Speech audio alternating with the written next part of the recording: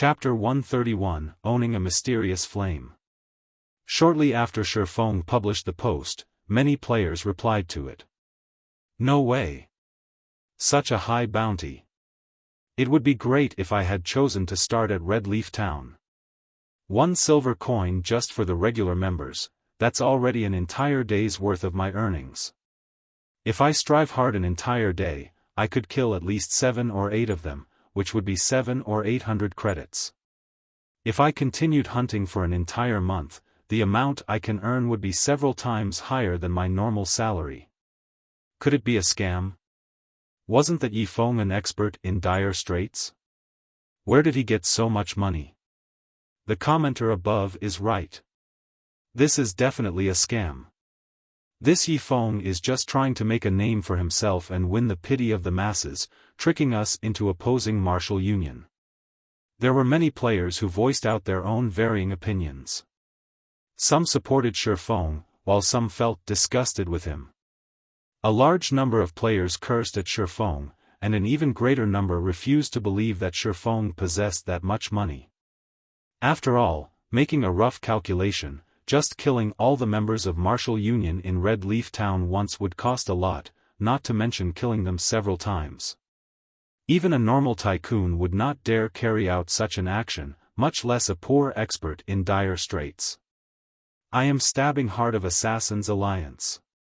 I am in full support of Brother Ye Feng, and I can guarantee that everything Brother Ye Feng has said is the truth. If you aren't able to cash in your bounties from him, you can collect them from me instead. Just when everyone determined Ye Feng was a scammer, Stabbing Heart's abrupt reply sent a tremor through the forums once more.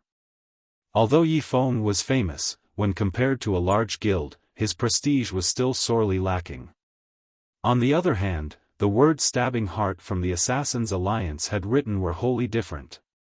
Ignoring the fact that the Assassins' Alliance was a second-rate guild, possessing a member count in the tens of thousands, just the dozen years or so fame they had accumulated from other virtual reality games was strongly persuasive. Wow! The Assassins' Alliance's Stabbing Heart has appeared. Please let me join the Assassins' Alliance. Even Stabbing Heart has already shown himself, so the bounty must be real. This time, the players of Red Leaf Town are going to make a fortune.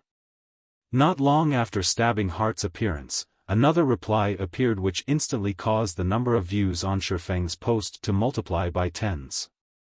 Ye Feng is my friend. I can guarantee his credibility. If there are any problems, you can find me to deal with them. The reply, indeed, belonged to the snow goddess, Gentle Snow, herself. Moreover, she was willing to make assurances for Ye Feng. Those who cursed at Ye Feng previously immediately shut up after her reply, because if they did not, the snow goddess fans might pummel them into meat paste. Ye Feng, you are my idol. Please take me in as your disciple. I'm willing to do anything you ask. I guarantee it. Big brother Ye Feng, do you have a girlfriend? Little sister is 18 years old, has a beautiful appearance, a sexy body, and wishes to become Big Brother's girlfriend. I can give birth to a bunch of little monkeys for Big Brother. Looking at Gentle Snow's reply, everyone immediately thought Ye Feng was just too awesome. He had received the support of Stabbing Heart of Assassins' Alliance and the Snow Goddess of Ouroboros. This was not a treatment any ordinary expert would receive. Now that God's domain was so popular, Ye Feng's future would be limitless. Slum area, the enchanted bar. Boss Iron's word, this is not good. Ye Feng placed a bounty on our heads, an assassin suddenly rushed into the private room. Currently, Iron's word Lion happily drank away, his face flushed red. He did not think the alcohol in a virtual world could get a person get drunk. The alcohol had such a rich and mellow taste. Compared to the alcohol available in the real world, what he drank right now was much better. It was no wonder those players that tread on the path of darkness all love to hang around in this place. At this moment, the person who rushed into the room shouting had immediately interrupting Iron's word Lion from enjoying his drink. Annoyed, he said, "Why are you shouting? It's not like the sky is falling. Which son of a bitch was it that placed a bounty on me? Let's see if I don't hack him into pieces.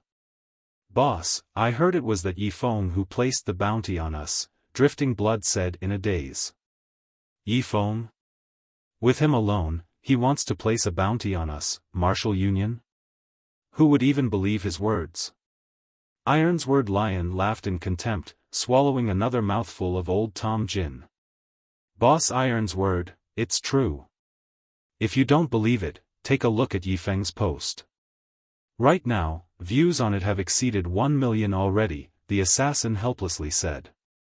Originally, he did not believe that an independent player would dare place a bounty on a large guild, either. Anyone who dared would just be digging their own graves. Without great enmity against a guild, no one would not carry out such an action. Such an action was a major threat to the reputation of a guild, and they would definitely not let off any players who dared provoke them. If they did not kill the player until he quit the game, they would not let the matter rest. However, reality told him otherwise, as such an incident had truly occurred. Ironsword Lion still did not believe his subordinate's words. To place a bounty on the members of Martial Union, was this Ye Feng seeking death? Hence, Ironsword Lion checked out the official forums. Immediately, Ironsword Lion was dumbfounded. Ye Feng actually dared place a bounty on all of Martial Union. He really intended to fight until one side was gone. However, Ironsword Lion had forgotten that he was the one who first placed a bounty on Ye Feng. He had already forgotten his own declaration to fight until one of them was obliterated. After taking a closer look at the contents of the post, Ironsword Lion was truly shocked. Those who originally called Ye Feng a scammer had all shut their mouths now, and they all itched to slaughter the members of Martial Union. It was like they discussed competing over vegetables on the forum. When Ironsword Lion saw the price tag of his own bounty, he nearly exploded with anger. He had spent 1 million credits to hire Absolute Heaven to assassinate Ye Feng, and the bounty of 10,000 credits he publicly declared was just for entertainment. He was not hoping that someone would kill Ye Feng at all, his main goal was to kill Ye Feng's teammates. Now, however, Xiaofan had tagged him with a bounty of 5,000 credits. In doing so, wasn't Ye Feng stating that he was far from being his equal? The most unbelievable thing was that Stabbing Heart and Gentle Snow had also stood out to show their support for Ye Feng. Ironsword Lion simply could not understand this situation. The bounty he placed was only on Ye Feng, yet, why did these fellows mind other people's business? Gentle Snow was one thing, but why had Stabbing Heart appeared as well? He and the Assassins' Alliance had always minded their own business, and he had never provoked the Assassins' Alliance before. So, why was Stabbing Heart showing his support to Ye Feng? Good. Good. Good. Ironsword Lion repeatedly said.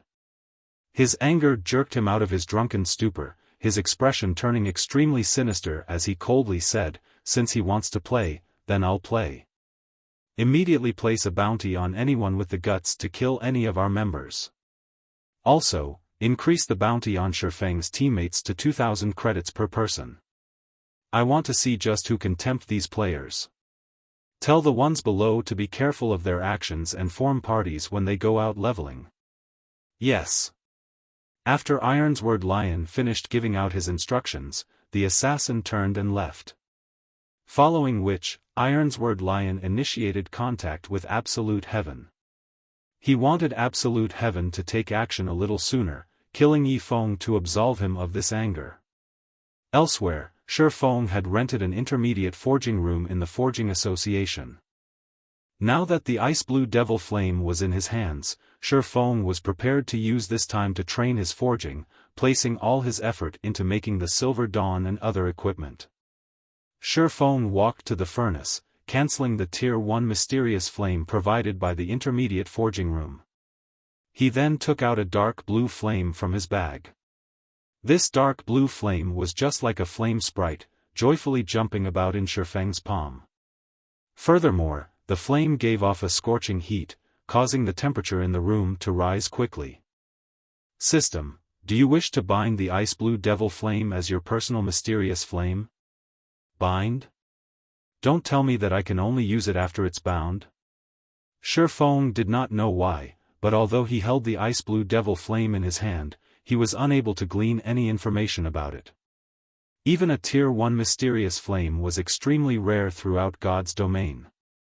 In his previous life, he had never come into contact with a mysterious flame, and this was his first time learning that the flame needed to be bound before use.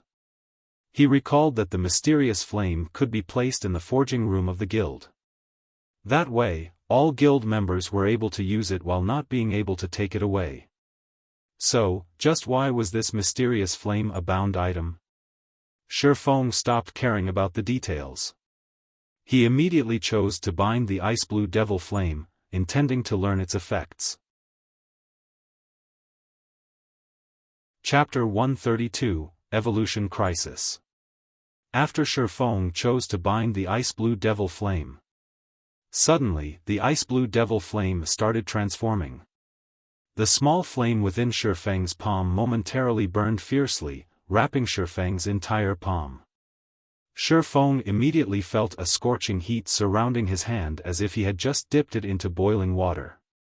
Previously, he was unable to feel the high temperature of the ice blue devil flame, and only now did he truly experience its heat.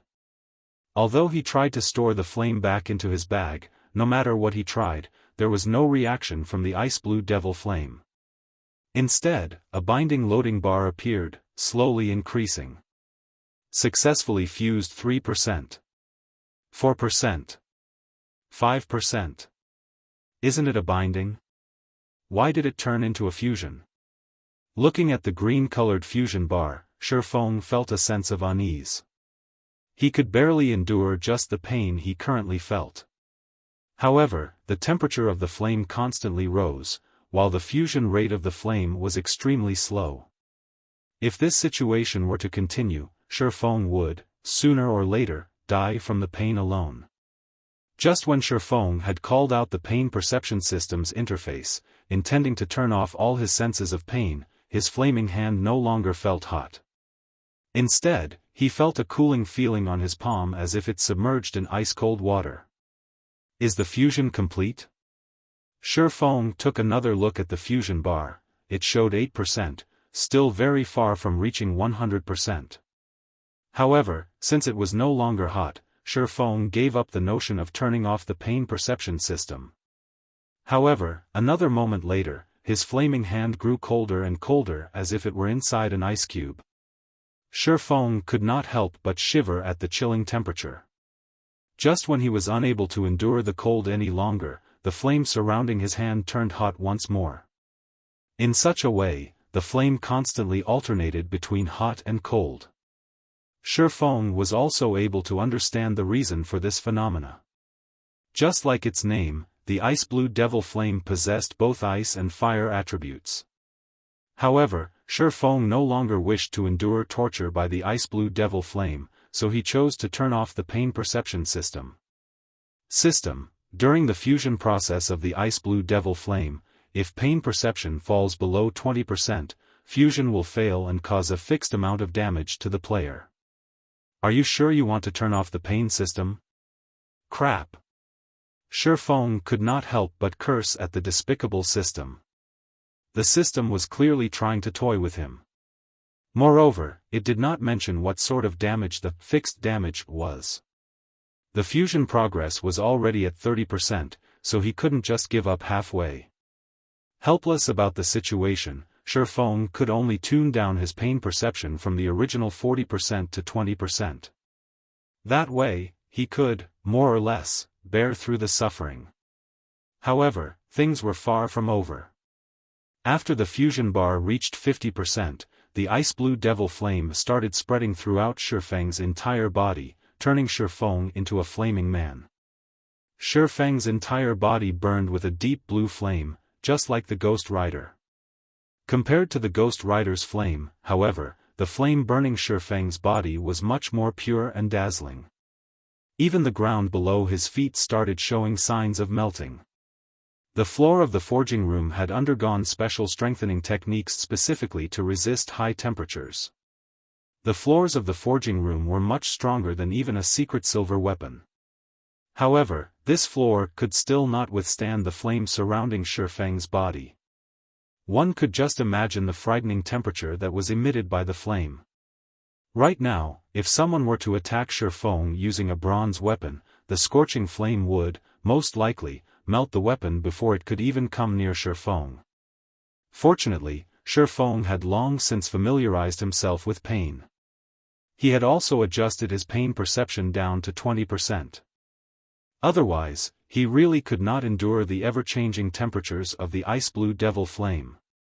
After enduring the same process for 20 minutes, the fusion of the ice-blue devil flame finally completed. System: the ice-blue devil flame has been bound as player Ye Feng's personal belonging. System: fusion of the ice-blue devil flame completed. After undergoing the tempering of the ice-blue devil flame, player's physique has improved. Strength plus 10, endurance plus 10, agility plus 10, ice resistance plus 20, fire resistance plus 20. Able to fully control the ice-blue devil flame. Even this is possible? Xiaofan was shocked. Ignoring how valuable the ice-blue devil flame was to forgers, Xiaofan did not think that it could even improve a player's physique after fusion. Xiaofan had effortlessly obtained 30 attribute points and 20 points in both ice resistance and fire resistance. Resistance was extremely hard to obtain in God's domain, and a single point increase would have a large effect, not to mention an increase of 20 points. Such an increase was enough to instill despair in many mage classes. If fire magic could originally deal 100 damage to Xiaofan, right now, it would be good if could even deal him 30 damage. Xiaofan then chanted a name in his mind, a deep blue flame appearing in the middle of his palm. This was indeed the ice-blue devil flame. Following Xiaofang's thoughts, the flame freely moved about, growing and shrinking. Ice-blue devil flame, Tier 2 mysterious flame.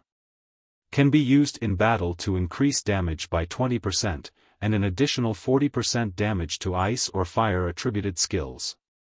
Simultaneously, it increases the success rate for potion making, forging, and cooking by 10%. These attributes had completely surpassed Xiaofang's imagination. In his previous life, he had never received any information regarding mysterious flames being capable of increasing a player's battle prowess.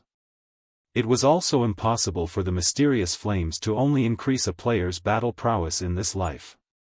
Hence, the only possibility was that the players who obtained mysterious flames did not leak a single word about it, silently enjoying the fortune. Just the mysterious flame's ability to increase the success rate of forging and potion making was sufficient to send all the major powers in God's domain into an uproar. If the information about it being capable of increasing a player's battle prowess leaked, the competition over mysterious flames would become much more intense. Forgers and potion makers would have no chance to obtain a mysterious flame for themselves at all. Mysterious flames were always said to give the greatest benefits to potion making and forging, but in Xiaofang's view, elementalists who learned potion making were the ones who gained the greatest benefits. Originally, an elementalist's damage was very frightening. They were like human cannons. If they were to receive an upgrade to their ice and fire attributed skills, it would leave others speechless. In addition, the ice-blue devil flame originally increased its user's damage by 20%, which meant that an elementalist who had the ice-blue devil flame would have their damage output increased by 60%. The elementalist possessing the ice-blue devil flame could easily kill an MT of the same level with the same quality of equipment in just 2 or 3 moves. Although Xiaofan was not an elementalist, the ice-blue devil flame still provided a relatively large increase to his battle strength. With the ice-blue devil flame, Xiaofan felt that the future development of his skills should be more directed towards the fire or ice attributes. That way, he could reap the greatest benefits from using the ice-blue devil flame. Following which, Xiaofan took out a pile of hard stones and started making advanced whetstones, increasing his forging proficiency. The success rate for making an advanced whetstone was 60%, with the possibility of increasing proficiency by 1 point with each success. Although the increase was not as much as when he made bronze equipment, the time needed to make an advanced whetstone was much shorter. Xiaofan only needed to burn the hard stones in the ice-blue devil flame for a short while, followed by a couple of knocks from his hammer, then he would have completed an advanced whetstone. If Xiaofan were to make glimmer chest plates, he would not be able to sell them for a lot of money. After all, there were various guilds currently selling that item. On the other hand, making the high-level bronze equipment and mysterious iron equipment from the forging designs he bought from Stonemer Town was not very efficient. It would be much better for him to just upgrade to an intermediate forging apprentice, increasing his success rate a little earlier. At that time, it would not be too late for him to start using those forging designs.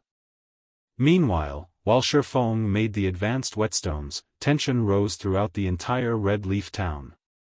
However, it was not only due to the matter of Xiaofan and Martial Union placing a bounty on each other.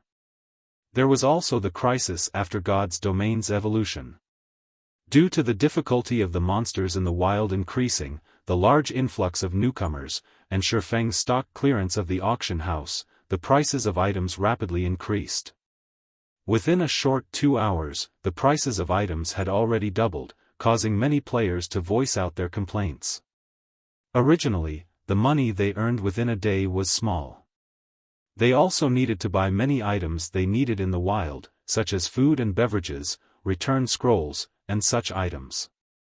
There were also the regeneration potions and mana recovery potions.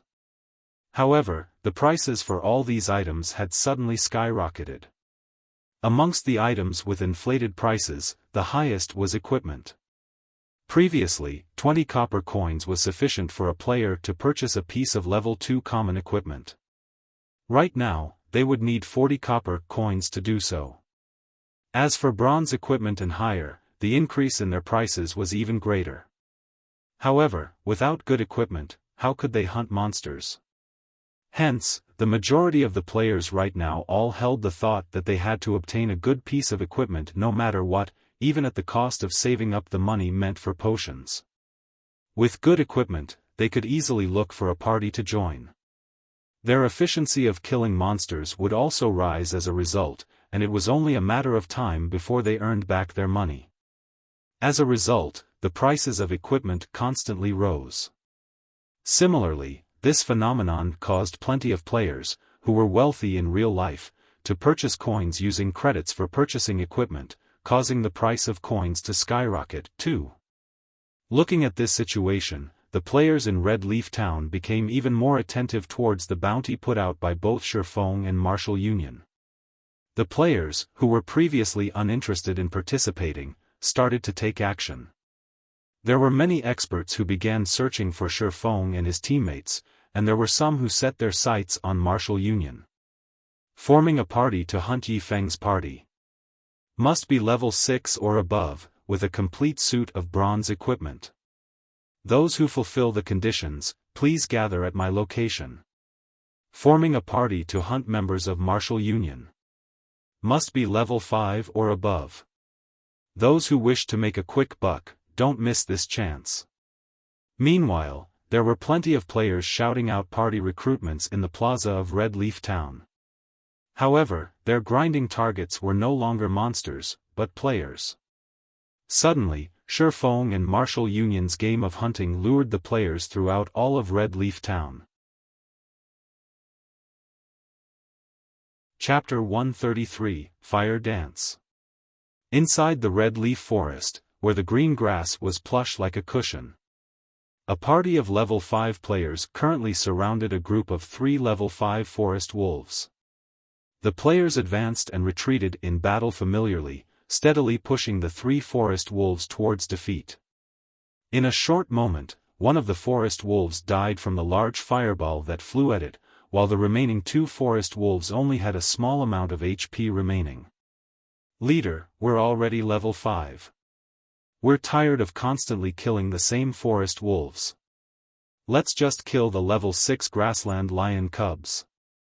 I hear the loot is quite good. Moreover, everyone can obtain a larger share of experience there, the bold and powerful shield warrior said as he blocked a forest wolf's attack. Forget it.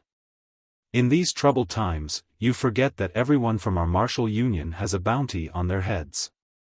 Each one of us is worth 1 silver coin, and there are plenty of people looking for this transaction. The party leader, an elementalist, shook his head. He felt that the shield warrior's suggestion was too risky. Leader, since when have you become such a coward? A berserker with waxy skin curled his lips, asking disdainfully.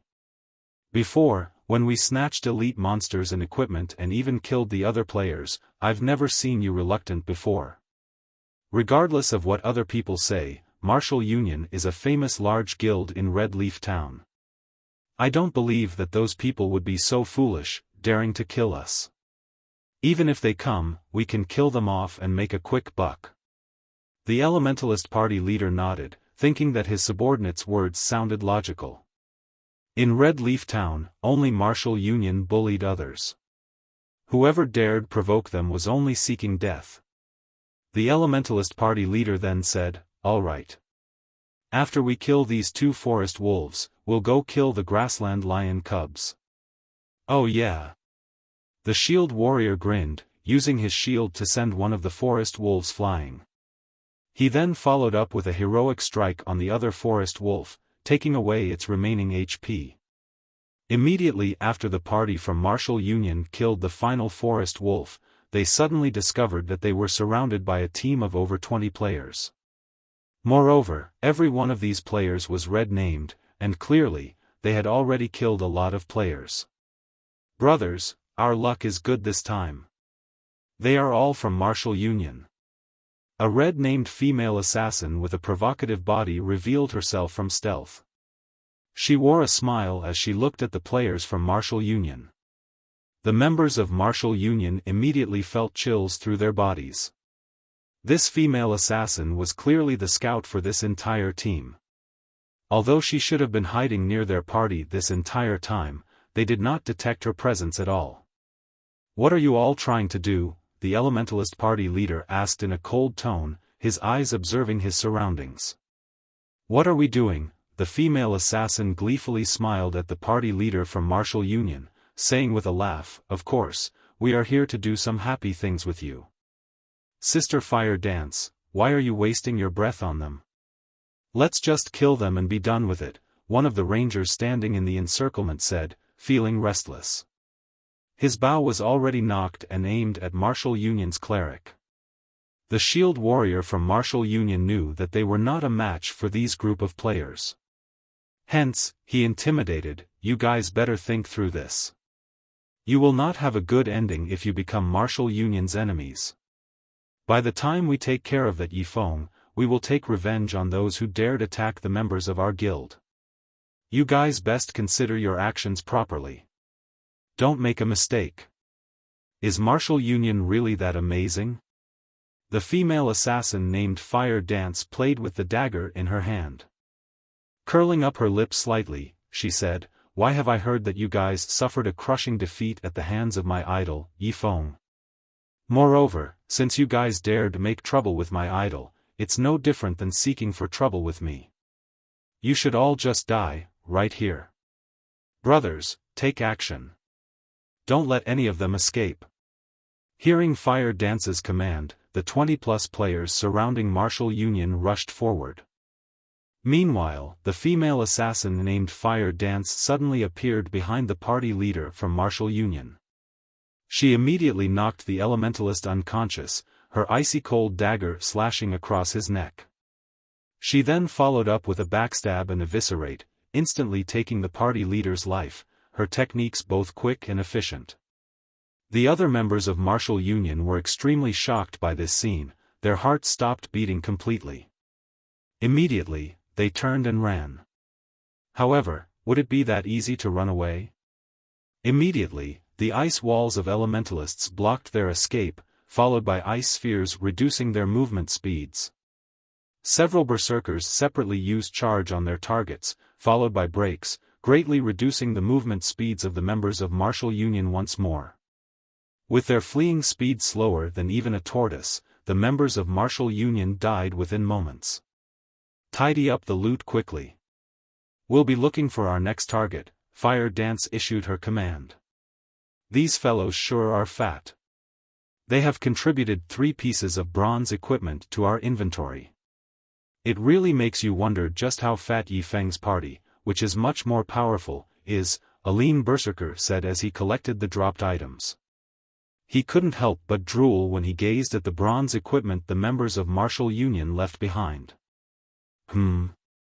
Water Buffalo, are you having ideas about my idol's teammates? Fire Dance looked at the berserker, smiling faintly as she asked.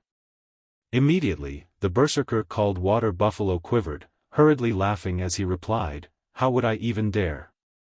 I was only fantasizing in my mind a little. If I really did look for trouble with them, would only be there to die at their hands." Humph. At least you know your limits, Fire Dance snorted. She then turned, departing in search of her next target. Red Leaf Town, slum area, the enchanted bar. Pang! Ironsword Lion angrily smashed the alcohol bottle in his hand after seeing the report from his subordinates. Who can tell me what is going on exactly? Why is it only our members are dying, while not even a shadow of Ye Feng's teammates can be found? According to the report from his subordinates, within a short 2 hours, of all the members of Martial Union stationed in Red Leaf Town, 58 of them had already died once. Amongst those who died, 9 of them were even the top echelons or elites of their guild.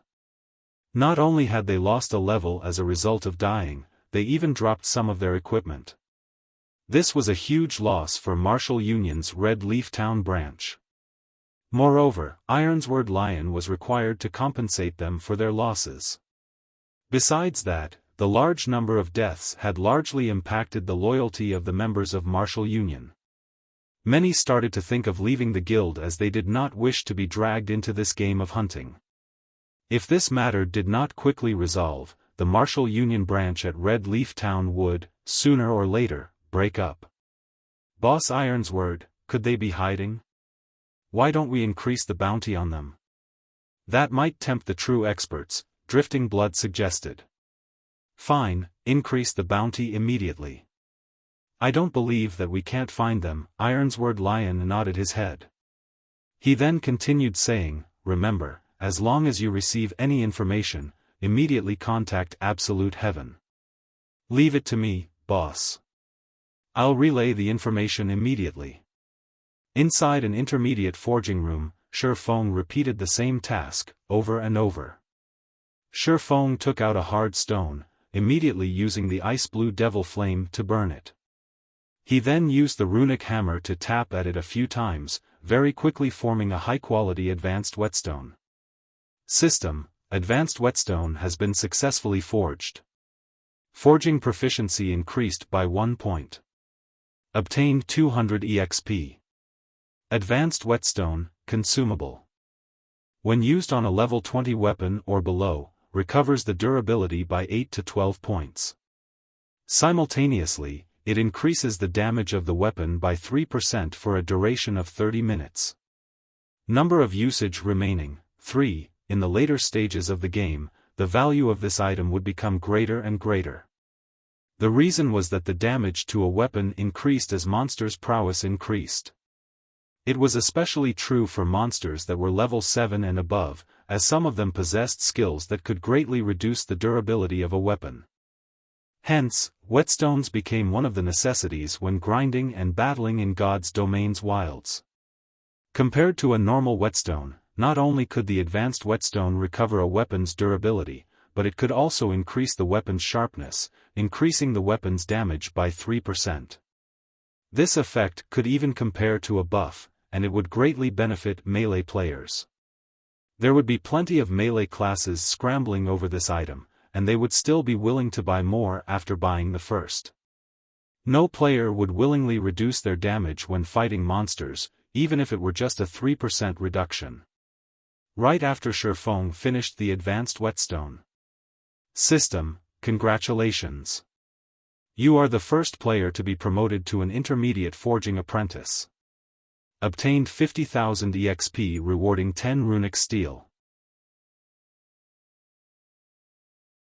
Chapter 134, Silver Lake. After seeing the system notification, a faint smile appeared on Xiaofan's face. He finally received the promotion to Intermediate Forging Apprentice after making over 400 advanced whetstones. However, to obtain the promotion to Advanced Forging Apprentice, he needed 3,000 proficiency points. He could not achieve such an amount in a short period. Xiaofan looked at his experience bar. It was currently at 94% of level 9, only 6% away from the level 10 threshold. As long as he strived a little further, he would break through that threshold. In God's domain, there was a huge boost in attributes every 10 levels. When players obtained their first 10 levels, it was an indication that they could enter a city. In a city, players could enjoy various benefits. Not only could they purchase resources not sold in towns, but they could also obtain plenty of high-leveled quests. Players could even purchase bronze equipment at a low price, though that depended on the player's luck. It would also be much easier for players to make money once they reached a city. Furthermore, players could use the teleportation gates available in the city to transfer to high-level monster areas. They would not need to waste a huge amount of time on travel, quickly arriving at level 10 or higher monster areas. Moreover, the game of God's domain only truly began after entering a city. When that time came, the players from tens or hundreds of towns would gather in a city. A single city would have, at the very least, over 100,000 players. Moreover, White River City was one of the 5 largest cities located in Star Moon Kingdom. The number of players that would gather there would exceed 1 million. At that time, the various guilds could centralize their influence completely, displaying the true strength of a guild. This would also increase the competition between guilds. It would be a lot less peaceful when the various guilds competed over the limited resources available. This was the case with all virtual reality games. The resources available were limited, and the best resources and leveling spots would only number so many within a city's region. However, with the huge amount of players, if one wanted to level up and upgrade themselves quickly, they needed to compete over said resources. As a result, those without strength would be eliminated and left behind. Not to mention an independent player, even a small guild would have absolutely no chance of surviving inside a city. The large guilds would all monopolize the various high-level resources and valuable leveling areas, while the small guilds and independent players could only hole themselves up in locations with inferior resources. Hence, if one could set foot in the city even a moment earlier, the competition they would face would greatly lessen. However, that did not necessarily mean that one would be safe just by entering the city ahead of others. Instead, the more advantages a person possessed before entering the city, the better off one would become afterward. Take Blackwing City for example. If an average player were to enter the city, they would only be there to gain some knowledge and experience, a purely time-wasting endeavor. However, if it were one of the upper echelons of a large guild, things would be quite different. Aside from being able to form a relationship of mutual exchange with guilds from other countries, they could purchase items unique to Blackwing City in bulk. Such benefits would lead to huge improvements of a guild. Right now, Xiaofang's level was ranked number 1 in White River City, and the others would need at least 2 or 3 days before they could catch up. During this time, Xiaofan wanted to increase the gap further. Only then could he carve out a place for the Zero-Wing Guild he wanted to establish in White River City. So this is runic steel? As expected, this is a treasure. Xiaofan took out a piece of blue steel, filled with magic, from his bag, joy filling his entire being. In Xiaofang's previous life, many forgers competed madly for just a piece of runic steel. Even if they managed to buy one, they would treat it like their baby, they would not use it lightly. Meanwhile, Xiaofan possessed 10 pieces of runic steel right now. Runic steel, fine gold rank consumable. When used to forge level 50 fine gold equipment or below, increases success rate by 10%. There is a fixed chance to increase the forged equipment's rank by 1, up to a maximum of fine gold rank. No matter how one looked at it, runic steel was significantly better than the 100 refinement steel. Moreover, it could even increase an equipment's rank. Ha ha ha. With this runic steel, my success rate for forging the Silver Dawn will be even greater now. Xiaofan had purchased all the materials required to forge the Silver Dawn at the auction house. In addition to the materials he had purchased before, he could forge a total of 16 Silver Dawns. Just the cost alone for a single Silver Dawn was over 37 silver coins. Even an elite party needed to raid a hard mode party dungeon half a dozen times before collecting such an amount. Hence, Xiaofan only chose to forge the Silver Dawn after he was promoted to intermediate forging apprentice. Xiaofan took out the forging design for the Silver Dawn, clicking to learn it. He began the process of forging his first Silver Dawn. Previously, before he had obtained the Ice Blue Devil Flame, his success rate for forging the Silver Dawn was only 32%. After the addition of the Ice Blue Devil Flame, the success rate increased to 42%. If Xiaofan used the runic steel, he could further increase it to 52%. A mere intermediate forging apprentice's chance of successfully forging a secret silver weapon was just over 50%. Even a master forger would be flabbergasted at this success rate. The reason was that a basic master forger only possessed a 30% success rate when forging a secret silver equipment, and only a grandmaster forger had a 50% success rate. Xiaofan carefully read through the process of making the Silver Dawn before refining the materials. Xiaofan first used the Philosopher's Stone to obtain a high-purity refinement of the materials. He then placed the materials into the Ice Blue Devil Flame, waiting for them to merge. Xiaofan possessed 100% control over the Ice Blue Devil Flame, so he could merge the materials together to an exceptional degree. However, Xiaofan chose not to include the incomparably precious runic steel in the forging process this time. The first attempt was only for Xiaofan to familiarize himself with the forging process of the Silver Dawn. Moreover, he only possessed 10 pieces of runic steel, and each one of them was worth at least 1 gold coin. The runic steel was extremely hard to obtain, and using it now would just be a waste. If other forgers knew that Xiaofan intended to use the runic steel to forge the Silver Dawn, they would curse at Xiaofan in anger. The Silver Dawn was only a level 10 secret silver weapon, yet, Xiaofan actually thought of using the runic steel to forge it. Such an action was simply maddening. 10 minutes later, the refinement process was complete. Xiaofan looked at the product of his refinement with satisfaction. He then placed the piece of metal on the anvil, using the runic hammer to pound at it. Sparks flew about as the sounds of the hammer striking the metal resounded throughout the forging room. Xiaofan was extremely careful with every strike, afraid that a single misstep would affect the final shape of the Silver Dawn. After striking at the metal hundreds of times, sweat drenched Xiaofan. Satisfied, he clicked the generate button. Following which, the red-hot metal began to take shape, transforming into a silver-colored longsword. He investigated the weapon's information. After a full 5 seconds.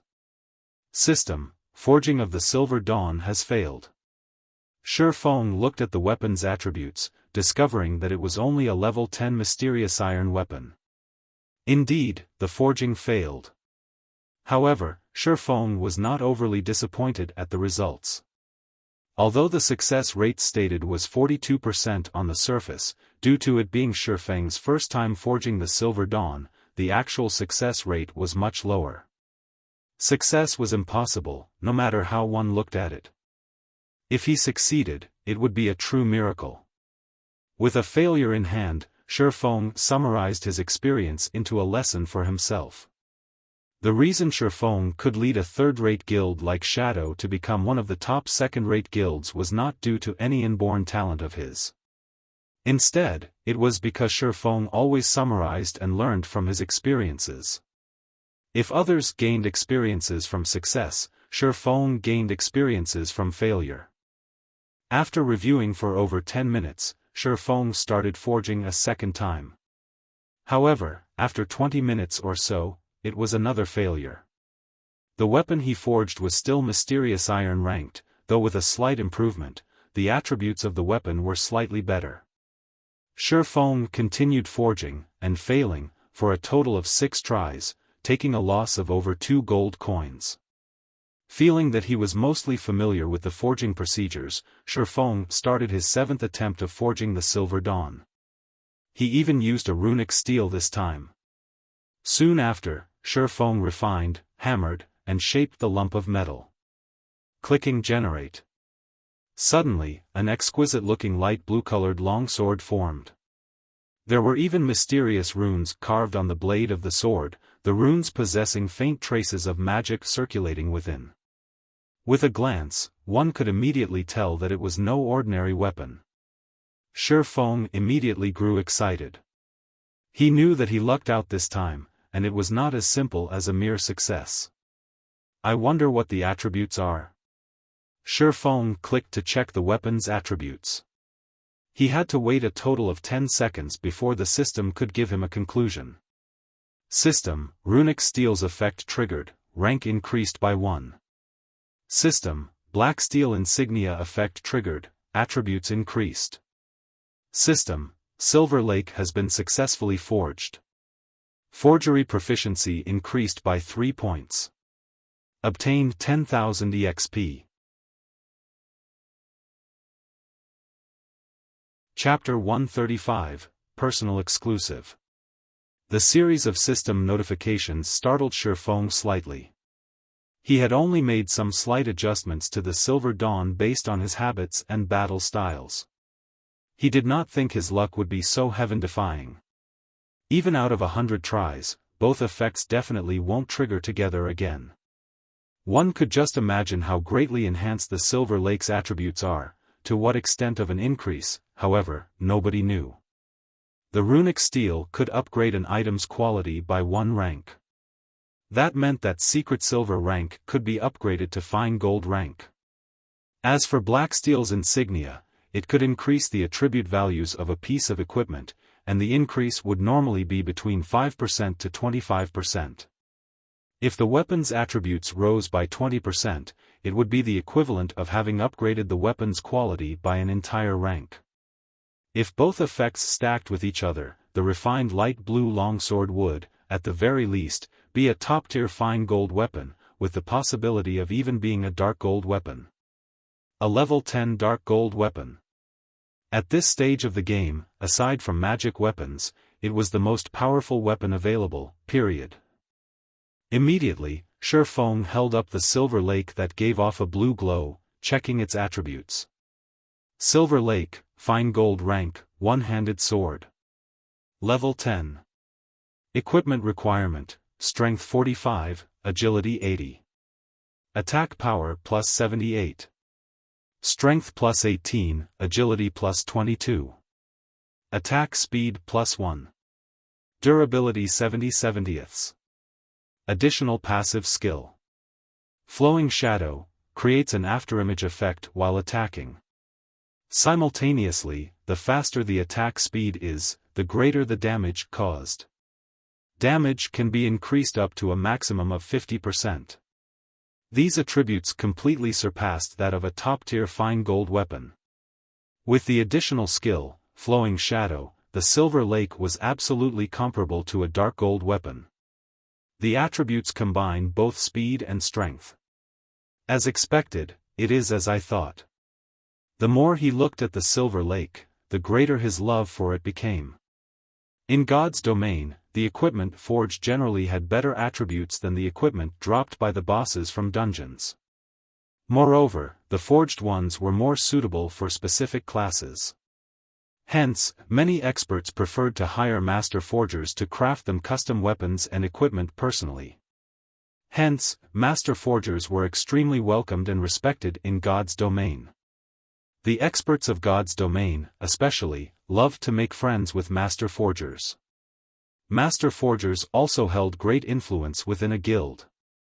Within God's domain, nobody would rashly offend a master forger. Who knew which expert a master forger had forged a weapon for before? If one carelessly provoked a master forger, they might end up assassinated or hunted by a large number of experts. After all, these experts all wished to earn a favor from a master forger, calling it in for custom equipment. Only suitable equipment would be the best equipment. Although these personalized weapons and equipment were only slightly better than equipment dropped from dungeons, the battle prowess a player could display while using the equipment would increase many-fold. Regarding these sorts of weapons and equipment, they were all referred to as exclusive equipment. They were only suited to a single individual or a certain type of individual. The Silver Lake was a personal exclusive weapon that Xiaofan created for himself.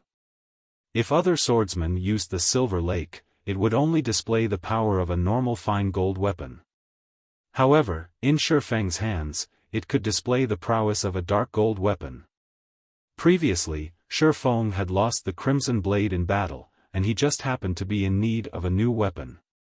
This Silver Lake would suffice for Xiaofan's use for a very long time, and he would not need a new weapon any time soon. Now that he had crafted his first personal exclusive weapon, Xiaofan felt much more assured. He then continued forging more silver dawns. After successfully forging the fine gold-ranked Silver Lake, it became much easier for Xiaofan to forge the Silver Dawn.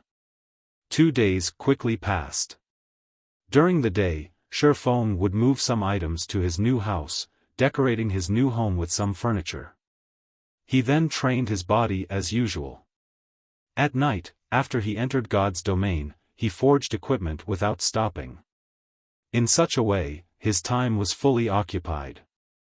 After training his body for a time, in addition to the constant aid of the nutrient fluids, Xiaofan could feel a clear improvement in his body's physique. Also, his mind felt much more clear. Currently, his physique had only caught up with the average standard of the athletes in his university. As long as he persevered for another fortnight, he might be able to reach the standard of the Fighting and Martial Arts Society's members. At that time, his body could absorb nutrient fluids more efficiently, allowing his mind to become much more active. Meanwhile, during the nights in God's domain, aside from occasionally visiting the auction house to purchase materials and appreciation items, Xiaofan had conducted a large transaction with Stabbing Heart. Xiaofan sold the level 5 to level 7 bronze equipment he possessed in bulk, earning himself over 2 gold coins and over 200,000 credits. Other than that, Xiaofan spent the remainder of his time cooped up in the intermediate forging room. Not only did he forge silver dawns, but he also forged plenty of equipment using the bronze and mysterious iron forging designs he obtained from Blackbeard. After he spent all his money on forging equipment, he continued making advanced whetstones. In a period of 2 days, Xiaofan had forged a total of 31 silver dawns, over 200 pieces of level 8 bronze equipment, over 100 pieces of level 9 bronze equipment, over 100 pieces of level 10 bronze equipment, over 60 mysterious iron weapons, over 70 pieces of mysterious iron equipment, and over 2,000 advanced whetstones. If other forgers saw at these numbers, they might faint from shock. Xiaofang's forging speed was simply outrageous. However, the main reason Xiaofan could create so many items was his low rate of failure. After forging so much equipment, Xiaofang's level had long since reached level 10, and he was not that far from level 11. As long as Xiaofan desired, he could go to White River City at any time. However, he did not plan to make that journey yet.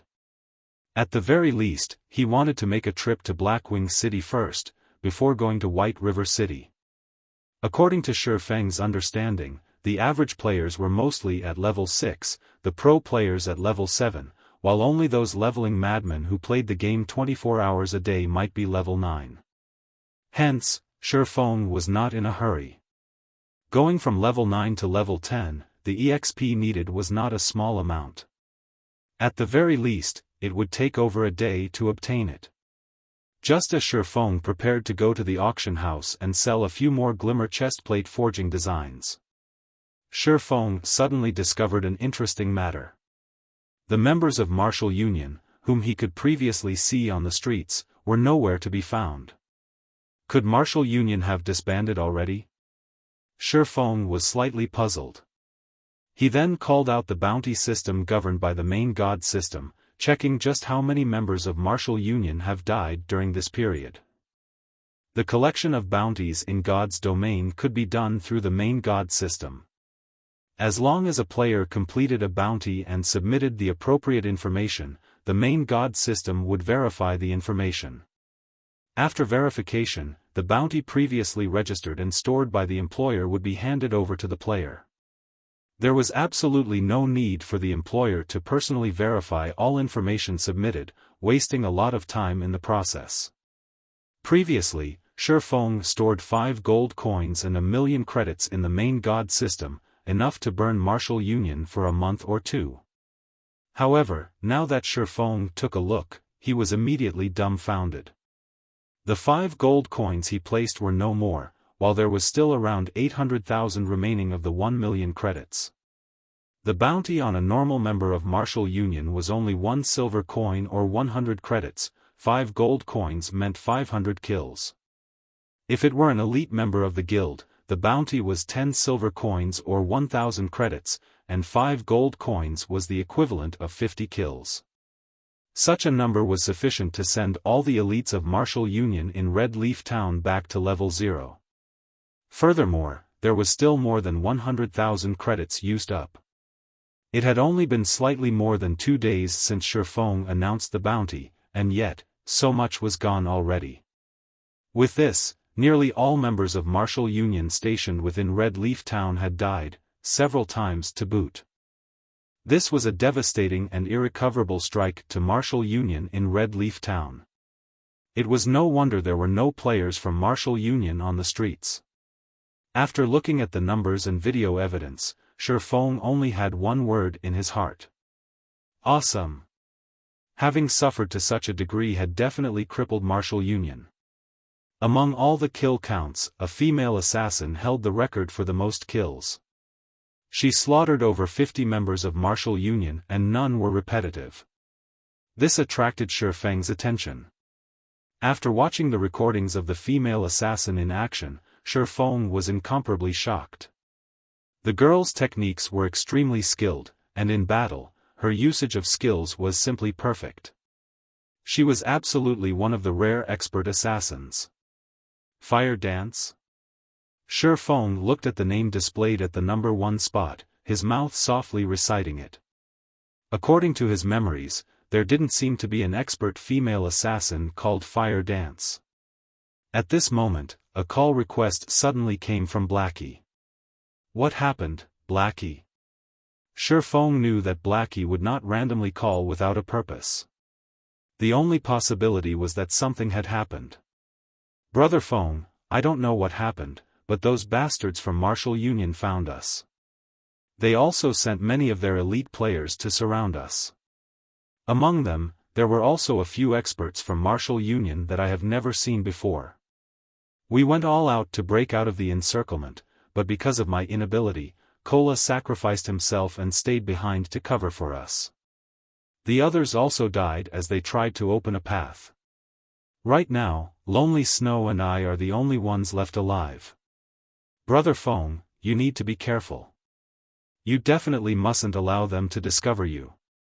If they do, you won't even have the time to use a return scroll, Blackie said with an extremely hurried tone. Both rage and resistance filled his voice. Ever since he started grinding for levels with Kola and the others, adventuring and going through life and death together, they had long since formed a very deep bond. Now, however, to secure his escape, Kola and the others took the initiative to stay behind and stall the enemies, while he could only run away. Thinking up to this point, even more anger filled Blackie over his own inadequacy. If he could become slightly stronger, he might not have to watch his teammates die, one after another. Where are you? I'll come immediately. Hearing Blackie's report, Xiaofan burned with rage. However, he remained calm as he spoke. Brother Feng, you mustn't come here. There are too many players from Martial Union right now. Moreover, there are several experts here as well. I'll try to think of a way to escape with Lonely Snow, Blackie advised. The only reason he contacted Xiaofan was that he worried Xiaofan might accidentally encounter the players from Martial Union. It was not that he did not believe in Xiaofang's strength, but the players from Martial Union simply numbered too many. There were also many experts among them, Xiaofan would have no chance against them. Tell me where you two are, now, Xiaofan said each word coldly, an icy glint flashing in his eyes. Hearing Xiaofang's grave tone, Blackie knew that Xiaofan was serious. Moreover, Xiaofan was very angry. Helpless, Blackie said, we're in Gale Valley. Alright, I'll be there immediately. Be careful not to get surrounded, Xiaofan said. Lonely Snow and I have escaped into the inner regions of the Gale Valley. Shrubs and fog fill this place, so they should not easily discover us. Blackie felt that he should not have contacted Xiaofan. That way, he wouldn't have dragged Xiaofan into this mess as well. Good, then. Since you can't use return scrolls, someone might be using some special skill to stop you. However, you two can still use isolation scrolls. That way, it will be much harder for them to discover you. Find a good place to hide. I'll arrive soon. Xiaofan disconnected the call. Although Xiaofan did not know how Martial Union managed to find another group of players, even with experts leading them, they were gravely mistaken if they thought they could easily bully him. Xiaofan dashed towards Gale Valley. Chapter 136, Resonant Sword. Gale Valley was quite far from Red Leaf Town. For the sake of speed, Xiaofan used a speed scroll without hesitation.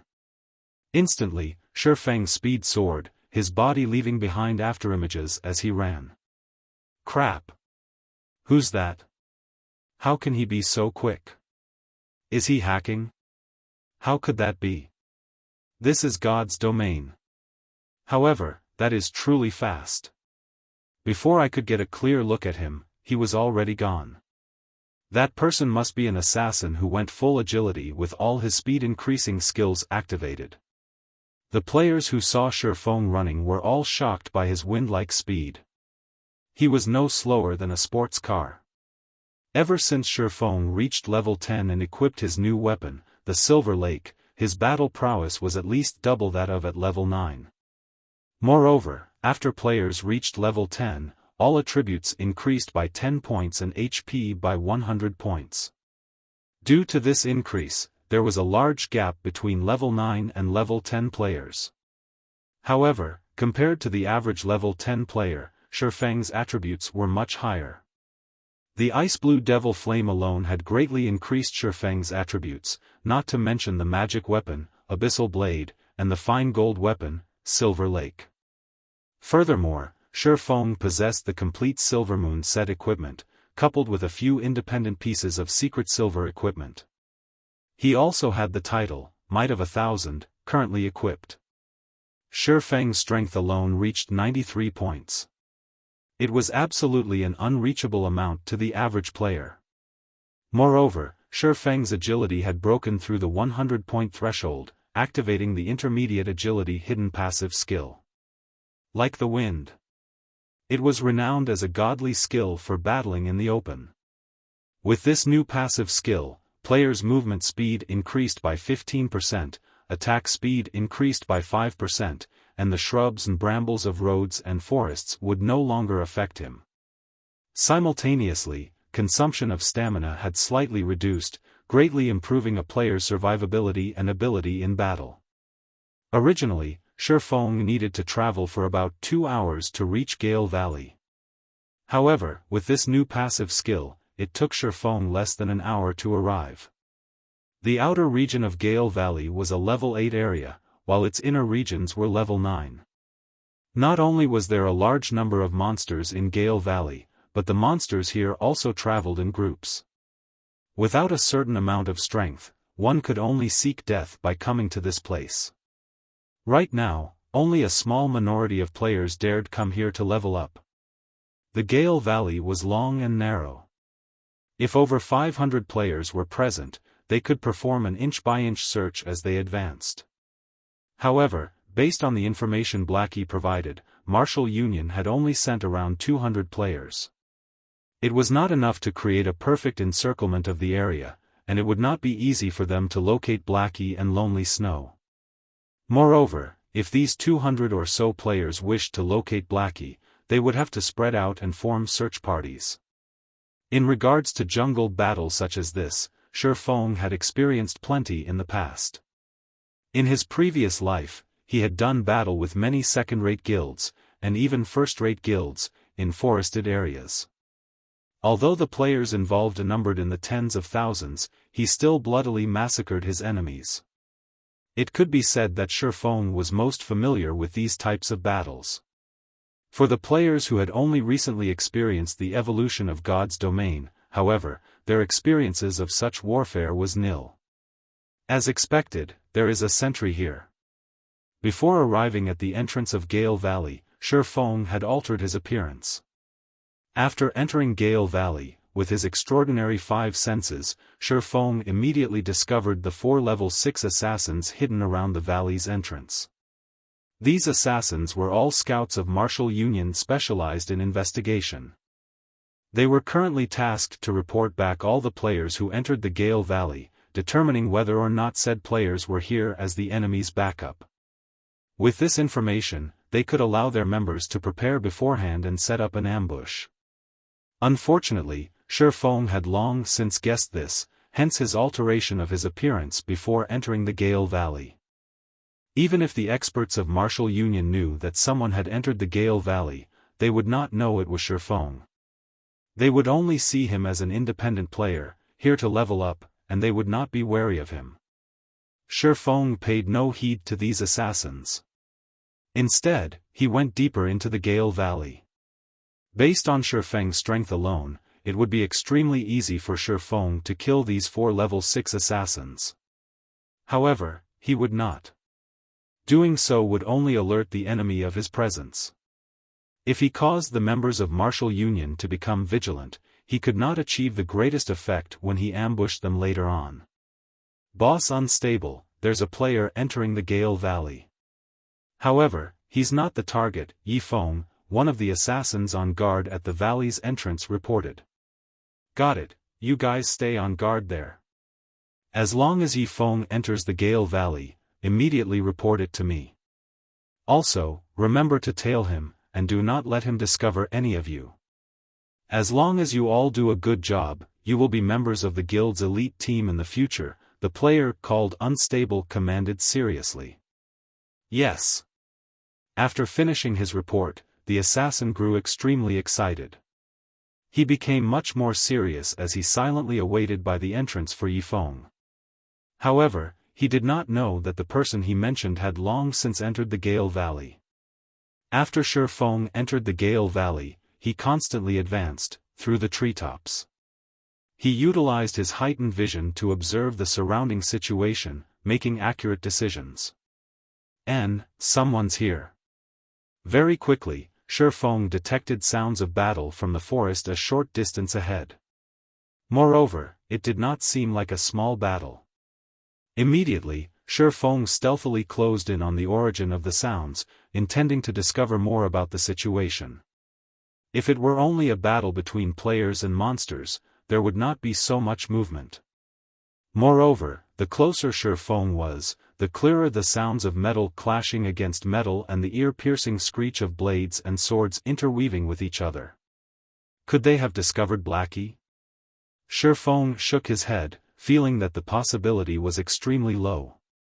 Previously, when Blackie contacted him, Blackie stayed in the level 9 inner regions of Gale Valley. Meanwhile, this was the level 8 area of Gale Valley, and there was no way Martial Union had encountered Blackie.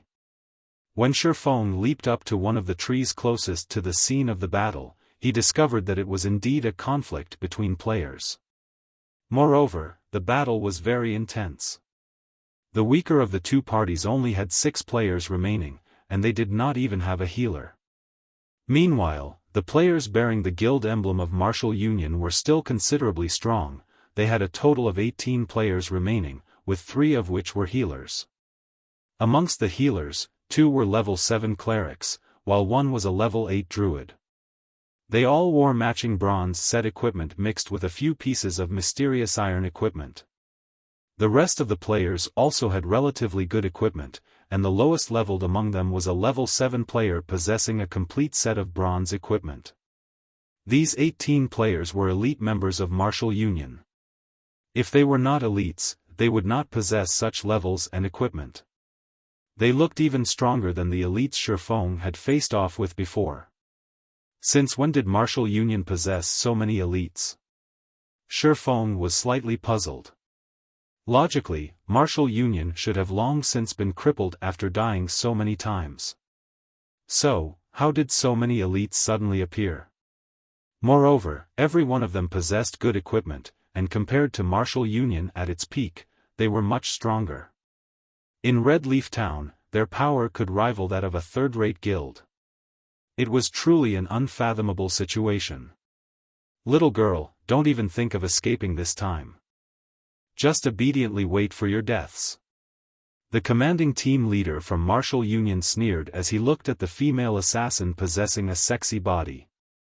Looking at the hot female assassin, she had an attractive oval face, slender eyebrows, and eyes as clear as water. The girl was very beautiful, like a dazzling pearl or fluorescent jade, and beneath her appearance, she hid a faint lovely tenderness. Aren't you thinking too highly of yourselves? You want me to stay put and let you kill me? Dream on. Even if I die, I'll take you guys with me. The provocative-looking girl glanced at the swordsman team leader, the corners of her lips curling up slightly as she said disdainfully. Sister Fire Dance, you should leave. Let us hold them off for you. If we continue dragging this on, none of us will get away. Don't forget, we are now red players, and the death penalty is extremely severe. At the very least, we would lose 2 levels and 3 or 4 pieces of equipment, the berserker beside the girl softly suggested. Although the berserker spoke in a very soft tone, Xiaofan, who possessed extraordinary 5 senses, managed to hear him clearly. Fire Dance? It was no wonder Xiaofan thought that the female assassin looked familiar. It turned out that she was Fire Dance, the female assassin who ranked at number 1 for killing the members of Martial Union. It seems that I have to lend some help this time. Xiaofan faintly smiled as he stood on the branch. Even if he were not familiar with Fire Dance, he would still lend her some help. The reason he came here was to kill everyone from Martial Union, creating rivers of blood. He wanted to teach the players from Martial Union what the rage of an independent player truly meant. At this moment, the swordsman team leader laughed loudly, saying, "Do you think you can still escape? The moment we discovered you, we called for all our comrades to hurry over.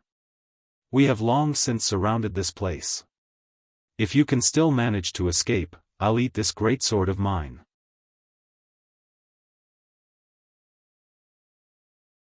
Chapter 137, Monster.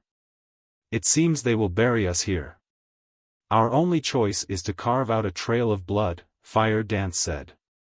After hearing the swordsman team leader from Martial Union speak, Fire Dance's expression turned grim, gritting her teeth slightly. Originally, she intended to come here to kill the members of Martial Union. She did not think that she would fall into Martial Union's trap instead. After killing their way out of the encirclement with much difficulty, these players once more surrounded them. Their chances of escaping were already scant, and if another 20 or so enemies arrived, even that tiny hope of escape would vanish. If she and her teammates died now, with the previous crime value they had accumulated, at the very least, her teammates would each lose 2 levels, while she would lose at least 3 levels and all of her equipment. Such a loss would devastate them, and their team would very likely disband, never to rise again. Ha ha ha. It's too late to fear now. Originally, we prepared this ambush for that Ye Feng, but I never thought you guys would send yourselves to death. From now on, the fine equipment that you guys use will belong to us. Brothers, go. Leave that little girl for me to deal with. The swordsman team leader licked his lips as he spoke, his eyes revealing an undisguised greed as he gazed at Fire Dance's sexy body. Naturally, Xiaofan, who was hiding in the forest, heard the entire conversation. Although he knew Martial Union definitely had some hidden plot, it turned out that they planned to set a trap for him all along.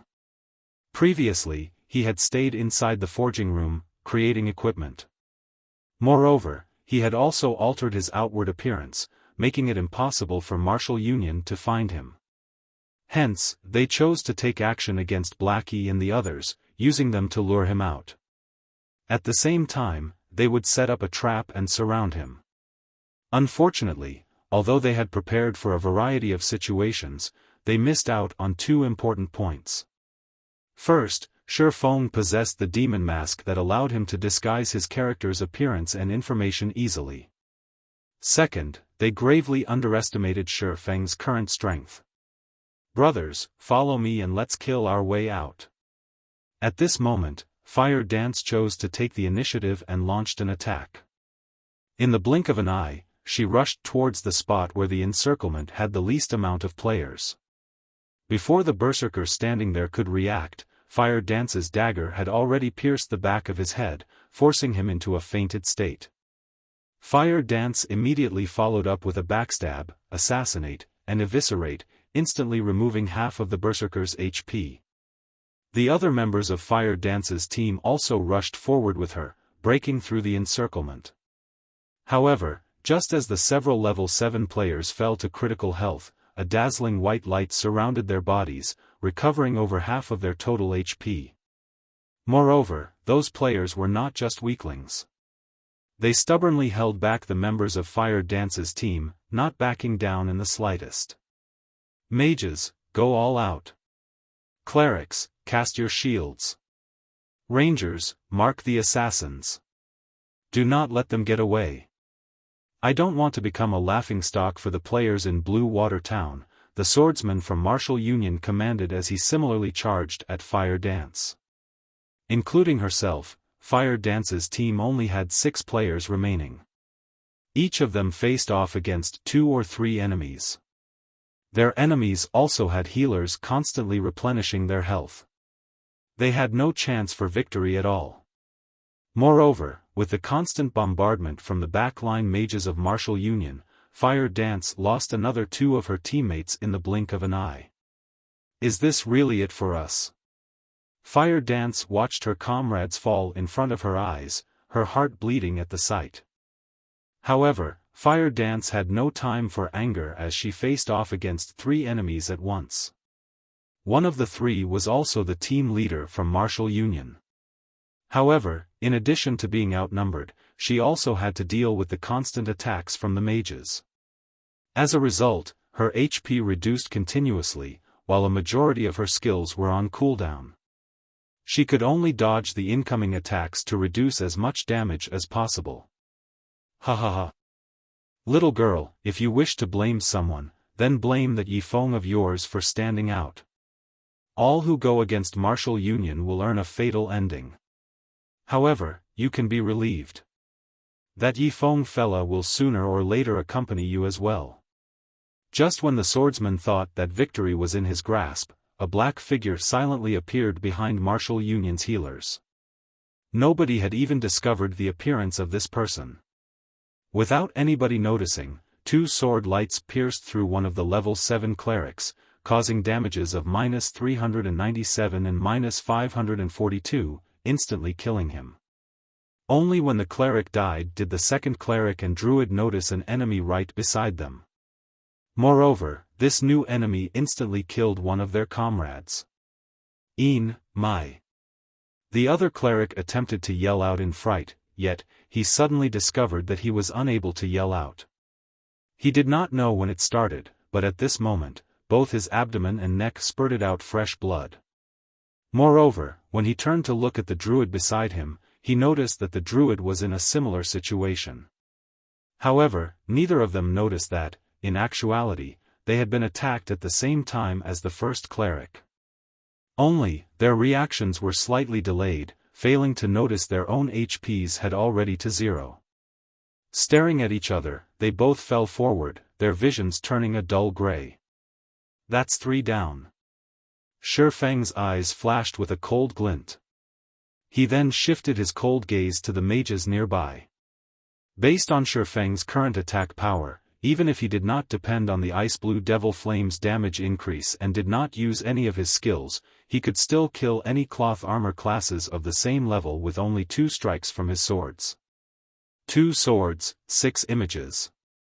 With Xiaofang's current attributes, it was an easy feat, and there were burdens when doing so. Moreover, the faster Xiaofang's sword slashes were, the greater the damage the Silver Lake could cause. If Xiaofang's speed reached its pinnacle, it might even be possible for him to instant kill a cloth armor class with just a single sword strike. In an open battlefield like this, Xiaofang was just like a harvester, reaping players' lives. With Xiaofang's current attack speed, if other players did not activate their extraordinary state, they could not block Xiaofang's attacks at all. Without a doubt, they would instantly die. Meanwhile, the current players able to activate the extraordinary state were usually melee classes, such as the swordsman team leader. Only with it could they possibly have a chance to react and retaliate against Xiaofang. However, even then, it was only a possibility. Xiaofang then activated Wind Blade, rushing towards the nearest elementalist of Martial Union. Are you healers dead or what? Don't you even know how to heal? A low HP assassin of Martial Union cursed. However, the assassin's curses received no replies. Seizing the opportunity, Fire Dance, with her accumulated 3-star energy, used Eviscerate to finish off this assassin. The backline mages witnessing this scene all turned to look at the healers behind them, intending to find out what had happened. However, the moment one turned, he immediately discovered a dark shadow sliding across his neck, with another blue shadow piercing through his chest. His HP bar displayed before him rapidly decreased. Soon after, his vision darkened, and his life extinguished. After killing the elementalist, Xiaofang turned towards the other mage classes. "Leader, there's a monster ambushing us," a summoner at a distance shouted in fright after witnessing this scene. However, before he could even get a clear look at this ambusher, the level 7 elementalist was already dead. Such a scene caused this summoner to have shivers all down his body. "Can't you see that I'm busy here? If it's just a monster ambush, don't you know how to deal with it yourselves?" the swordsman retorted angrily. At this moment, he still exchanged moves with Fire Dance, and he could not afford a distraction. "It's just a monster, where's the need to report even that? Are you an idiot or what?" Hearing no reply from the summoner, the swordsman thought his subordinate turned to deal with the monster. Hence, he focused more on his battle against Fire Dance. In reality, however, the summoner already lay beneath Xiaofang's feet. The 3 mages nearby who attempted to escape were dead as well. Meanwhile, Xiaofang's name turned a crimson red, as if it would bleed at any time. Currently, only 3 players remained on Fire Dance's team, and all 3 of their HPs were almost gone. Meanwhile, Martial Union still had 9 melee players whose HPs were above 50%. "Leader, something's not right. I'm already at half health, but the healers haven't healed me yet," a berserker shouted. "Crap, what are you healers doing? Do you not want to play anymore?" the swordsman bellowed after discovering the problem as well. However, just after he finished his bellow, he suddenly felt a chill down his back. He hurriedly rolled to a side, dodging. Immediately after, 3 sword images pierced through the space he stood before. The 2 other players in front of him were not as lucky. Both of Xiaofang's swords pierced through their backs. Without even knowing the cause of their deaths, both of their bodies fell lifelessly to the ground, their eyes wide open. As the leader, the swordsman was the strongest among the entire team. However, when he saw this scene play out before him, he suddenly felt cold throughout his body. Being able to kill both of his comrades instantly and without using any skills to boot, just how heaven-defying was this person's attack power? Who are you? Why are you acting against us? The team leader gathered up his courage, angrily shouting, "Do you know who we are? We are members of Martial Union. If you don't wish to die, leave this place immediately. I can still let you off the hook." However, he suddenly heard the reply whispered from behind him. "The ones I'm here to kill are precisely you from Martial Union." The swordsman team leader turned his head, his complexion turning pale instantly. Previously, the mysterious player standing in front of him had, in the blink of an eye, arrived at his back, giving him a cold smile. Before the swordsman team leader could even scream, Xiaofan sent a chop at him. The pitch-black abyssal blade pierced through his chest, causing over -700 damage, instantly dropping his HP to 0. Pairing up silent steps and chop, Xiaofan had killed off the level 8 swordsman team leader. Meanwhile, Fire Dance, witnessing this scene from a distance, was utterly dumbfounded. This mysterious player had instantly killed the swordsman team leader, whom she had difficulty dealing with. Is this mysterious player truly a player? He can't be a ghost of God's domain, right? After the team leader of Martial Union died, the other members were all fear-stricken. After witnessing Xiaofang's extraordinary speed and frightening damage, they all felt unprecedented fear. Is this even a player? He can't be a monster, right? This way of thinking reverberated in the minds of these players, causing them to tremble with fear. Although Fire Dance had good technique, at this moment, she did not dare to make any careless movements. She could only watch in silence, and unknowingly, a streak of sweat rolled down from her forehead. When faced with this mysterious player before her, Fire Dance's instincts were telling her that, if this mysterious player wanted to deal with her, death would be the only outcome for her.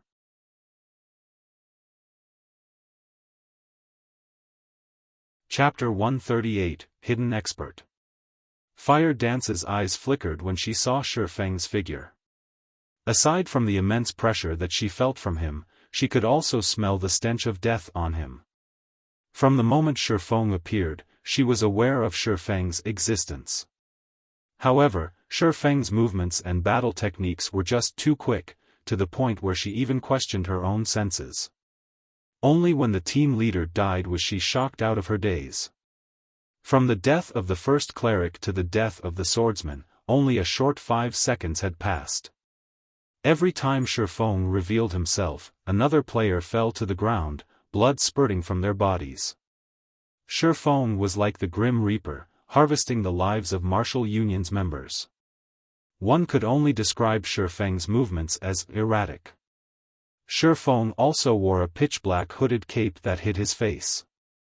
In addition, the demon mask hid his name, level, and other information. Aside from his HP bar, there was nothing else to see. It would not be strange even if he received the same treatment as a monster. The only reason Fire Dance knew Xiaofan was not a monster was that she had overheard Xiaofan speaking to the swordsman team leader in a low tone. However, the fact that Xiaofan was not a monster, but instead, a player, shocked Fire Dance even more. Just how high were Xiaofang's attributes for him to be so strong? Meanwhile, Xiaofan felt nothing unexpected about the feats he had just accomplished. The attributes of these players was not even half of his own. Virtual reality games were just that cruel.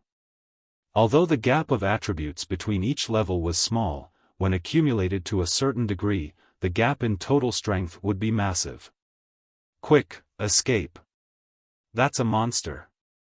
I'm not fighting anymore, that monster is just too scary.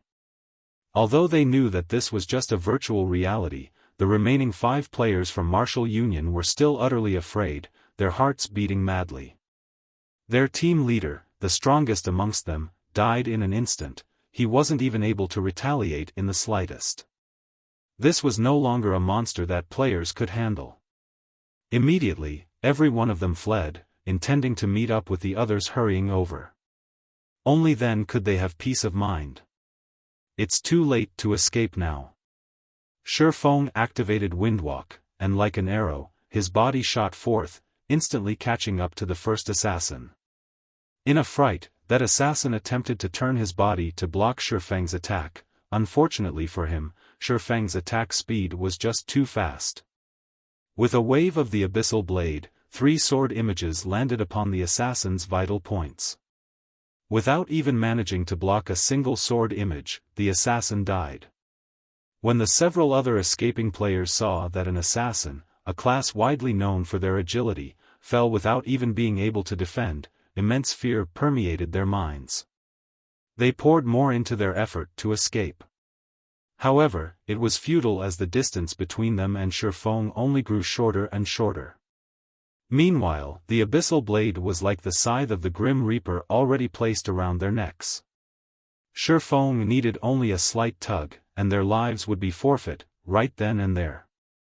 Within a moment, with an absolute difference of speed, Xiaofan very quickly killed the 5 escaping players. He then started tidying up the loot.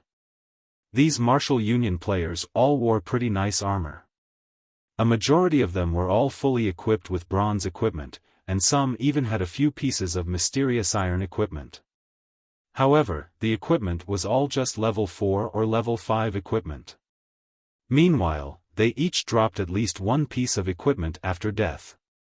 18 players meant 18 pieces of level 4 to level 5 bronze equipment. If Xiaofan sold it all, he could make a small fortune.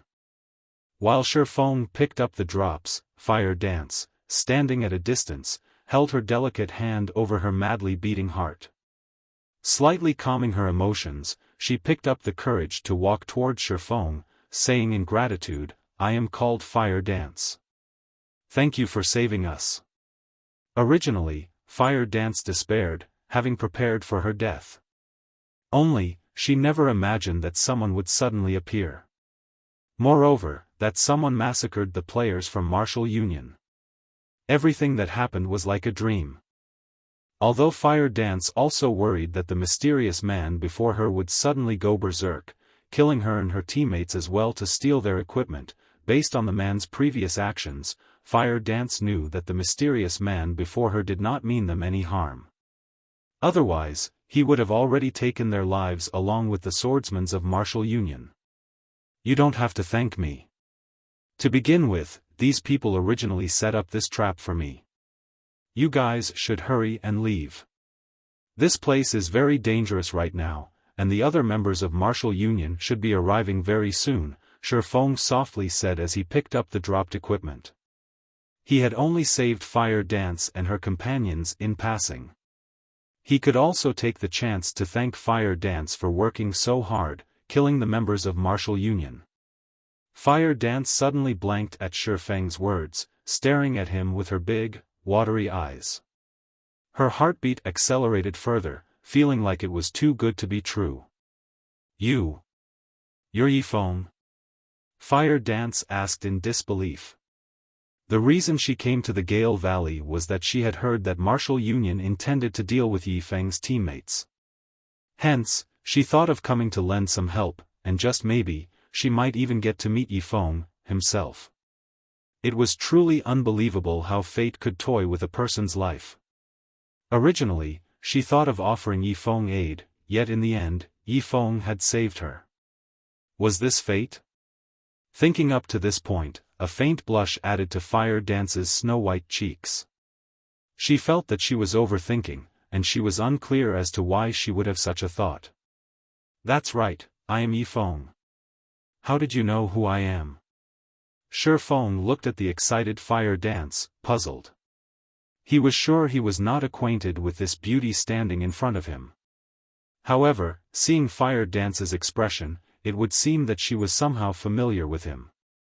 Meanwhile, the berserker, Water Buffalo, was tongue-tied after hearing Xiaofan admit that he was indeed Fire Dance's idol. Ye Feng, an incomparable fanaticism appeared in his eyes.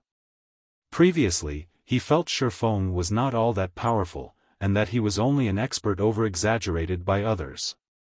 Now, he was utterly convinced.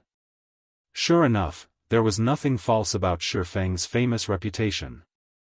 Xiaofan could solo the elite team from Martial Union that even they could not deal with. In the past, even if others hyped it all over the place, he would still have not believed any of it. Now, however, aside from shock, admiration for Ye Feng filled his being. It was no wonder why Ye Feng was Fire Dance's idol. Big brother Ye Feng, you don't know this, but in reality, Sister Fire Dance is your. Before Water Buffalo could finish speaking, he received a kick from Fire Dance. He grimaced from the pain, but when he looked at the expression in Fire Dance's eyes that seemed able to eat a person whole, he immediately chose to cover his mouth, not uttering a single word. Is my what? Xiaofan was puzzled. It's nothing. Water Buffalo is just having an epileptic fit. Big brother Ye Feng, won't you leave with us? Fire Dance slightly shook her head. She then worriedly said, this time, Martial Union has sent over 200 men here. They have long since surrounded this entire area. There are also several powerful level 9 experts, and all of them are wearing sets of mysterious iron equipment. They killed many of our teammates. If they surround us, we will have no chance of escaping at all. Big brother Ye Feng, it is not too late to escape. If we wait any longer, we'll lose the chance. If it weren't for those experts, her team would not have incurred such huge losses. Level 9 experts, is it? Xiaofan was slightly shocked. The current level 9 players in Red Leaf Town were experts at the pinnacle. Now, however, several level 9 hidden experts suddenly appeared here. Moreover, they were all Martial Union's men. However, so what if they were level 9 experts? Since they wished to deal with him, he would receive every one of them. It just so happened that he could use them to test his sword. You guys should hurry up and leave. I'll stay here and take a look at these experts.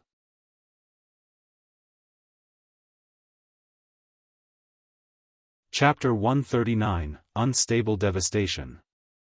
After he finished speaking, Xiaofan snuck into the forest. Sister Fire Dance, what do we do now? Do we leave? Water Buffalo asked. Fire Dance rolled her eyes at Water Buffalo. She looked towards the direction Xiaofan departed, saying, Brother Ye Feng is the one who saved our lives. Of course, we have to help. Although Fire Dance believed in Ye Feng's strength, she had personally witnessed how powerful those other players were. If they surrounded Ye Feng, he might end up in a very dangerous situation.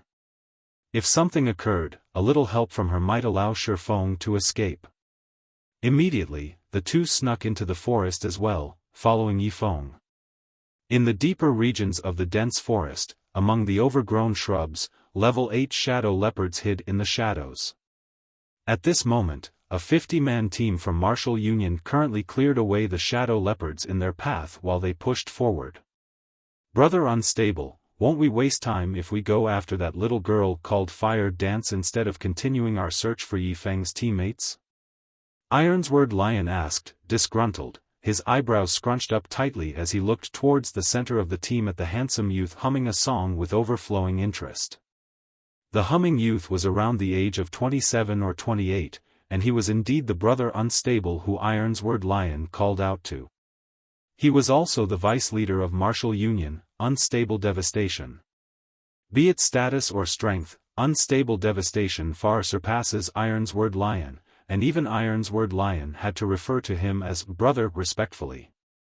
Ironsword, you are still such a simple person. It is no wonder that Brett Ye Feng toyed with you. You even entangled the guild in this huge mess. Thanks to you, Martial Union's reputation has suffered, utterly tarnished, do you understand that? Unstable Devastation suddenly halted his steps. He looked towards Ironsword Lion, growling angrily, if I had not discovered this so soon, Martial Union might have had no place in Red Leaf Town by now. Ironsword Lion lowered his head in silence. Your poor management has already destroyed Red Leaf Town's Martial Union. Right now, in order to help clean up this mess of yours, I have no choice but to transfer all of the elites from the other 3 towns to Red Leaf Town to redeem our reputation. Yet, you still have the gall to speak up. Unstable Devastation reprimanded Ironsword Lion in front of everyone else, not leaving Ironsword Lion any face. Ironsword Lion flushed red with anger. However, he did not dare reply, only enduring in silence. The other leaders from the 3 towns sneered at this sight. Every time Martial Union switched to a new game, the guild's hierarchy also reshuffled. In the past, Ironsword Lion was always able to go wild, but not this time. Currently, Ironsword Lion was only level 8, while they were all level 9. Moreover, the guild's development in their respective towns progressed fairly well, and they managed to recruit many newcomers with valuable potential. Compared to the current state of the guild branch in Red Leaf Town, with only a few weaklings remaining, their branches were stronger by leaps and bounds. Ironsword, do you truly think that, after I have spent so much effort cornering Ye Feng's teammates, I would let 2 of them escape? You should know that Ye Feng is our main target, his teammates are simply lures. If all his teammates died here, do you think he will still show? We have already confined his teammates within Gale Valley, so we have achieved our initial goal. Right now, what we ought to do is to take revenge, and show the players in the town what the consequences are for challenging Martial Union. Meanwhile, that little girl is the best option as an example. She has killed so many of our people, many players are bound to pay attention to her. As long as we kill her back to level 0, Martial Union's reputation will definitely recover to its peak. If we manage to kill Ye Feng, then Martial Union can also use this chance to leap through the threshold of a third-rate guild. Unstable Devastation had long since possessed a plan of his own. Ironsword Lion had always been one of the guild leader's most trusted aides. Many of the elders in the guild also supported the guild leader. If Unstable wished to become guild leader, he needed to increase both his influence and fame. Meanwhile, Ye Feng was a player with a certain amount of fame within White River City. He was a publicly acknowledged swordsman expert, and his fame even far exceeded that of the guild leader, Nameless Pride. Hence, Ye Feng was his best choice. As long as he could kill Ye Feng and upload the recording, he would instantly become an apex expert, famous throughout White River City.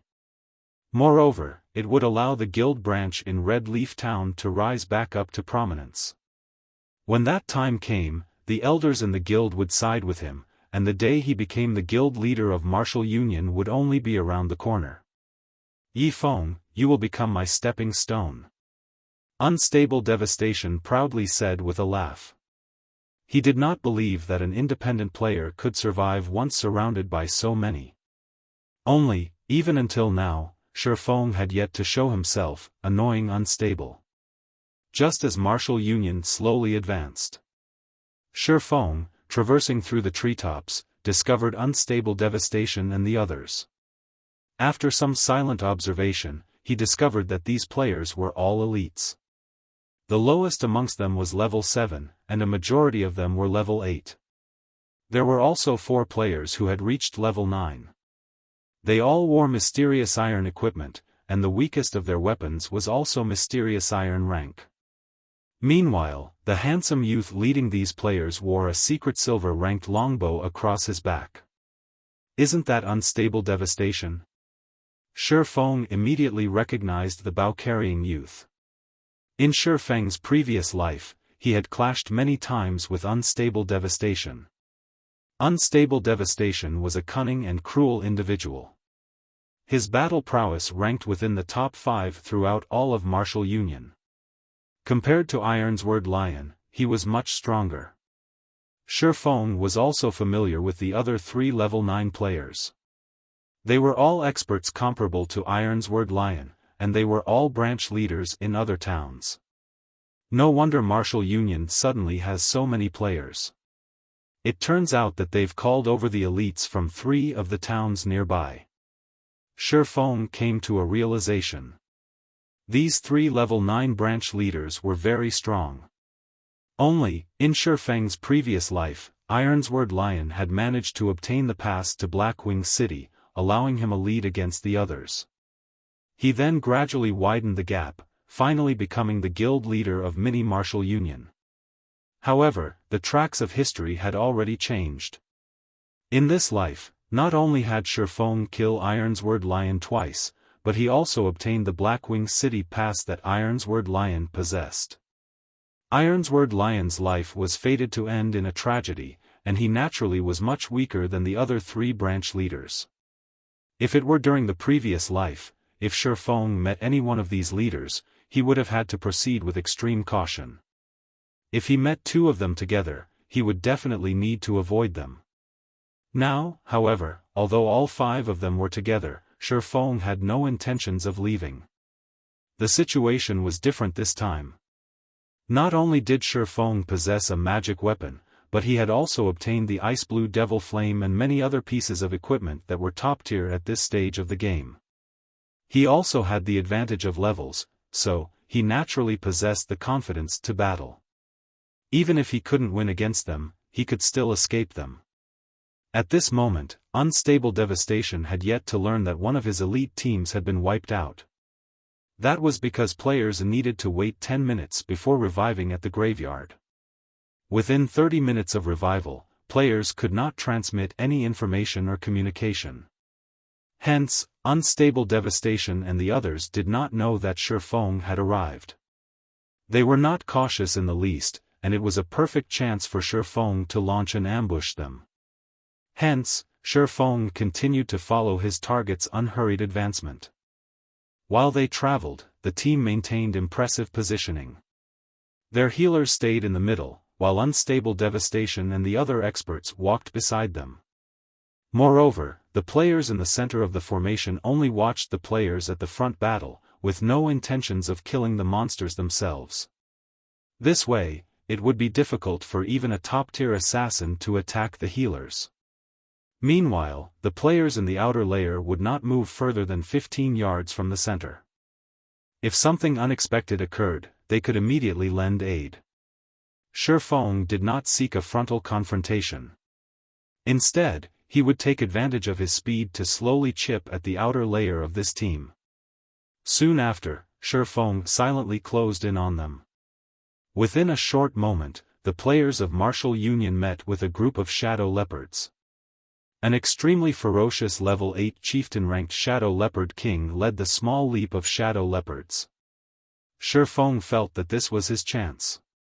He crept closer to the team, hiding in a bush and waiting. Time passed, bit by bit. The guards around the Shadow Leopard King were all dead, and the king was the only one left. The players of Martial Union grew very excited. Seeing as good equipment was about to drop, they all became much more serious and focused on the battle. They remained completely unaware of Xiaofan, already positioned on the tree above their heads. Make sure to dodge its skills, don't let its claws land on you. As for everyone else, hold off as many strikes as you can. Healers, go all out with your heals. Unstable Devastation was also excited. Immediately, the speed at which the arrows fired from his bow accelerated. Unstable Devastation did not think that his luck would be so good as to allow him to meet a level 8 chieftain. This kind of field chieftain would not just drop a single piece of equipment, but would normally drop several. Based on the Shadow Leopard King's level, at the very least, it would drop level 7 or level 8 secret silver equipment and possibly fine gold equipment. Mysterious iron equipment was considered high quality at this stage of the game. In the entire Martial Union, the total amount of secret silver equipment they possessed was no more than 10 pieces. It was obvious just how precious they were. Meanwhile, the Shadow Leopard King before them had the possibility of dropping fine gold equipment. Compared to secret silver equipment, it was much rarer, and its attributes were much higher. Currently, not a single person in Martial Union possessed a piece of fine gold equipment. Not to mention Martial Union, even those third-rate guilds did not possess a single piece of fine gold equipment. Only second-rate guilds or higher possibly owned such an item. However, only the guild leader or vice leader would have access, while elite members could only look at it. It would be impossible for them to obtain it, as it would be the symbol of a guild status. If they could obtain 1 or 2 pieces of fine gold equipment, killing Xiaofan would be a small matter. As the Shadow Leopard King was a chieftain rank monster, the other branch leaders and Ironsword Lion also participated in the battle, both sides engaging in intense combat. Shadow Leopard King, Chieftain Rank. Level 8. HP 40,000/40,000. A casual pouncing attack from the Shadow Leopard King could easily end a player's life, while a single swipe of its tail could obliterate more than half the HP of a group of players. When it struck with its sharp claws, if an MT did not defend properly, they would instantly die. If the Shadow Leopard King roared, it could force back the enemies within an 8-yard radius, forcing them into a fainted state for 3 seconds. In addition, the Shadow Leopard King was quite nimble and had extremely high defense. As a result, the casualties and fatalities on Martial Union's side were relatively high. Meanwhile, the damage Martial Union inflicted was limited. The strongest player among them, Unstable Devastation, could only cause -40 to -50 damage to it, while the others could only manage slightly over -10 damage. Fortunately, there were plenty of players on Martial Union's side. With a total of 50 players surrounding the Shadow Leopard King, they managed to shave off a lot of the monster's HP. The Shadow Leopard King's HP steadily fell, and when its HP was about to reach 50%, Xiaofan immediately used Phantom Kill. Controlling his doppelganger to circle the group, Xiaofan prepared his doppelganger to ambush the mage classes and healers.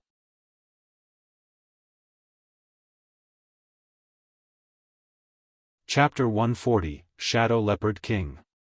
The Shadow Leopard King was a level 8 chieftain ranked monster. As long as its HP fell below 50%, it would enter a berserk state. Both its attack power and attack speed would then increase by 20%, and even an MT geared with a full set of level 5 set equipment could hold it off. Guardian Knights, pay attention to cast Protection Blessing on the Shield Warriors. Shield Warriors, prepare to activate Shield Wall at any time. As long as we can endure its berserk period, we will be victorious. Unstable Devastation knew about the berserk state, hence, he hurriedly gave commands as he saw the Shadow Leopard King's HP reaching 50%. Protection Blessing could reduce the damage an ally received by 50%. A Shield Warrior's Shield Wall could also reduce damage by 50%. With both effects stacked, the Shield Warrior would only receive 25% of the total damage. Even if the Shadow Leopard King went berserk, the Shield Warrior could hold it off completely. Finally, the Shadow Leopard King's HP dropped below the 50% threshold. "Aoo!" the Shadow Leopard King bellowed, its body abruptly expanding. Everything was within Unstable Devastation's grasp. Just as he was about to reveal a victorious smile, the situation suddenly changed. At this moment, the Shadow Leopard King summoned 2 more level 8 elite-ranked Shadow Leopards, each of them possessing 3000 HP. The 2 new arrivals roared as they abruptly pounced, arriving behind the healers on the back line. Before any of these healers could react, the 2 Shadow Leopards pinned them to the ground. Shift focus. Get rid of these 2 elite Shadow Leopards first. Unstable Devastation's expression turned grim. Just after he finished speaking, the elite Shadow Leopards annihilated 2 of their healers. However, the level 9 branch leaders were not to be trifled with. Just after the 2 elite Shadow Leopards killed the healers, they moved into position to fend off the attacks of these 2 monsters, preventing the damage from extending any further. However, with the loss of 2 healers, the pressure the core MT faced greatly increased. Even with Protection Blessing and Shield Wall, every attack he received from the Shadow Leopard King exceeded over -300 points. On the other hand, his own HP did not even exceed 1200 points. Moreover, the attack speed of the Shadow Leopard King was very quick. If it were not for him constantly dodging its attacks, he might have long since died already. Just with the Shadow Leopard King going berserk, Martial Union had lost over 5 players in the blink of an eye. The Shadow Leopard King's tail swipe took out 3 melee players. All 3 were instantly thrown and died while in midair. Hold on for a little longer. Its berserk period will be over soon. Watching his team members die, one after another, unstable Devastation became very depressed and annoyed. The players he had brought with him were all elites, and every death was a huge loss to Martial Union. Fortunately, they could revive these players, greatly reducing the lost EXP. However, as long as they could kill the Shadow Leopard King, all of the losses would be worth it. Just when everyone from Martial Union thought the situation had stabilized, Xiaofan's doppelganger used Wind Blade, arriving behind a Cursemancer. The Cursemancer had completely concentrated on the Shadow Leopard King, chanting incantations. He paid no attention to the surrounding situation at all.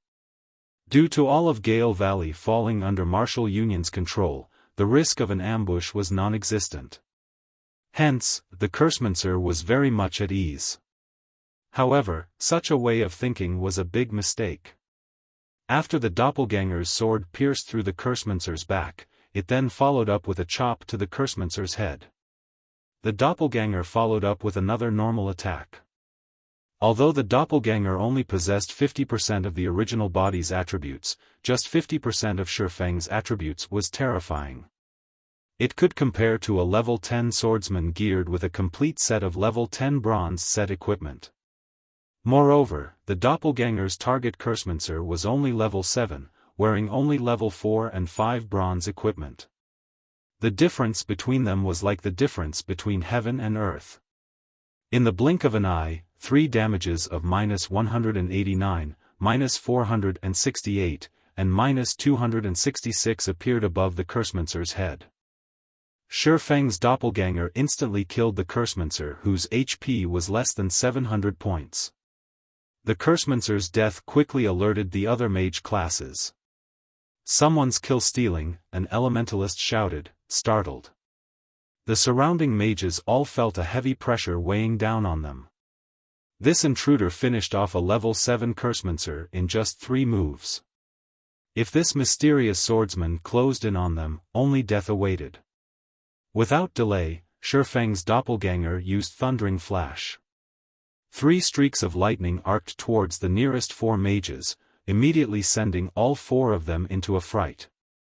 Among them, 2 elementalists instantly reacted, using Blink to dodge the lightning.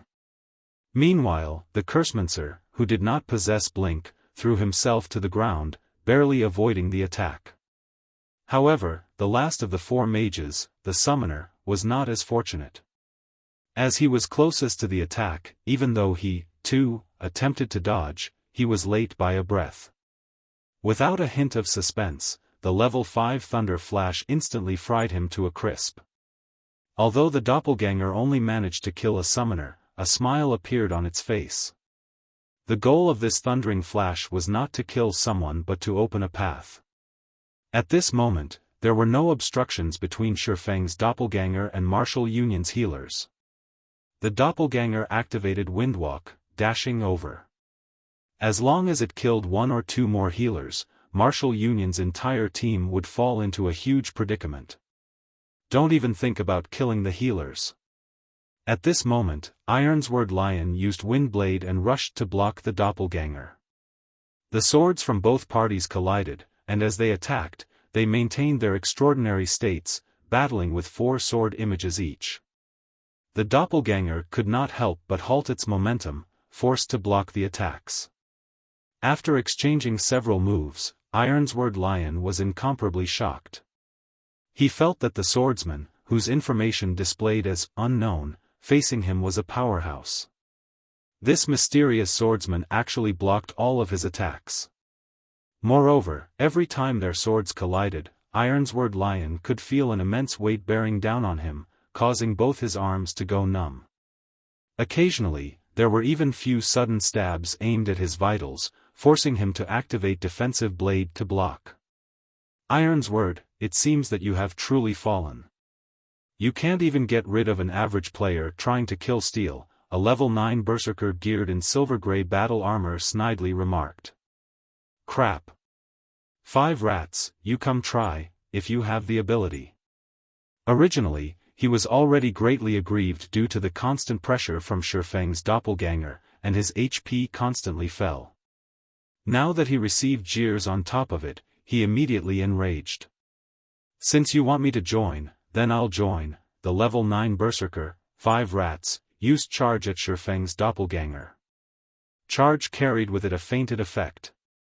Moreover, the surrounding mages were already in the midst of chanting incantations for their spells, sending fireballs and frost arrows at the doppelganger.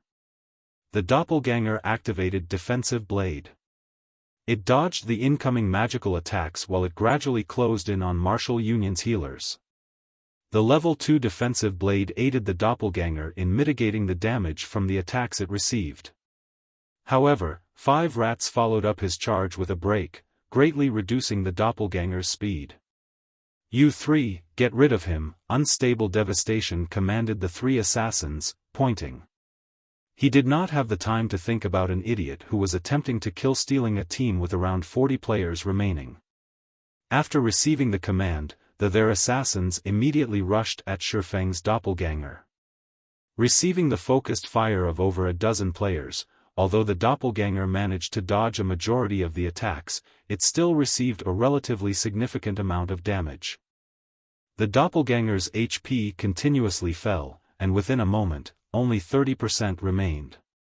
Ha ha ha. I didn't think that it would be a fat fish with brain problems.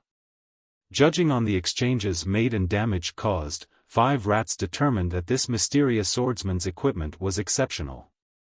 As long as he could kill the swordsman, he would definitely drop a lot of good equipment. The reason 5 rats thought so was that a single normal attack from the mysterious swordsman dealt him around -100 damage. Meanwhile, his normal attacks also chipped away 100 of the swordsman's HP. However, the problem lay in the fact that the mysterious swordsman used a one-handed sword, while he used a two-handed sword. In God's domain, a two-handed weapon's attack power was much higher than that of a one-handed weapon, and the damage a two-handed weapon caused was normally around twice that of a one-handed weapon. Due to the strong power stored within a two-handed weapon, every attack from the weapon could cause a devastating amount of damage. Meanwhile, the damage a one-handed weapon could cause was much less. However, its attack speed was much quicker. As a result, the average amount of damage dealt by both weapons, in the long run, was about the same. However, 5 rats had only managed to deal -100 damage to the mysterious swordsman. It showed just how good the mysterious swordsman's equipment was. Unfortunately, it is still too little. It would be great if they could send more people over. In the distance, hidden within a bush, Xiaofan was slightly depressed as he saw that a dozen or so players attacked his doppelganger. He bitterly thought, forget it, I shouldn't be too greedy. I should reel in the net, now. Abruptly, Xiaofang's doppelganger burst with power. It suddenly leaped into the air. The abyssal blade in the doppelganger's hand then started to emit flames and thunder, immediately releasing a blast of elements towards the most crowded location.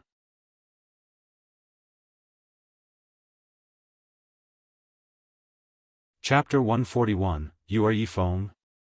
The sudden burst of power coming from Xiaofang's doppelganger alarmed the players who were previously behaving indifferently. A vast sea of thunder and flames erupted from the doppelganger's thunder flame explosion. The players present could feel an oppressive feeling that was even more powerful than that of the Shadow Leopard King. As for the ones who were in direct confrontation with the doppelganger's thunder flame explosion, no. A few players immediately cried out in fear when confronted with the approaching fire and thunder. They all turned around and fled immediately. However, thunder flame explosion had an effective radius of 5 yards. Moreover, the skill descended on the players extremely quickly, and they had no time to run out of the area at all. They were only able to watch helplessly as the power of the skill consumed them. The players who possessed life-saving skills immediately activated them. Assassins used wind steps, swordsmen used parry, berserkers used block. As for those who had their life-saving skills on cooldown, all of them were swallowed by the thunder and fire. Without life-saving skills, those with already low HP immediately died. In the end, 4 members of Martial Union died from the doppelganger's thunder flame explosion, while the remaining survivors all heaved a sigh of relief. Humph. Brat, you're dead now for sure, so just accept your fate.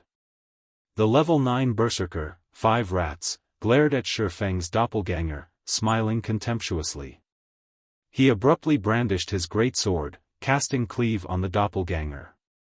The other survivors also used their explosively powerful skills, launching their attacks towards Xiaofang's doppelganger.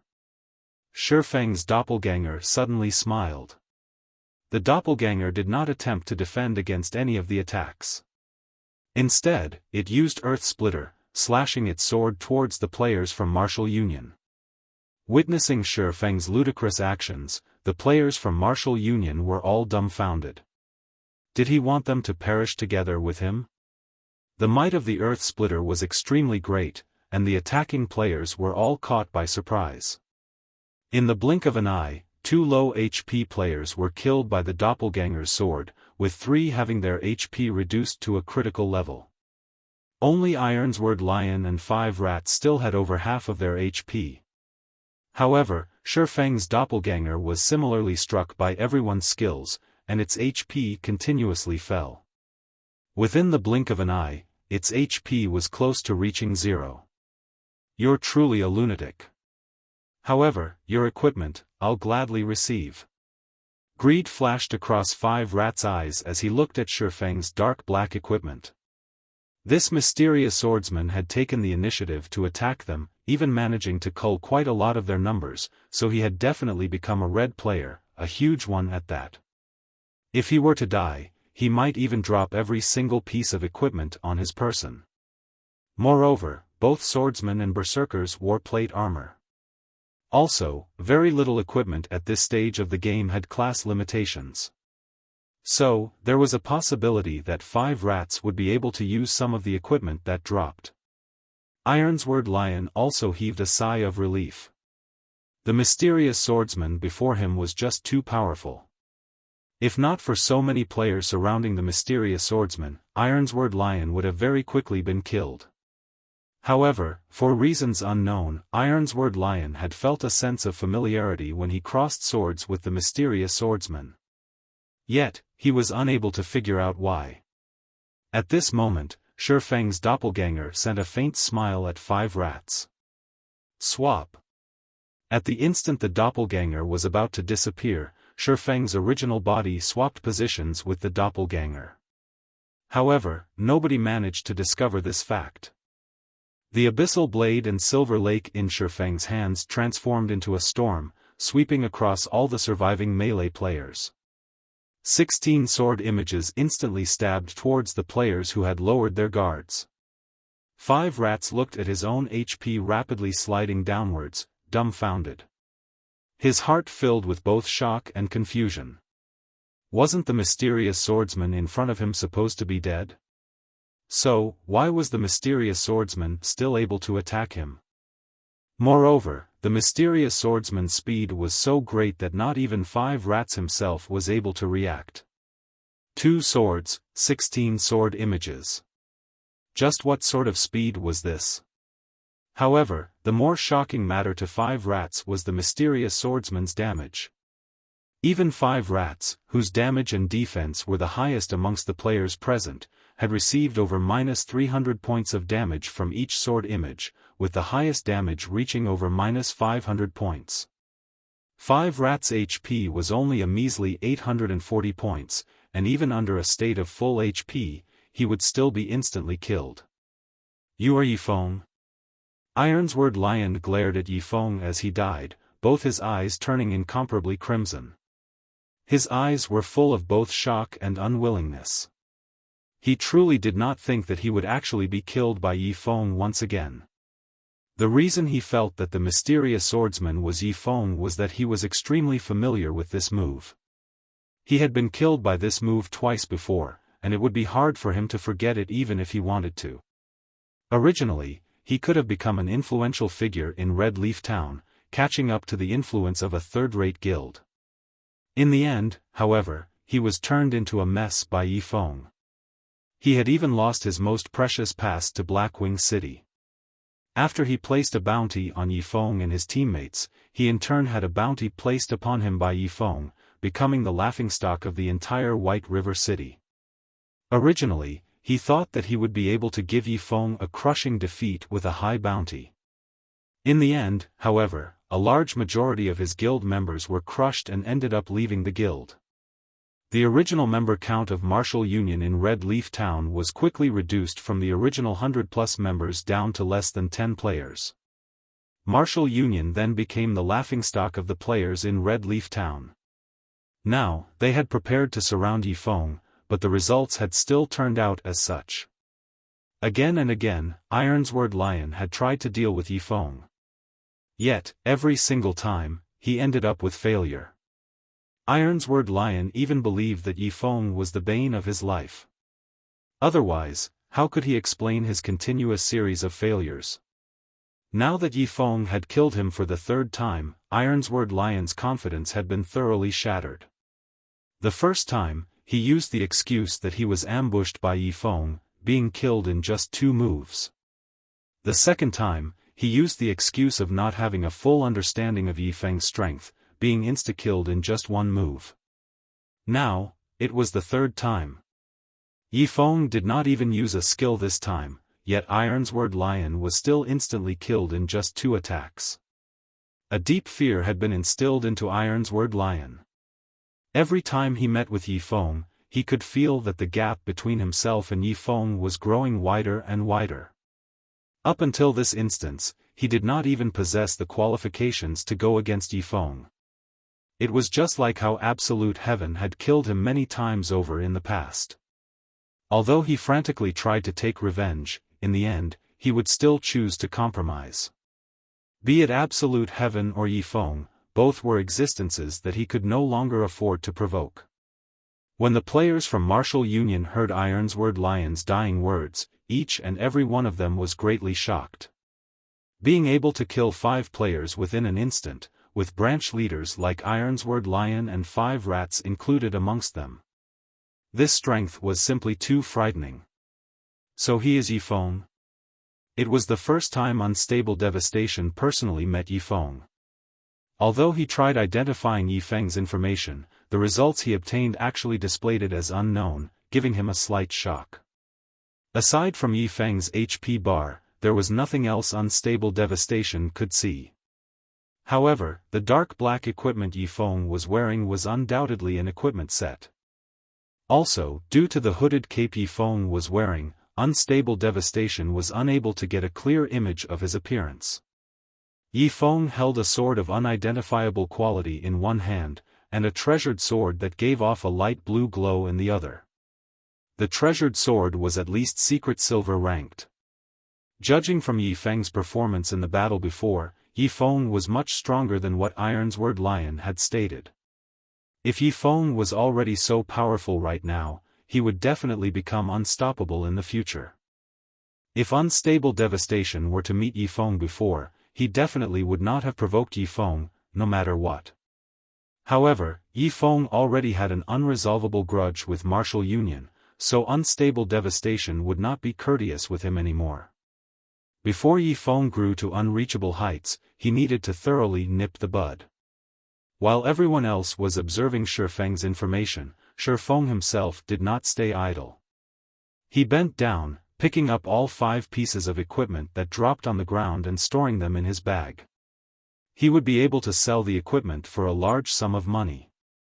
Seeing Ye Feng take away 5 pieces of equipment that were above level 5, Unstable Devastation trembled in rage. This equipment all belonged to their Martial Union, yet Ye Feng actually dared take it away right before his eyes. Xiaofan simply did not place any importance on him. Originally, I was still worried that you were an extraordinarily calm person, and that you would not show up no matter what. However, I never imagined that you were just a simple fool. Since you have arrived, I'll just deal with you as well. Unstable Devastation squinted his eyes, a chilling glow coming from them. He stared fixedly at Xiaofan, laughing coldly as he said, aside from shield warriors, guardian knights, and healers, everyone else, get rid of him for me. Unstable Devastation did not know how Ye Feng was able to enter the Gale Valley undetected. He was even able to discover them while they were in the midst of battling against the Shadow Leopard King. However, Ye Feng was simply courting death by hurrying to this place. Unstable Devastation aimed his bow at Ye Feng, locking onto Ye Feng's vital points. Whoosh! Whoosh! Whoosh! 3 arrows consecutively fired out of Unstable Devastation's bow. Right now, the Shadow Leopard King's berserk period was already over, and its remaining HP did not reach even 30%. The 2 elite Shadow Leopards that the king summoned previously were also dead now, so it was only a matter of time before the Shadow Leopard King itself would die. Unstable Devastation was not afraid of Ye Feng's disturbance at all. At this moment, the other players all started sending attacks at Xiaofan. Fireball, Frost Arrow, Dark Arrow, Charge, and many more attacking and restricting skills. Xiaofan smiled as he looked at everyone attacking him, not moving a single step. He then used silent steps to quietly appear behind the healers of Martial Union, very quickly dodging everyone's attacks.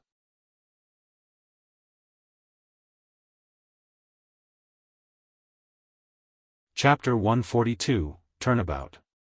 Xiaofang's silent steps allowed him to move behind a target within a 40-yard distance. Although it was not as convenient as an elementalist's blink and had a longer cooldown, its range was much farther than blink. Moreover, there were no activation gestures required for the skill.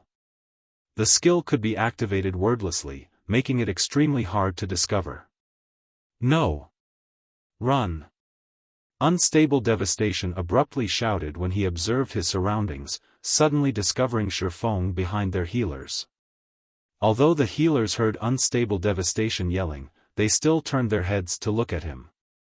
They had no idea what Unstable Devastation was trying to say.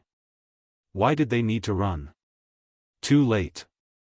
Naturally, Xiaofan would not give them any chances.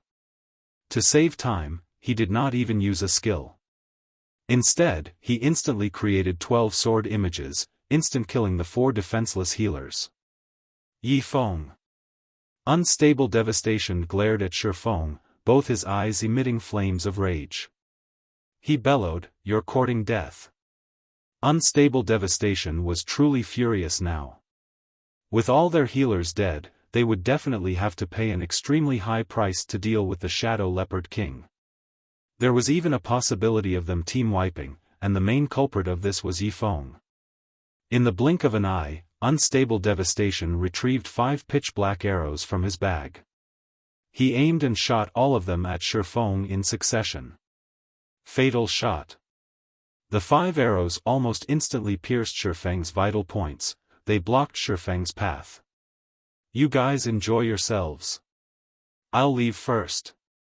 After killing all of the healers, Xiaofan revealed a faint smile at the arrows flying towards him. He dared not stay any longer. If he fell under the restricting skills of other classes, he would end tragically. It would be better for him to depart now and observe the tigers battle each other. Hence, Xiaofan activated Windwalk, leaving behind an afterimage as he disappeared towards the forest. In the end, the 5 arrows only sliced through the afterimage Xiaofan left behind. Although the players from Martial Union tried to chase after Xiaofan, his speed was just too fast for them. After he entered the forest, they could no longer find any trace of him. Abominable. Watching Xiaofan escape, Unstable Devastation's expression turned indignant, his fists tightening. "Boss Unstable, are we still giving chase?" an assassin carefully asked. Unstable Devastation shook his head, dismal, "No." With all their healers dead, if they were to simultaneously search for Xiaofan while they battled the Shadow Leopard King, there would only be one ending for them, a complete team wipe. That would even allow Xiaofan to reap the benefits. Just the battle prowess Xiaofan displayed was enough to give Unstable Devastation a headache. If he sent only a single party to chase Xiaofan, it would be no different than serving them up on a silver platter. Without a full team, they would have no way of dealing with Xiaofan. Moreover, if Xiaofan used that extraordinary speed of his to engage in a getaway battle, a single team would not be enough to deal with him. If they rushed into the forest to chase after Xiaofan, he would simply pick them off, one by one, while they would be completely helpless. Everyone, retreat. Don't bother with the Shadow Leopard King anymore, and prepare for an ambush by Ye Feng. Notify the other teams, and tell them to gather here immediately. If he thinks he can take advantage of me, he should think again. Unstable Devastation said in a calm tone. He suppressed his anger, calming his excited heart. The Shadow Leopard King still had 20% of its HP remaining, and they would need to throw away a lot of lives to kill it.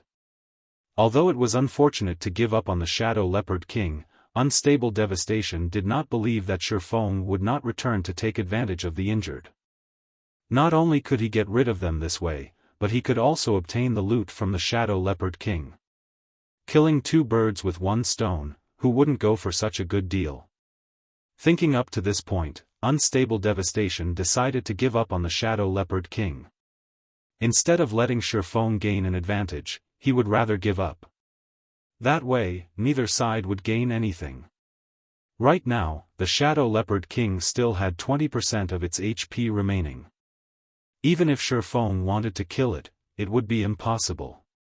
If he tried, they might benefit from it. Not only would they get to kill Ye Feng, but Ye Feng would also have reduced the Shadow Leopard King's HP even further. If Xiaofan did not intend to deal with the Shadow Leopard King, that, too, would be fine.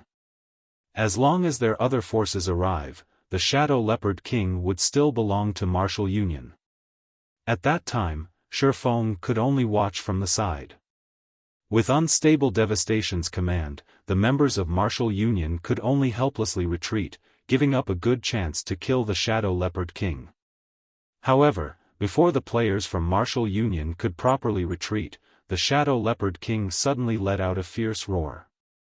It summoned forth two elite Shadow Leopards once more to chase after them. As Martial Union's players retreated and the Shadow Leopards pursued them, they discovered a peculiar matter. The Shadow Leopard King did not seem to intend to give up the chase whatsoever. It had killed many other players and even decimated most of a shield warrior's HP. Boss Unstable, the Shadow Leopard King is faster than us, and it is still chasing after us. If this continues, it will wipe us out sooner or later. What do we do now? An elementalist beside Unstable Devastation asked worriedly. I can see that. I don't need you to remind me. Unstable Devastation said in a huff. Unstable Devastation suffered a massive headache over the incessant pursuit by the Shadow Leopard King. If he had known earlier, he would have chosen to kill the Shadow Leopard King instead. He truly did not think that this Shadow Leopard King would bear a grudge, refusing to give up. They could not escape even if they wanted to now. Moreover, more members were dying in the chase than in the fight. Notify the other teams to hurry. We'll delay the Shadow Leopard King while we move toward the meeting point, and look out for ambushes. Helpless about the situation, Unstable Devastation could only think of this plan. Meanwhile, hidden within the forest, Xiaofan witnessed this scene with perfect clarity. Although Unstable Devastation's decision was an intelligent one, he could not outdo Xiaofan. Xiaofan had long since known that the Shadow Leopard King would ceaselessly chase after Martial Union. Otherwise, he would not have chosen to depart. He was merely awaiting the perfect chance to take action. After God's domain evolved, the range of monsters' activity had also greatly increased. For chieftain-ranked monsters such as the Shadow Leopard King, its range of activity might even encompass a large half of the entire Gale Valley. Unless everyone from Martial Union left the Gale Valley, or they entered the core area of the Gale Valley, the Shadow Leopard King would not let them get away. As time slowly passed, the number of players the Shadow Leopard King killed grew higher and higher. However, it only had 10% HP remaining now. Meanwhile, Martial Union's previous 50-man team had only 16 players remaining. One could not help but admit that the losses they suffered were incomparably bitter. Are they still not here? Unstable Devastation paid attention to the surrounding movements as he attacked the Shadow Leopard King, his heart filled with wariness for Xiaofang's ambush. Now that the Shadow Leopard King had less than 10% HP remaining, it was definitely an opportune time for Xiaofan to launch an ambush. Hence, Unstable Devastation's expression turned exceptionally grave. "Boss Unstable, they said that they are only 10 minutes away." 10 minutes? Why don't you tell them to go die instead? Unstable Devastation cursed. This was a crucial moment. The Shadow Leopard King in front of them was about to die, and Xiaofan would appear at any given moment. If they waited for another 10 minutes, the Shadow Leopard King would already be dead. He truly regretted not bringing more players with him. Now, Xiaofan, who was hiding in a dark corner, possessed the advantage of initiative, while they were completely helpless against him. It was truly depressing. After a period, the Shadow Leopard King's HP fell below 2%. However, there were still no signs of Xiaofang's assault, causing Unstable Devastation to become incomparably excited. Everyone surround the Shadow Leopard King and focus all firepower on it. It is about to die, so look out for Ye Feng. Unstable Devastation said with a loud laugh. If Xiaofan had appeared sometime earlier, there was an 80% chance of them team-wiping. Now that the Shadow Leopard King was about to die, however, even if Xiaofan dared to show himself, Unstable Devastation was confident at holding him at bay, allowing his teammates to kill the Shadow Leopard King. Finally, the Shadow Leopard King's HP fell below 200 points. As long as Martial Union sent 2 more rounds of attacks at it, they would kill the Shadow Leopard King. Ha ha ha. The Shadow Leopard King is mine. Unstable Devastation used Power Shot. He had long since accumulated his power to the maximum amount, and a single arrow could deal over -100 damage to the Shadow Leopard King. Shoo! The arrow whistled through the air, flying towards the Shadow Leopard King's weak point. At this moment, Xiaofan suddenly appeared, without a sound, behind the Shadow Leopard King. He sent a chop slashing down on the monster, causing -332 damage, killing the Shadow Leopard King. Meanwhile, Unstable Devastation's arrow merely shot the Shadow Leopard King's corpse. In God's domain, if players of a different party or team dealt with the same monster, the player who delivered the final strike would obtain 60% of the monster's EXP. Due to the Shadow Leopard King being a level 8 chieftain, the EXP it gave was extremely bountiful. Within an instant, Xiaofang's experience bar greatly rose. Meanwhile, the dozen or so players only shared the remaining 40% EXP amongst themselves. Immediately after the Shadow Leopard King died, it dropped a large pile of items. There were over 10 items, and it was one of the rarely seen mammoth drops. Get rid of him! Unstable Devastation bellowed, his eyes bulging. Immediately, more than a dozen players surrounded Xiaofan, giving him no chances to escape. Each and every one of them used their restricting skills on Xiaofan.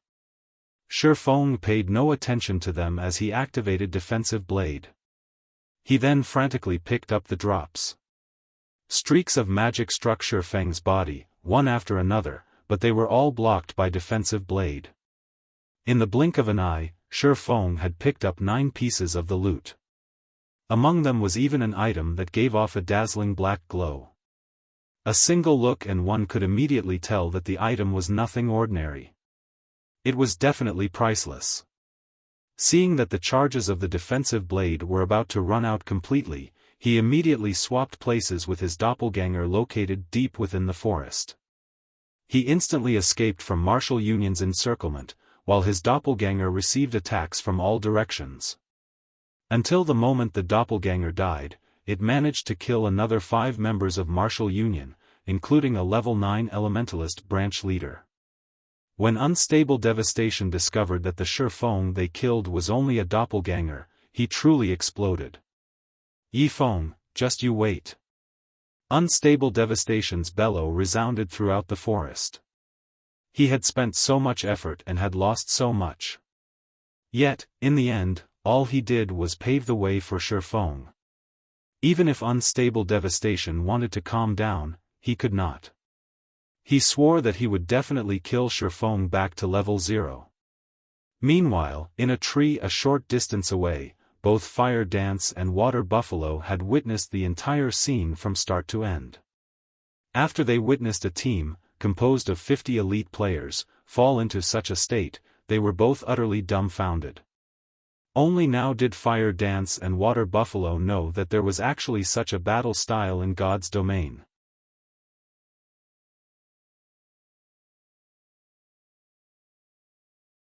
Chapter 143, Shadow's Blessing.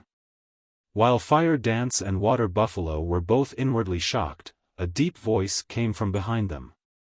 "Why haven't you guys left yet?" The voice startled them both. They hurriedly jumped, spinning around to dodge while unsheathing their weapons. They stared at the figure that had appeared behind them. Big Brother Ye Feng. Fire Dance let out a sigh of relief after identifying the newcomer. She pulled back her dagger and returned it to its sheath at her waist. The men from Martial Union were all over Gale Valley. If a battle were to occur, they would immediately call to their companions, and there would be no end to the enemies that Fire Dance needed to kill. "We came to help. Martial Union has killed so many of our companions, we must take revenge." Fire Dance's eyes turned cold as she spoke about Martial Union. "I wish to form a large team to enter large-scale dungeons in the future. I wonder if you all would be interested in joining?" Ye Feng felt that Fire Dance had great talent. Moreover, Fire Dance and the others were all independent players that did not belong to any guilds. If he could rope them in and form his own team, it would be a great benefit to his Zero-Wing workshop. Fire Dance was slightly hesitant after hearing Ye Feng's proposal. Water Buffalo also turned taciturn. "Do you guys already have your own large team?" Ye Feng inwardly lamented. After entering White River City, there would be many large-scale dungeons. They were the main source of equipment, materials, and many other resources. If an independent player wished to obtain good equipment, they needed to raid these large-scale dungeons. Moreover, if a guild wished to level up, conquering large-scale dungeons was a must. Hence, if one wanted to develop at all in God's domain, conquering large-scale dungeons was one of the necessary conditions. However, it was extremely difficult for independent players to form a large team capable of raiding a large-scale dungeon.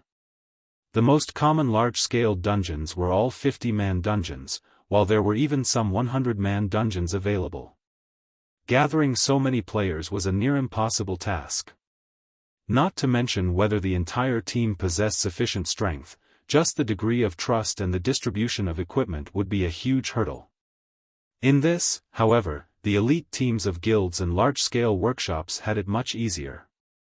"No, we don't have our own large team. Our team currently only consists of players who prioritizes amusement and don't really care much about other matters. Could you give me some time?" Fire Dance explained. In reality, she, too, wished to develop in God's domain properly. In spite of that, the majority of the players in her current team were not too keen on raiding dungeons. They only wished to play casually.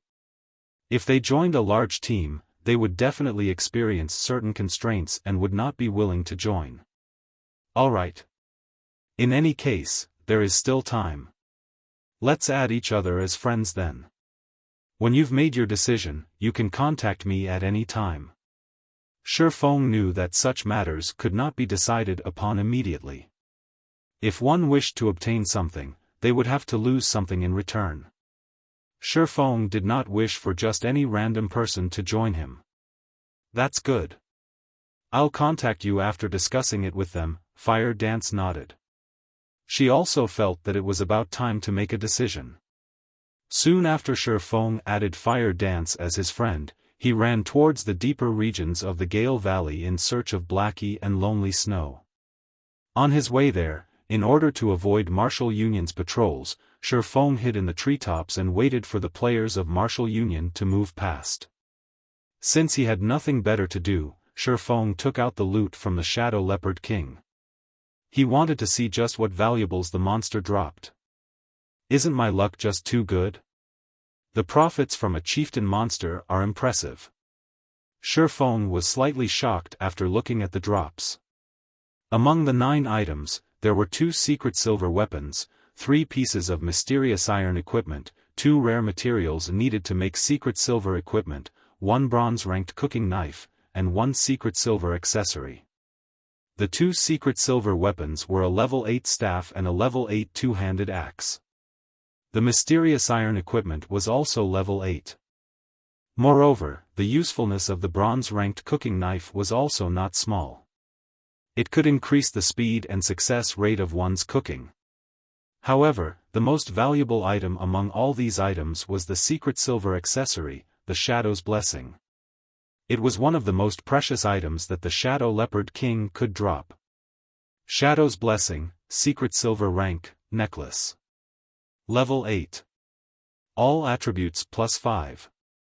Luck +3.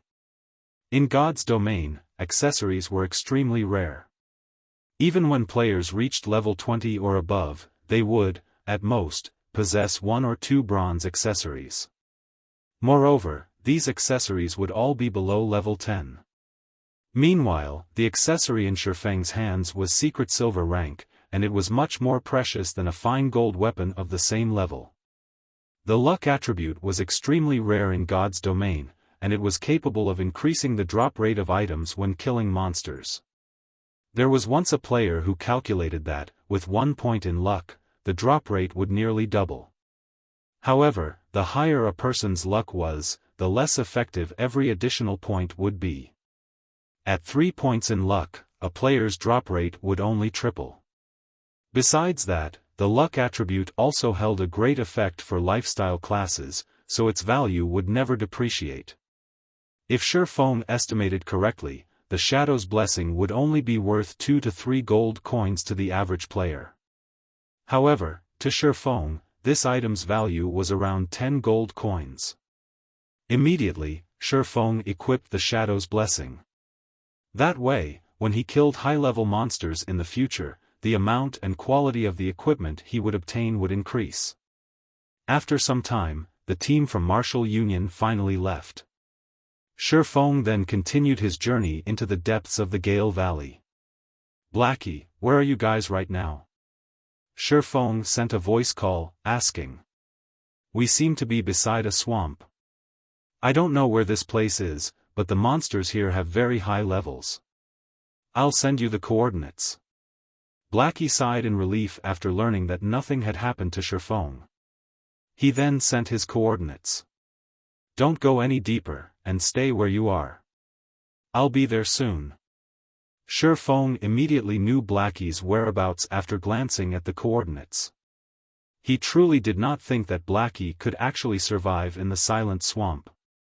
There were 2 entrances to the Gale Valley.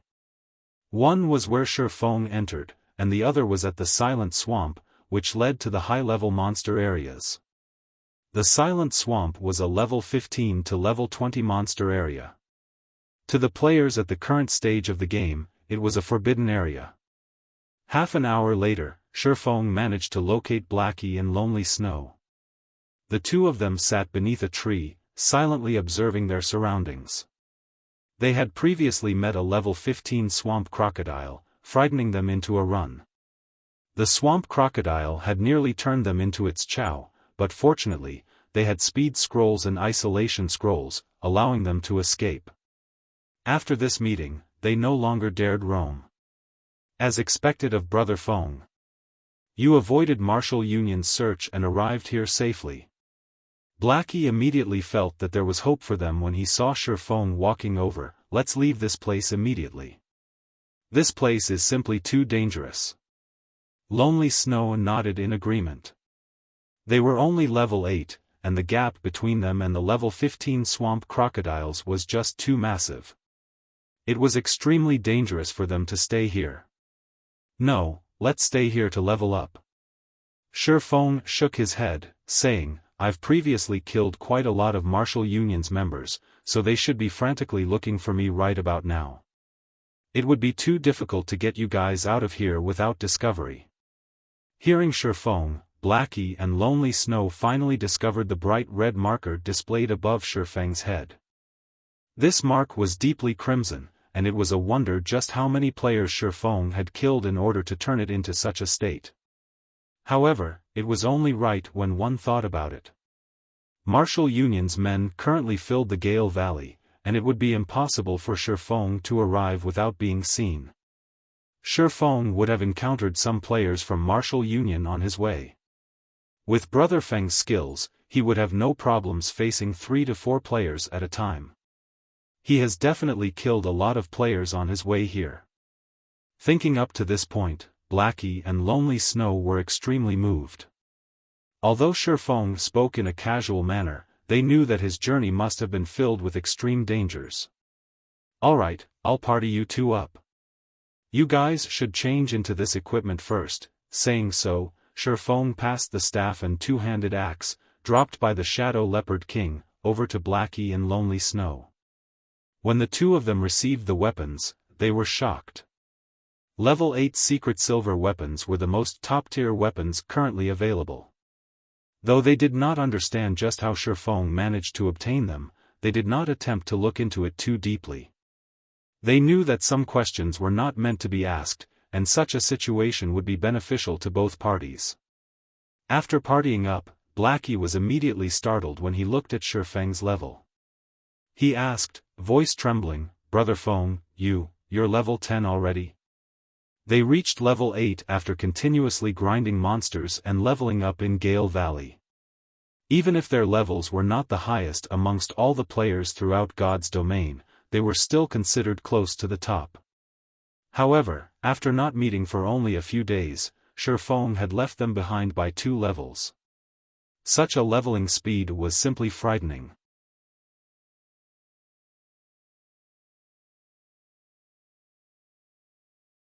Chapter 144, Forming a Party. In regards to Blackie's and Lonely Snow's shock, Xiaofan merely nodded in reply. Brother Feng, your leveling speed is just too fast. The highest leveled player I've previously met was only level 9. Right now, there might not be another who has reached level 10 in the entire White River City. Moreover, since there has not been any information on the official website stating that a player has reached level 10 and entered a city, this means that there are no players who have reached level 10 at all. Brother Feng, now that you've level 10, you are definitely the top player in all of Star Moon Kingdom. Blackie was incomparably excited. Only high-leveled players would know how hard it was to go from level 8 to level 9, not to mention rising from level 9 to level 10. The difference in EXP required was at least several times higher. Right now, Xiaofan was far ahead of everyone else. If the players from Martial Union found out about this, their intestines would turn green with regret. Every gamer knew that once you got ahead, you stayed ahead. The small gap during the initial period of the game would only grow wider later on. As long as Xiaofan slowly expanded his advantages, little by little, he would sooner or later cause the players from Martial Union to tremble in fear. Meanwhile, Lonely Snow, who stood by a side, was dumbstruck, not knowing what he should say. Previously, he had been worried that it would not bode well for them to continue entangling themselves with Martial Union. However, after he saw that Xiaofan had already reached level 10 and possessed a pile of secret silver equipment, confidence filled his heart. If this continued, he could, sooner or later, step on Martial Union, becoming a future tyrant of White River City. Alright, quickly swap out your equipment. We'll look for a place to level up. Xiaofan looked at the excited expressions on Blackie and Lonely Snow and smiled helplessly. Due to constant tasks earlier, he was never able to lead his own party personally.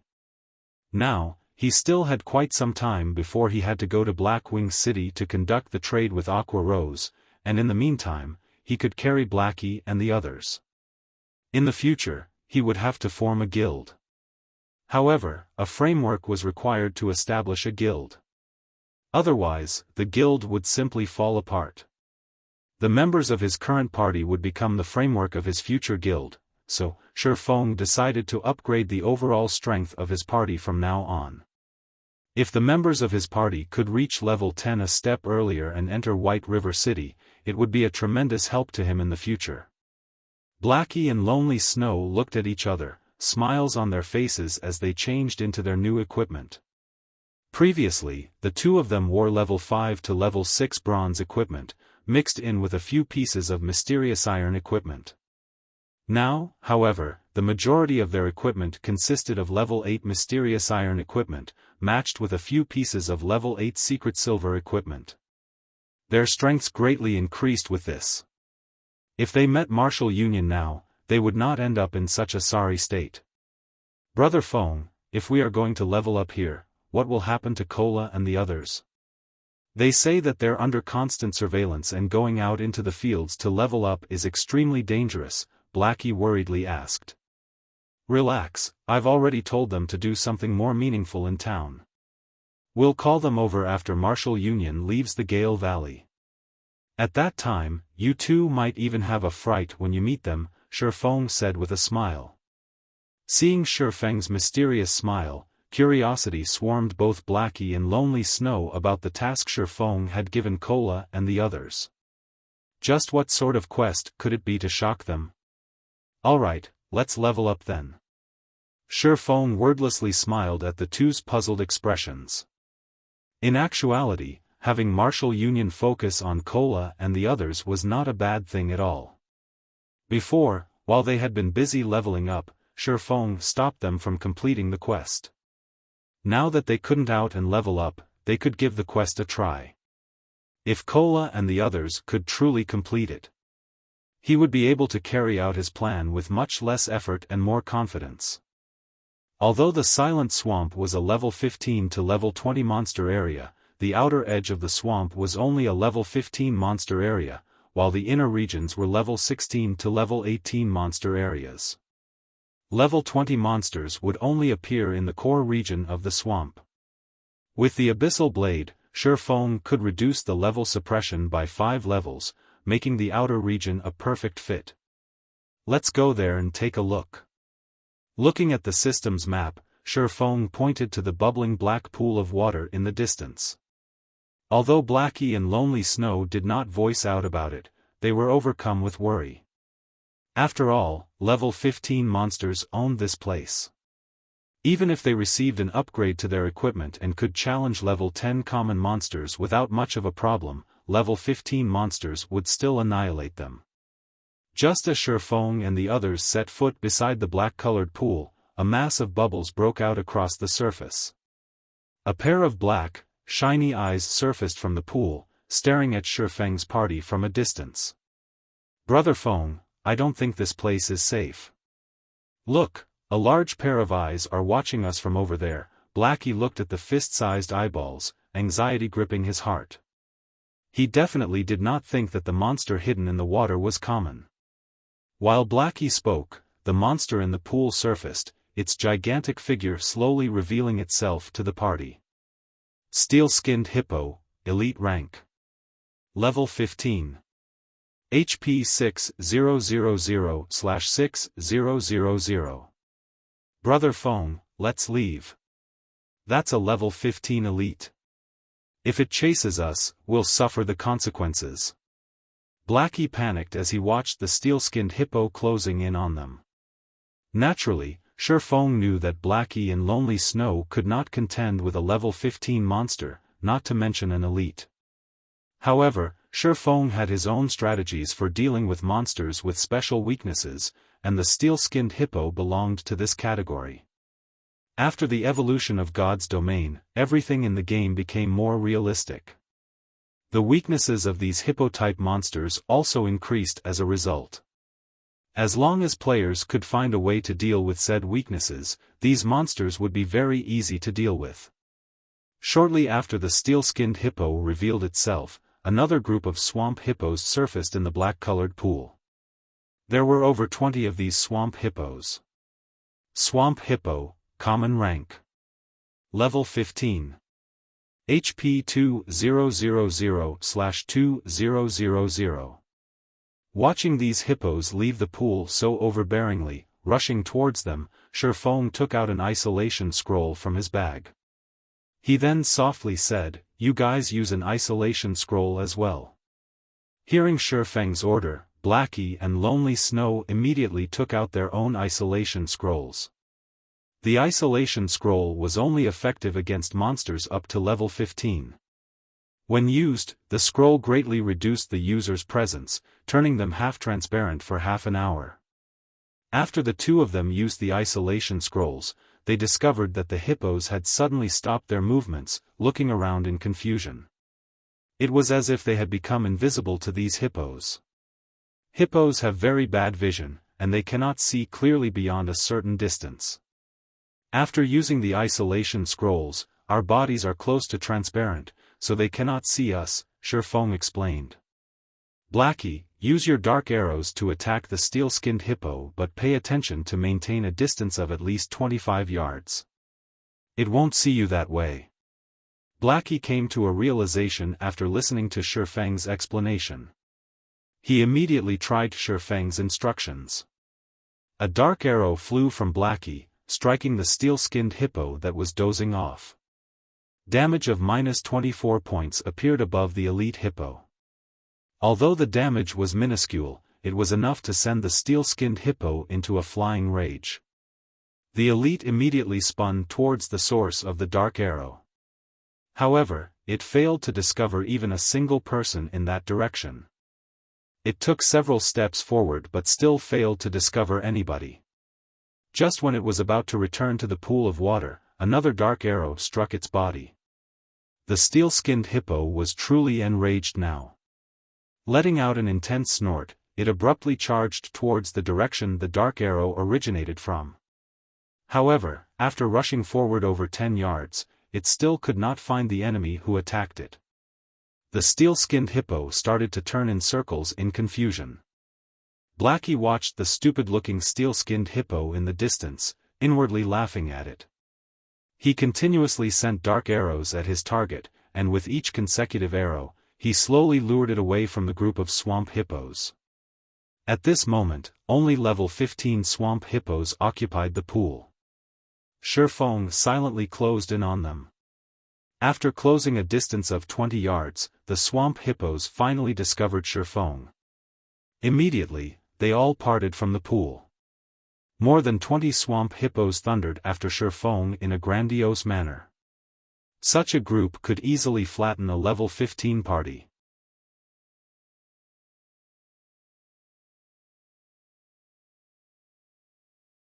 Chapter 145, Might of the Devil Flame, 1. The swamp hippos were each the size of a small car. When over 20 of them charged forward, it was like being run over by 20 cars going full speed. The earth trembled under the combined weight of the swamp hippos. Their imposing aura surged forth, instilling shock and awe into all observers. In the distance, Lonely Snow, who observed this scene, wore a nervous expression. He tightly gripped the secret silver-ranked great axe in his hands. He wondered just what their party leader, Xiaofan, intended to do. This was a group of over 20 level 15 swamp hippos. Not only did these monsters possess thick hides and sturdy muscles, but they also possessed 2000 HP each. Just judging by how the earth trembled with each step, one could easily tell just how powerful these swamp hippos were.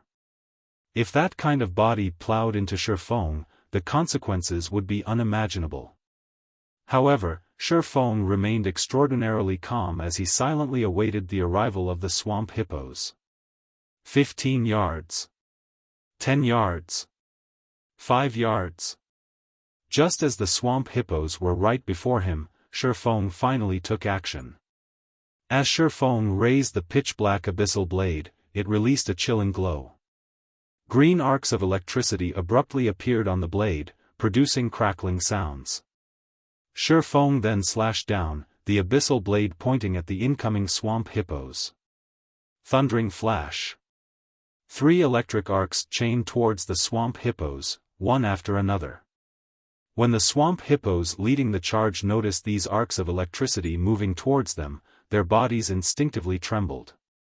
Though they tried to halt their feet to dodge these electric arcs, the swamp hippos at the back crashed into them. As a result, none of them managed to dodge the incoming attack.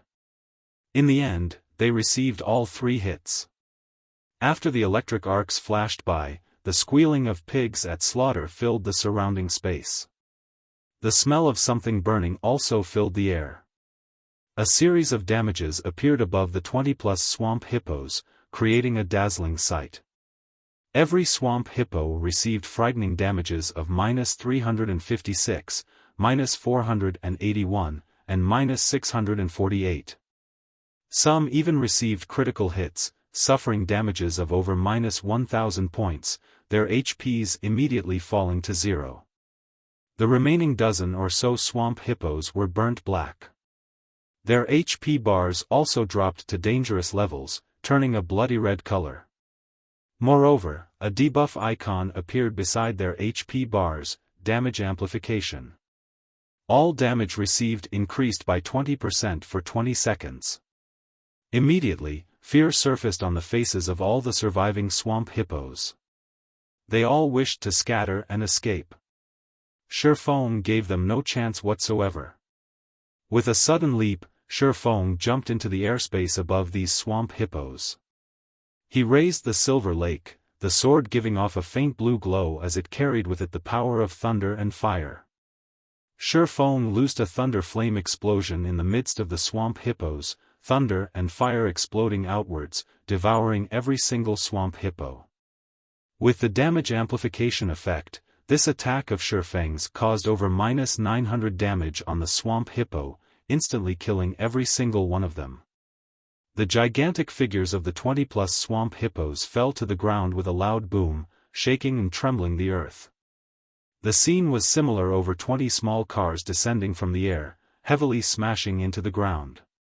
When the bodies of the swamp hippos collided with the ground, the resulting impact generated gusts of wind that spread to the surroundings, causing the leaves and branches of the nearby trees to snap and float in mid-air. Lonely Snow, watching this scene from a distance, was completely dumbfounded. Be it the visual or physical sensation, both impacted him greatly. Xiaofan caused over -1,000 damage to the level 15 swamp hippos, ending their lives in just 2 moves. Just how high of an attack power was required to achieve such a feat? If Xiaofan fought against average players, wouldn't he kill one with every strike? Lonely Snow even started to suspect that he and Xiaofan were not playing the same god's domain. The difference in strength between them was no longer just several stages. It was practically the difference between the sky and the earth. Lonely, you pick up the loot. I'll go help Blackie, Xiaofan instructed before turning to chase after the steel-skinned hippo. Lonely Snow nodded in reply, though an absent-minded expression remained on his face. He thought that he had hallucinated before, but after giving his eyes a rub, the pile of swamp hippo corpses still remained. Plenty of items and coins blanketed the ground surrounding them.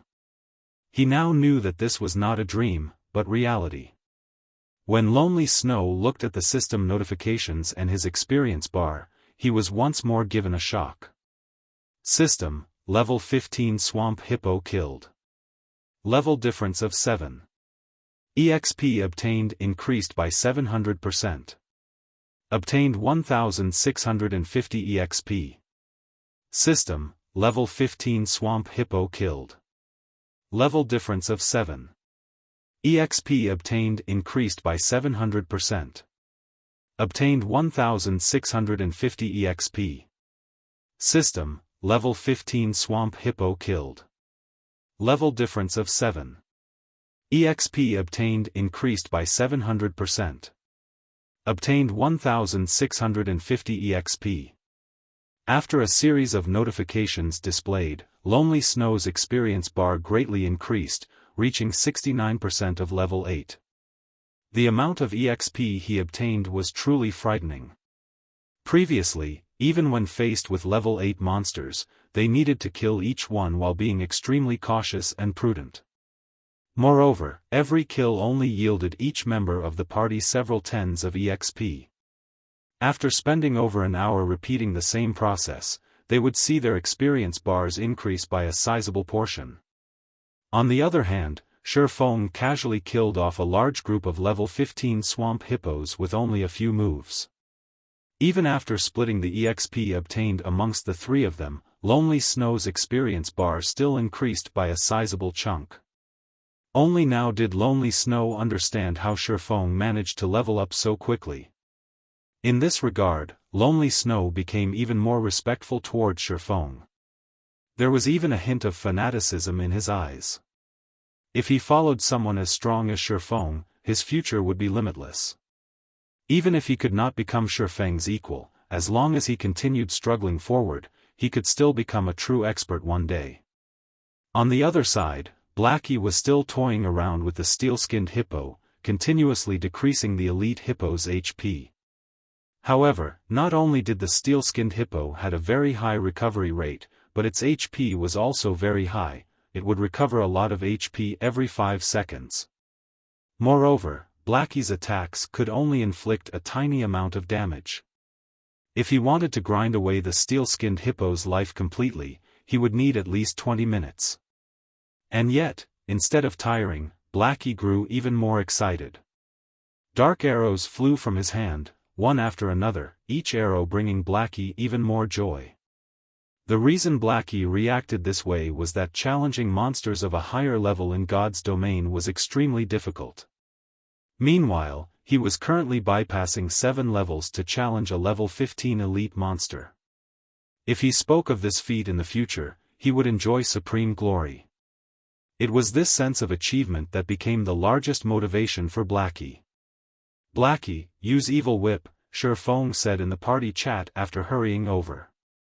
Okay, seeing Xiaofan arrive, Blackie knew that it was time to deal with the steel-skinned hippo. As Blackie's chanting came to an end, 9 black barbed vines sprung up and bound the steel-skinned hippo's 4 limbs, restricting its speed. However, the steel-skinned hippo's strength was just too high. In the blink of an eye, one of the vines snapped, while the remaining 8 were only a small matter. At this moment, Xiaofan used Wind Blade, rapidly arriving behind the steel-skinned hippo. Instantly, 3 sword strikes landed on the steel-skinned hippo's body, the collision producing glittering sparks. Seeing that the attacks from his swords had only dealt -22 damage each to the steel-skinned hippo, Xiaofan was slightly speechless. It was as expected of the steel-skinned hippo. Its physical defense was truly frightening. It also possessed its innate steel skin, reducing all physical damage it received by 70%. If even Xiaofan could only cause slightly over 20 damage to the steel-skinned hippo, a normal physical damage dealer would most likely cause 2 or 3 damage. This rate of damage certainly could not contend with the steel-skinned hippo's regeneration speed. Xiaofang's attacks had yet to end. He immediately followed up with a thundering flash, the 3 electric arcs causing -125, -160, and -211 damage. The steel-skinned hippo was instantly enraged. It spun around, charging at Xiaofan. However, with the thorny vines restricting it, the steel-skinned hippo's turning speed was slowed.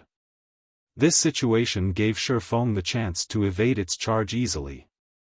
Xiaofan continued with a series of attacks on the steel-skinned hippo, using one skill after another. However, the damages his attacks managed to cause were generally very low. AO. Enraged, the steel-skinned hippo abruptly jumped. It intended to use War Stomp. War Stomp was Hippo's killing move. When used, the skill would cause all enemies within a 15-yard radius to enter a fainted state for 5 seconds. Reacting quickly, Xiaofan immediately cast Abyssal Bind on the steel-skinned hippo. The hippo's movements immediately halted, and its war stomp cancelled.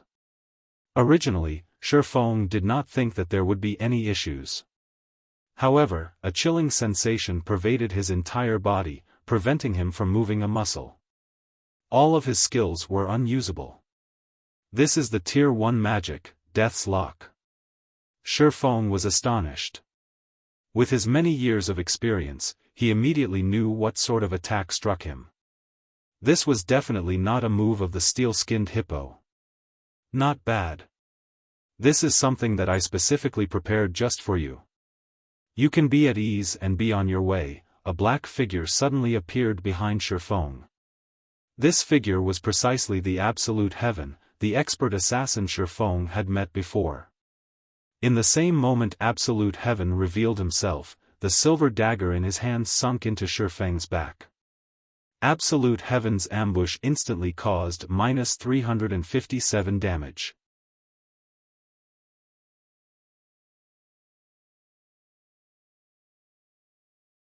Chapter 146, Might of the Devil Flame, 2. A single ambush instantly devoured 1/4 of Shi Feng's HP. Blackie, who stood at a distance, was dumbfounded by this scene. He did not understand why an assassin suddenly appeared here and attacked Shi Feng. Although he wished to help Shi Feng, time was needed to cast his spells. Moreover, all his restricting skills were already in use on the steel-skinned hippo. He could only helplessly watch as the scene unfolded. The only thing Blackie could do now was to chant and attack with his dark arrows. Such high damage. Watching his HP abruptly decrease by a large portion, Shi Feng was inwardly shocked. Previously, when Shi Feng faced the level 9 berserker, 5 rats, the maximum damage Shi Feng received was only slightly over -100 damage. Yet, one of Absolute Heaven's ambushes caused over -300 damage. Compared to 5 rats, Absolute Heaven's attack power was much stronger. Assassins had very fast attack speeds, so generally, their attack damage could not compete with that of a berserker's. However, they could complement their low attack damage with the number of attacks they could dish out. To say nothing of Absolute Heaven's attack damage, which far exceeded that of the berserker 5 rats, if an assassin could deal the same amount of damage as a berserker with each attack, their total output would be at least double or triple that of a berserker's. In the case of Absolute Heaven, his total output would be 3 to 4 times that of 5 rats. Although Shi Feng was shocked, Absolute Heaven was similarly shocked. When he had used his ambush on an MT who possessed a complete bronze set equipment and was the same level, the attack stole at least 2/3 of the MT's HP. Now, however, he only managed to remove 1/4 of Shi Feng's HP. Compared to those well-equipped MTs, Shi Feng's defense and HP far exceeded them. Die! Absolute Heaven's hands twisted, a streak of silver swiping across Shi Feng's neck. Simultaneously, his other dagger stabbed into Shi Feng's back once more. Garrote! Backstab! Although Absolute Heaven was shocked, an assassin's explosive power did not lie in just the first strike, but a burst of continuous skills. From the moment Shi Feng appeared in the Gale Valley to the moment Shi Feng began kill-stealing the Shadow Leopard King, he had constantly trailed after Shi Feng. He had silently waited for the best moment to attack Shi Feng. He knew that Shi Feng was extremely powerful, so he needed to wait for the moment when Shi Feng was the most vulnerable.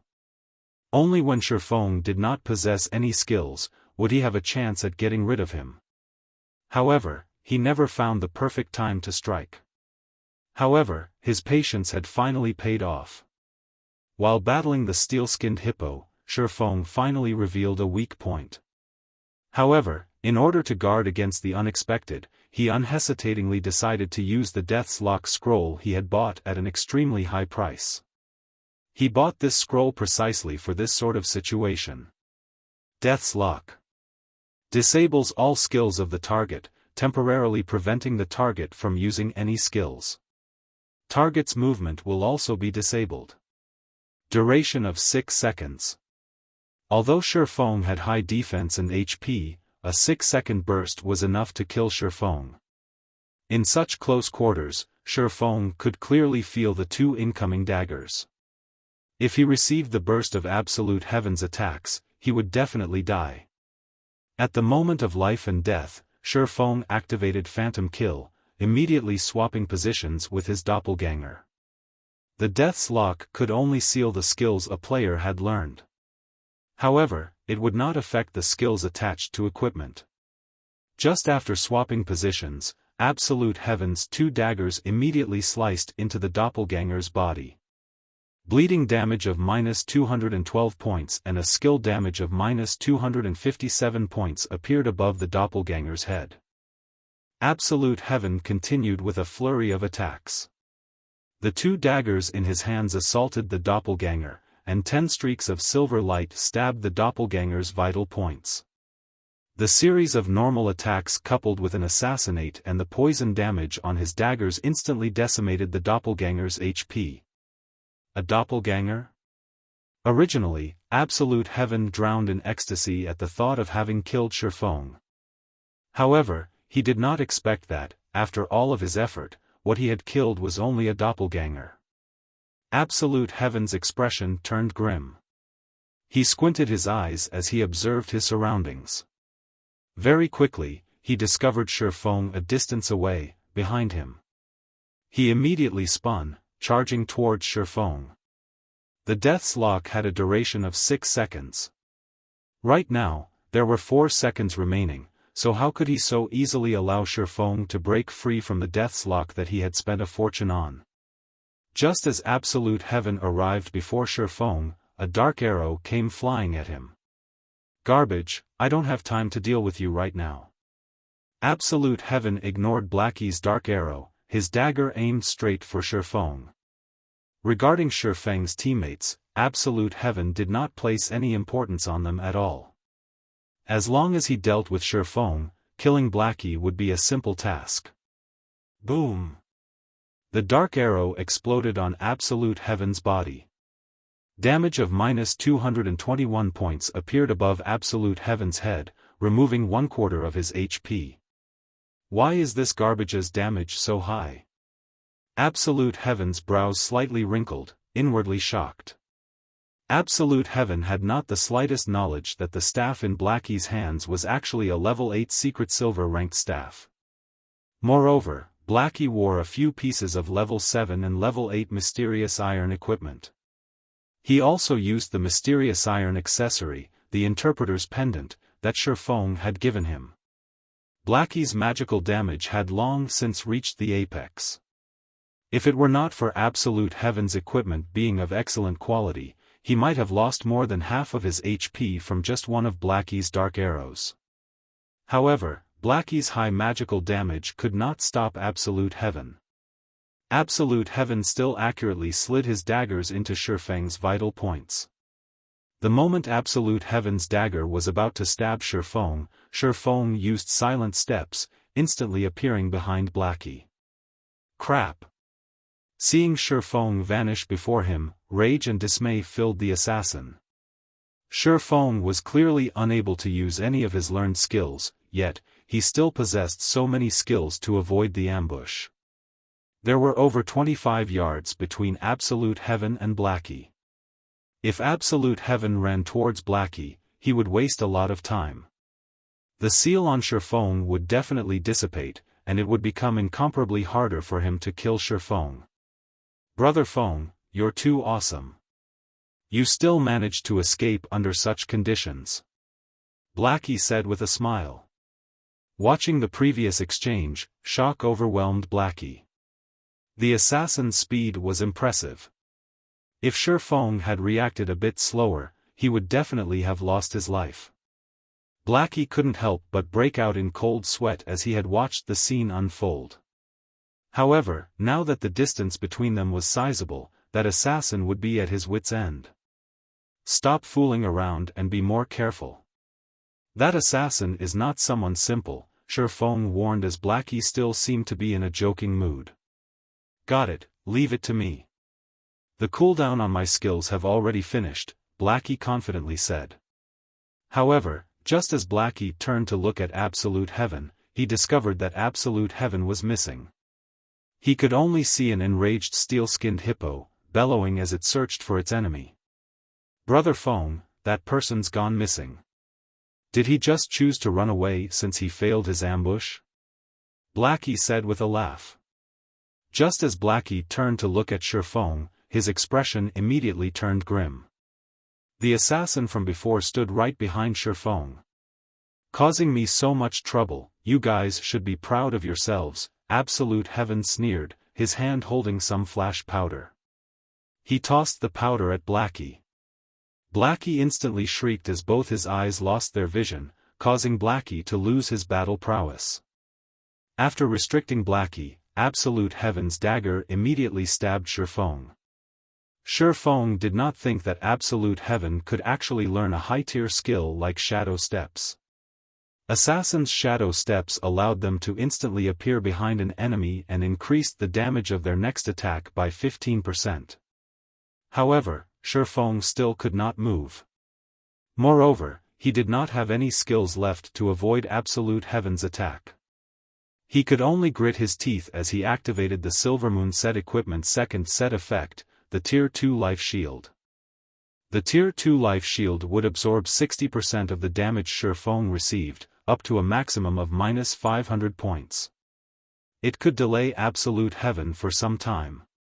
When Absolute Heaven saw the life shield appear on Xiaofan, he was momentarily speechless. He did not understand just how Xiaofan came to possess so many life-saving skills, using them one after another. However, a single life shield was still not enough to extinguish his determination to kill Xiaofan.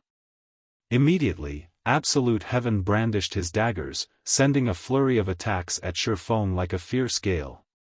He used normal attacks, coupled with Assassinate, Backstab, and many other damaging skills. Pang! Xiaofang's life shield quickly shattered and disappeared. Xiaofan had less than 500 HP remaining. "Die!" Absolute Heaven excitedly shouted.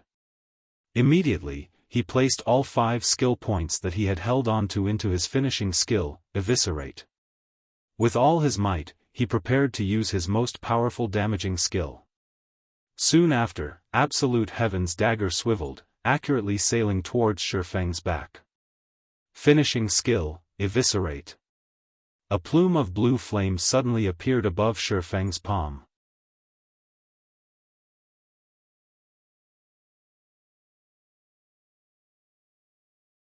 Chapter 147, Might of the Devil Flame, 3. Absolute Heaven suddenly convulsed in shock when he saw the clear blue flame floating above Xiaofang's palm. Although this flame looked minuscule, the heat it gave off was extraordinarily hot. Within an instant, he could already feel his mouth drying up. However, since the arrow was knocked, he had no choice but to let it loose. Within an instant, the ice-blue devil flame covered Xiaofang's entire body, turning him into a man on fire. The ice-cold dagger suddenly stabbed into Xiaofang's back. "You can move already?" Absolute Heaven was greatly shocked. To a top-tier expert like himself, he had a very precise grasp on time. At worst, there was only an error of 0.1 seconds. Absolute Heaven clearly felt that the 6-second duration for the Death's Lock had yet to pass. Yet, Xiaofan was still able to use Defensive Blade to block his finishing move, Eviscerate. "Didn't you have a fun time beating me up just now?"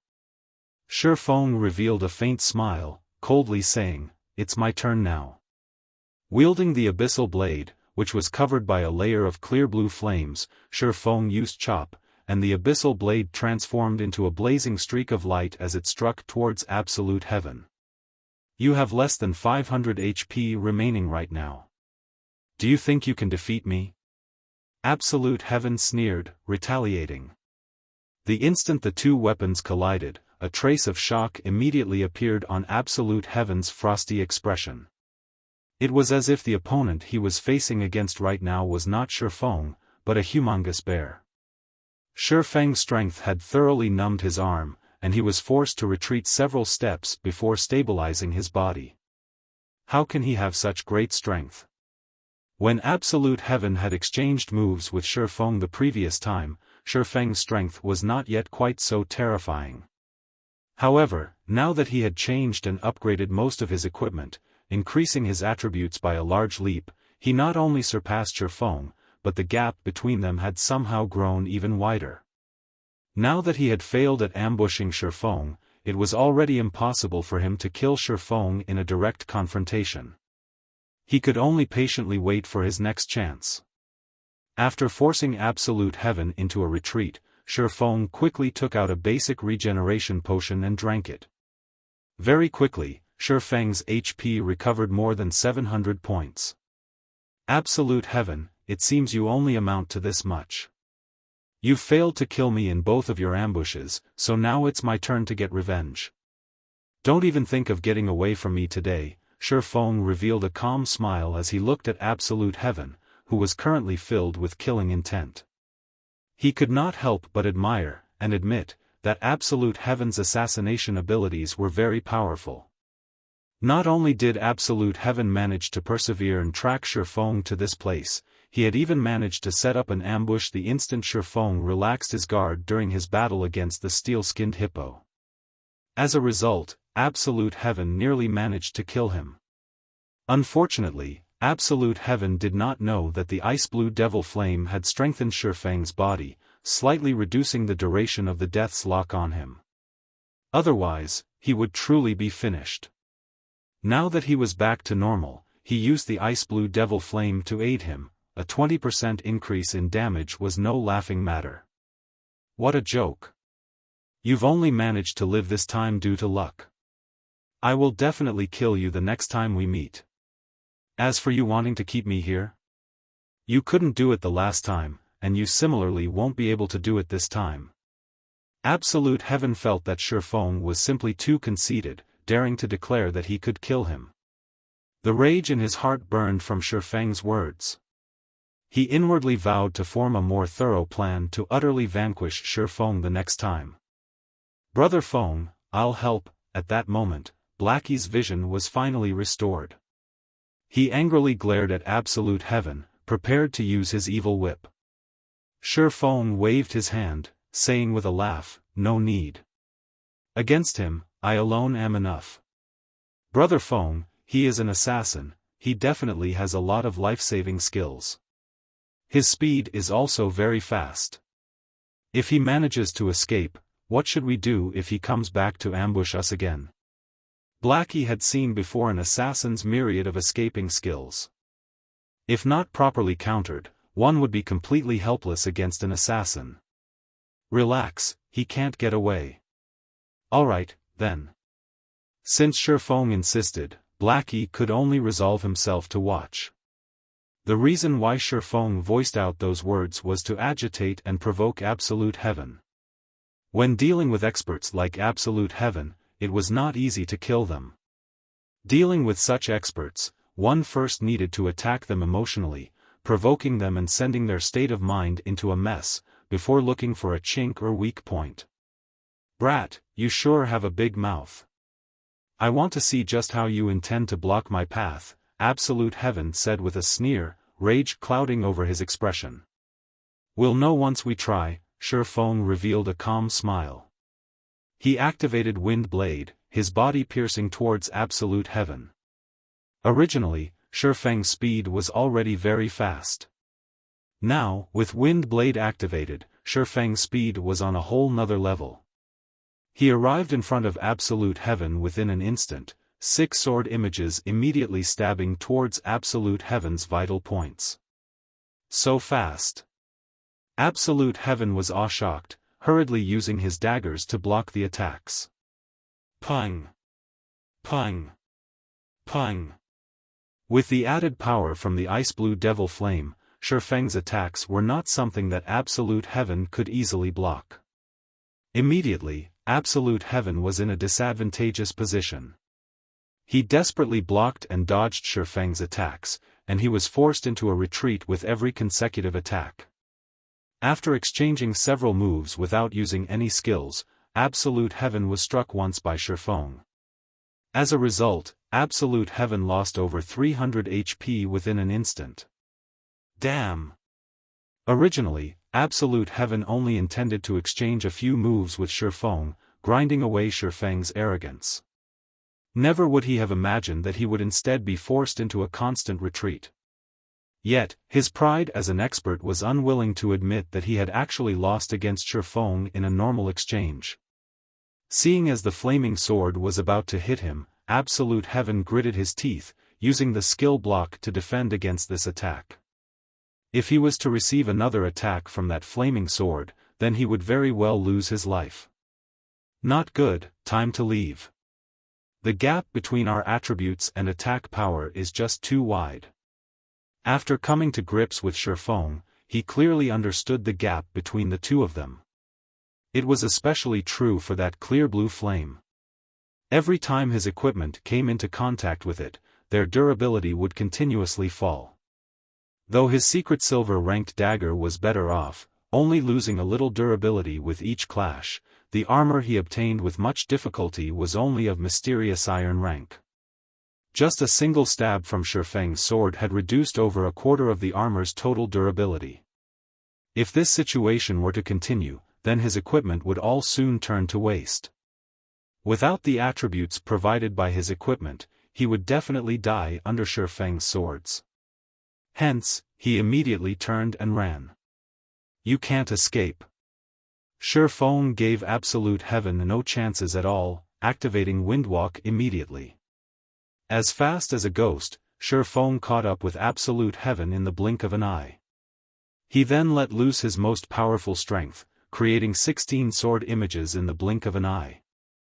The sword images fully surrounded Absolute Heaven, the flames released by them looking as if they intended to devour Absolute Heaven.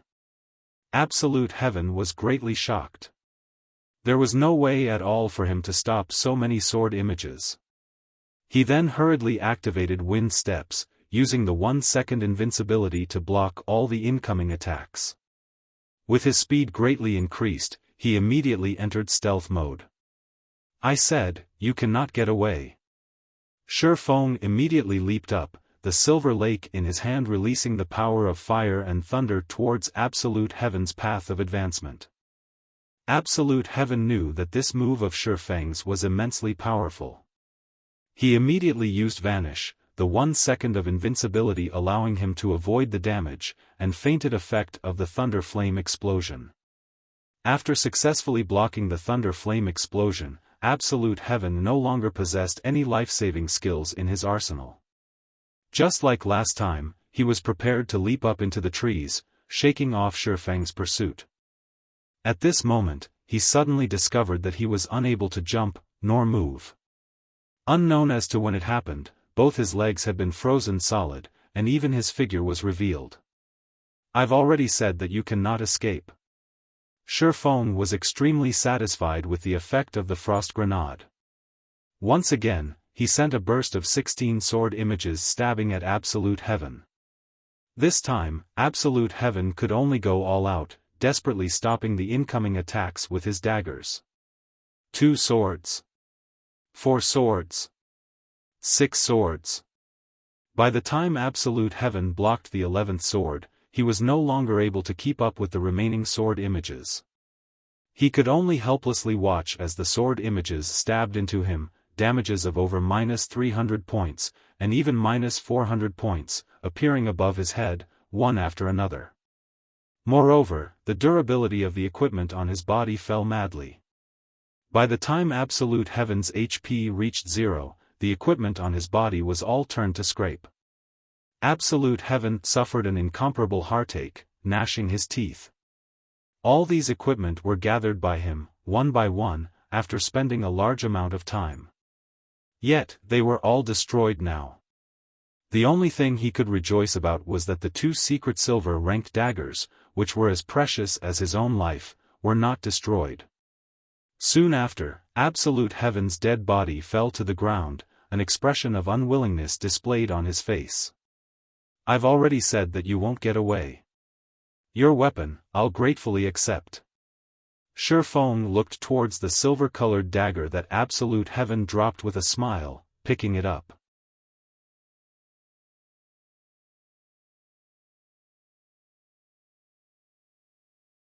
Chapter 148, Underworld. Absolute Heaven disappeared with the wind after he died. Xiaofan toyed around with the dagger Absolute Heaven dropped. The edge of the blade seemed capable of slicing air apart. A dagger with such a degree of sharpness was definitely a rarely seen item. Blade of Assassination?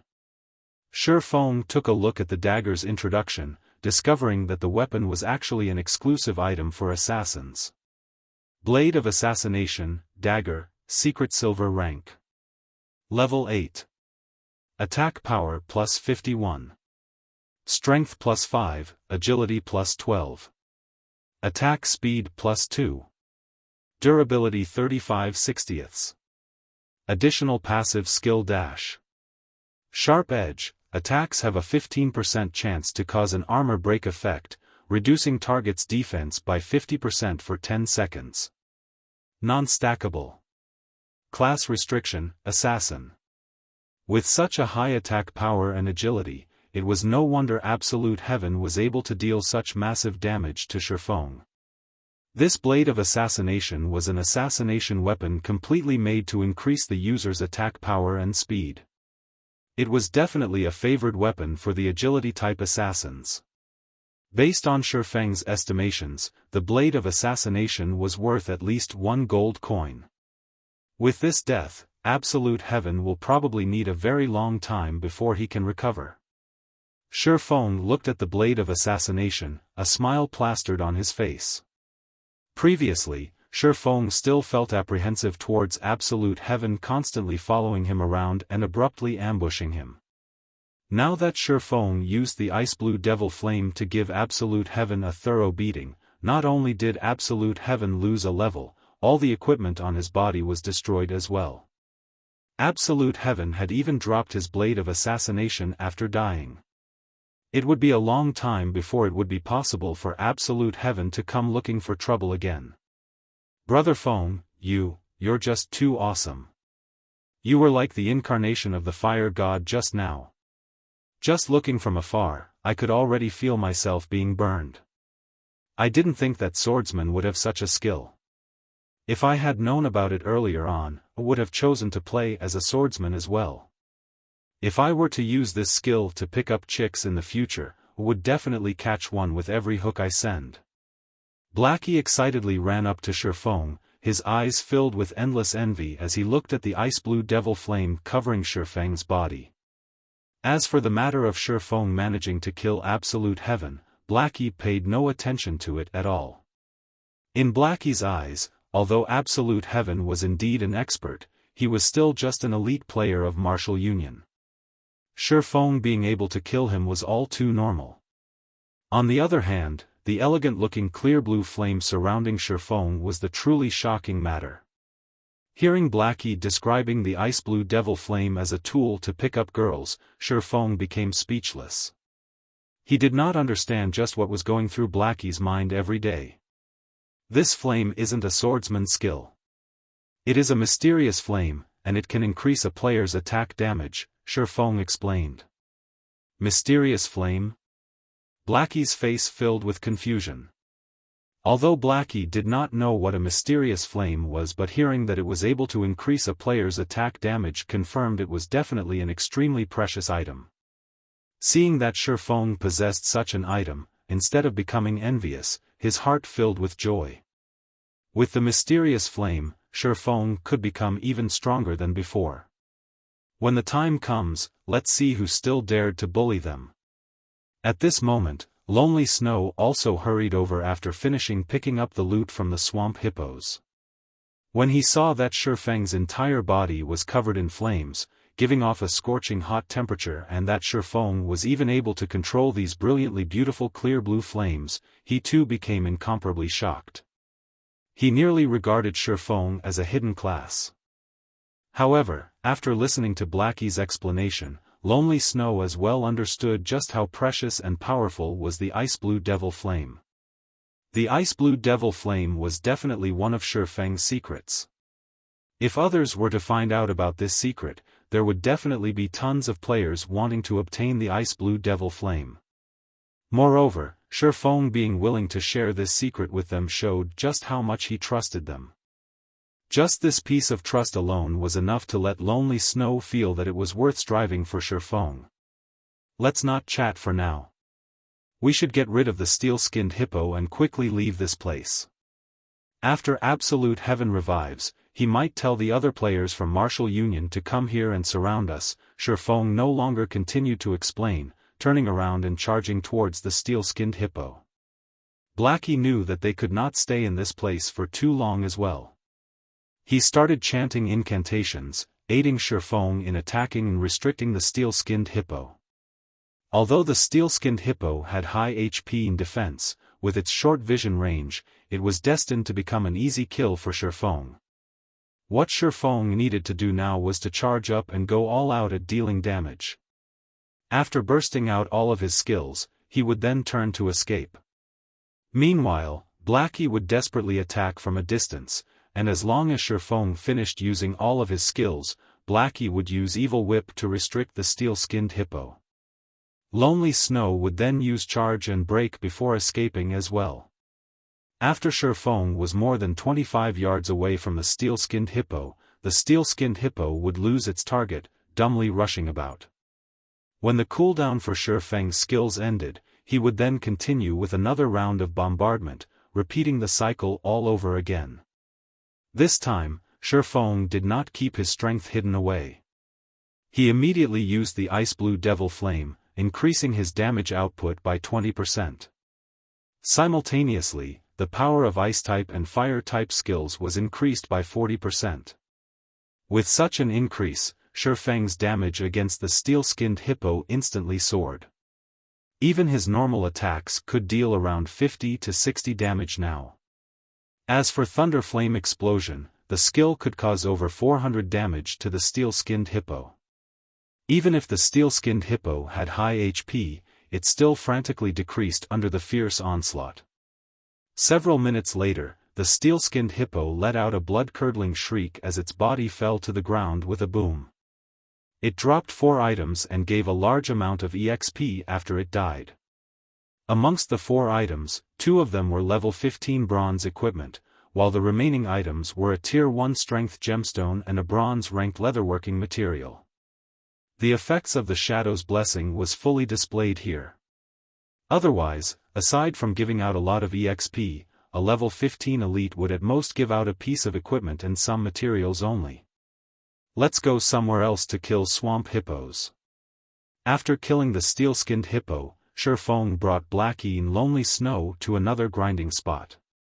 The Silent Swamp was extremely large in size. Its size was at least 2 to 3 times that of the Gale Valley. Meanwhile, the habitat of the swamp hippos took up 1/10 of the entire Silent Swamp.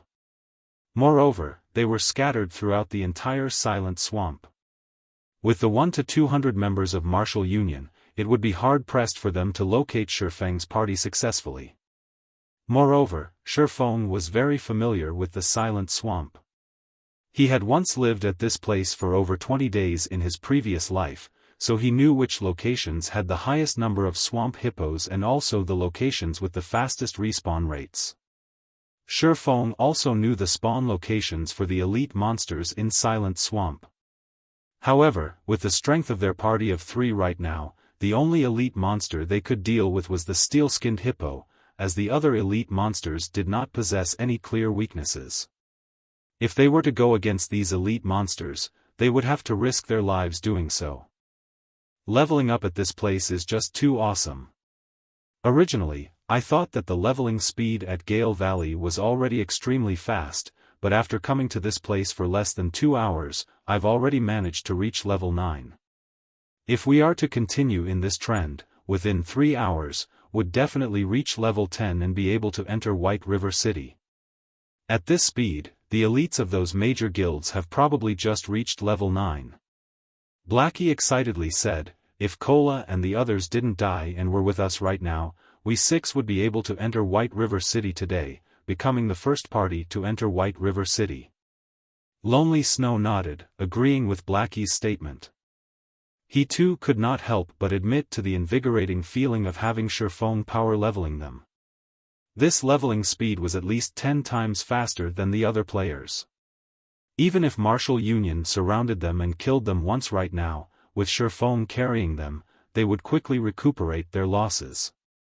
They did not need to fear having a confrontation with a large guild like martial union at all. Red Leaf Town, slums. Absolute Heaven was currently drinking away his sorrows in the enchanted bar. When the others saw Absolute Heaven, they all obediently distanced themselves to a corner, not daring to go near him at all. The reason was due to the waves of killing intent radiating off of Absolute Heaven. There was nobody who was willing to come into contact with that aura. Damn! I made a huge loss this time. Sooner or later, I will definitely have my revenge. Though Absolute Heaven did not feel heartache over the loss of his levels, it was a different story for the equipment he lost. It was especially true for the Blade of Assassination. As long as he put some time into it, he could easily catch up in terms of EXP. However, it was a different story for equipment. It was especially true for top-tier equipment. Those top-tier equipment were only obtainable through killing monsters or doing high-level quests. They were not something that could be obtained within a short amount of time. The opportunity was also needed to obtain them. Just what is that clear blue flame? After equipping his weapon, he could actually destroy my mysterious iron equipment with such ease, and even greatly reducing the durability of my secret silver weapons. Recalling the ice blue devil flame that surrounded Xiaofang's body, Absolute Heaven could not help but shudder in fear. To every player, the destruction of their equipment was much more terrifying than facing death itself. Just considering the future, every time he fought Xiaofan, he would once again risk the possibility of all of his hard-earned, top-tier equipment being destroyed. It was truly a nightmare. Brother Absolute Heaven, long time no see. I see that you still love drinking like always, a short-bearded man wearing a black cape said as he sat opposite to Absolute Heaven. South Wolf, why do you have the time to come looking for me? When Absolute Heaven looked at the person speaking to him, his previous indifferent attitude was completely gone. Of course, it is to congratulate you, the man named South Wolf said with a laugh. Didn't you always want to join Underworld? Right now, the higher-ups have already recognized your potential, and you already have the rights to become an outer member of Underworld. In the future, you too will be one of Underworld's members. I think you should know what this means, right? What? I passed the test. Absolute Heaven nearly jumped up from excitement. The frustration and depression Absolute Heaven felt from being killed by Xiaofan before were immediately swept clean. He no longer minded even the loss of the Blade of Assassination, as there was nothing more joyous than being able to join Underworld. In order to join Underworld, Absolute Heaven had spent 3 full years undergoing over a dozen assessments and tests. Now, he finally obtained Underworld's recognition, officially becoming one of Underworld's outer members. Underworld was a very mysterious organization. Its strength in the real world was extremely terrifying. The resources, influence, and information it possessed was not something any outsider could imagine. Just based on some of the identities of the outer members of Underworld that Absolute Heaven knew of was enough to astonish him greatly. However, for reasons unknown, Underworld started investing into virtual reality games some 10 years ago. In order to join Underworld, the real-world assassin, Absolute Heaven, had also started playing virtual reality games. Right now, Underworld was paying unprecedented attention towards God's domain. Hence why Absolute Heaven decided to fully devote himself into God's domain. Now that he finally managed to become an outer member of Underworld, how could he not be excited? Absolute Heaven, weren't you level 9 the last time I saw you? Why are you level 8 now? You couldn't have been killed by a player, right? The man named South Wolf joked as he downed his drink. He was extremely clear about Absolute Heaven's strength. Absolute Heaven was definitely a top-tier assassin. Moreover, the equipment on him was all of excellent quality, and he even had secret silver weapons. He also learned plenty of rare advanced skills. There were only a scant few players in Red Leaf Town who were capable of directly confronting Absolute Heaven. Moreover, the majority of these players would not have a win rate of over 60%. As for players who would have a win rate of 80% and above, in the entire Red Leaf Town, only the famous Snow Goddess could possibly achieve such a feat. It was absolutely impossible for other players. Moreover, if Absolute Heaven were to put all his might into escaping, even the Snow Goddess would not be able to hold him down. Now that Absolute Heaven lost a level, there was a high possibility that it was due to him accidentally dying while carrying out a high-difficulty quest. However, after hearing South Wolf say so, Absolute Heaven's expression abruptly turned gloomy, his mood turning extremely sour. It can't be, right? Were you really killed by someone? Who did it? Don't tell me you went and provoked the Snow Goddess, Gentle Snow? You couldn't have been so foolish, right? Daring to provoke even her. Looking at Absolute Heaven's dark expression, South Wolf immediately knew that he guessed correctly. He couldn't help but abruptly spit out all the alcohol in his mouth.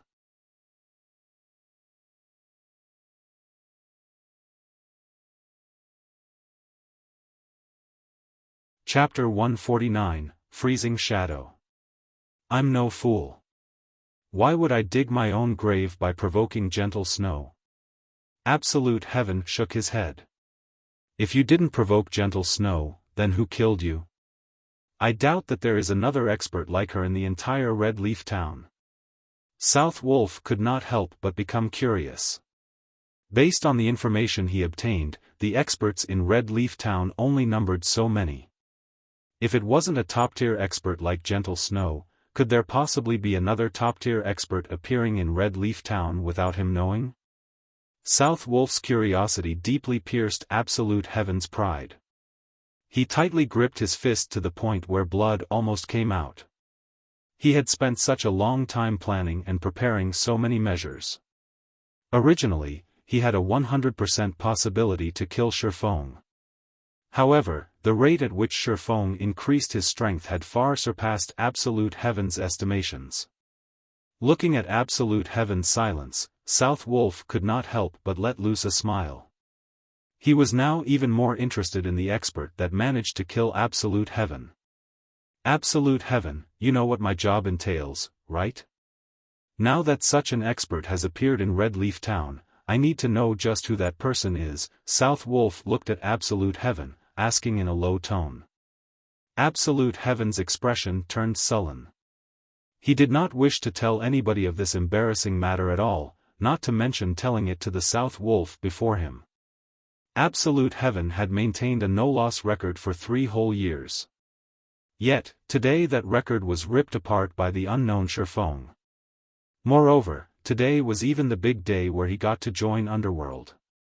With such an incident happening, it would definitely affect his standing in Underworld in the future. I can understand how you are feeling right now. You've managed to join Underworld after much difficulty, yet, you were immediately met with such an incident. It would definitely have a huge impact on your mood. However, this is my job. If you do not cooperate, as an outer member, you might even be expelled from the organization. You should think clearly about your decision, South Wolf said strictly. Absolute Heaven was extremely aggravated. However, he could not retaliate against South Wolf's words at all. He could only forcefully suppress the burning rage in his heart, saying in a low tone, "The person's a swordsman called Ye Feng." Swordsman Ye Feng? Isn't that the Ye Feng that cleared the hell mode of the Dark Moon graveyard together with Gentle Snow? South Wolf entered into deep thought. I've seen his battle recording before, and I've also analyzed his strength. He is indeed an expert, but it is only up to a normal standard. He has no qualifications to join Underworld at all. Now that he has actually managed to kill you, however, it would seem that he has previously hidden quite a lot of his strength. What hidden strength? It's just dumb luck. I don't know where he got it from, but that flame of his was extremely powerful. It was able to destroy my equipment during battle, and that flame greatly reduced even the durability of my secret silver weapons. If it wasn't for that flame, he would have no chance at killing me at all, Absolute Heaven said in disdain. Flame? It could even destroy equipment, and not even secret silver weapons could block it? South Wolf became even more curious. I recall that swordsmen do not possess such a skill. It should be some sort of special equipment skill. However, if not even a secret silver weapon could block it, the skill is definitely not anything simple. This special equipment quality must be extremely high. It must be a dark gold ranked special equipment or item. However, even dark gold items would not have such a strong effect. There is a substantial possibility that it is an epic ranked item. Epic rank. Absolute Heaven was greatly astonished. It can't be, right? Right now, I haven't even heard the news of someone obtaining a dark gold ranked item. Yet he, as an independent player, could obtain an epic ranked item? What's there to be surprised about? God's domain is filled with mystery. Even if it is only at this stage of the game, there is no surprise at obtaining an epic ranked item. Within Underworld, there has already been more than one person who obtained a dark gold ranked item, but it is indeed my first time hearing about an epic ranked item. However, this is still just a guess of mine. It requires deeper investigation. South Wolf's face was filled with joy. Thinking that he could obtain such information, even if it was only a possibility, he could still receive quite a reward from the higher-ups.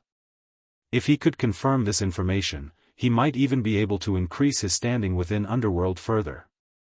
I've already passed on all the information about which the Underworld wishes to inform you. I'll now go and investigate about that flame.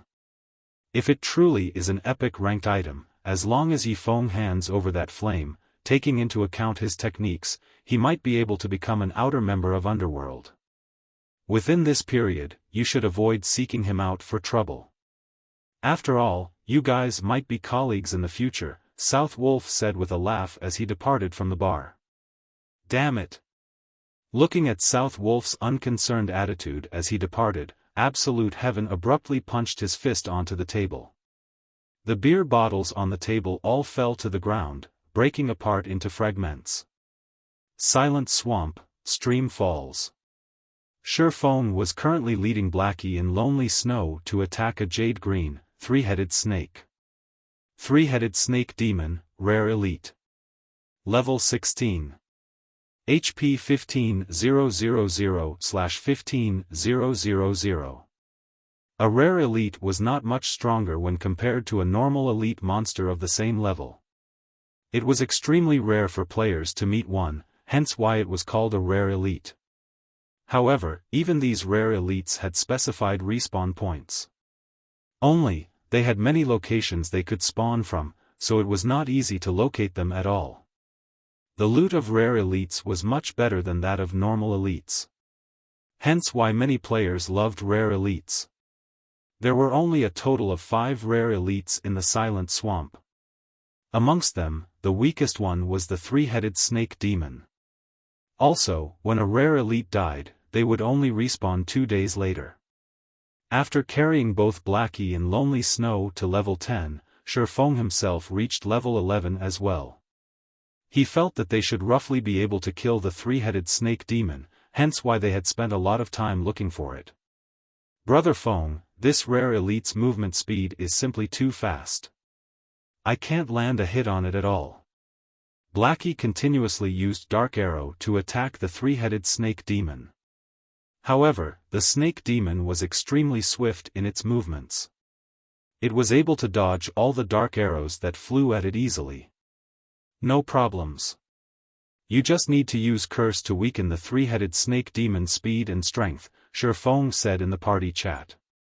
Previously, they obtained many good items from grinding the swamp hippos. Amongst those items was the Weakening Curse skill book for Cursemoncers. The skill was able to reduce all the attributes of the target by 15%, damage dealt by 15%, and increase the darkness damage the target received by 10%. It was one of the signature skills of Cursemoncers. In addition to the evil whip binding and restricting the three-headed snake demon, and also Lonely Snow's charge and break, Xiaofan could easily deal with this monster. The three-headed snake demon's main form of attack was a long-range venom attack. This venom was extremely terrifying, and even a level 15 MT would not be able to withstand the sustained damage caused by the venom.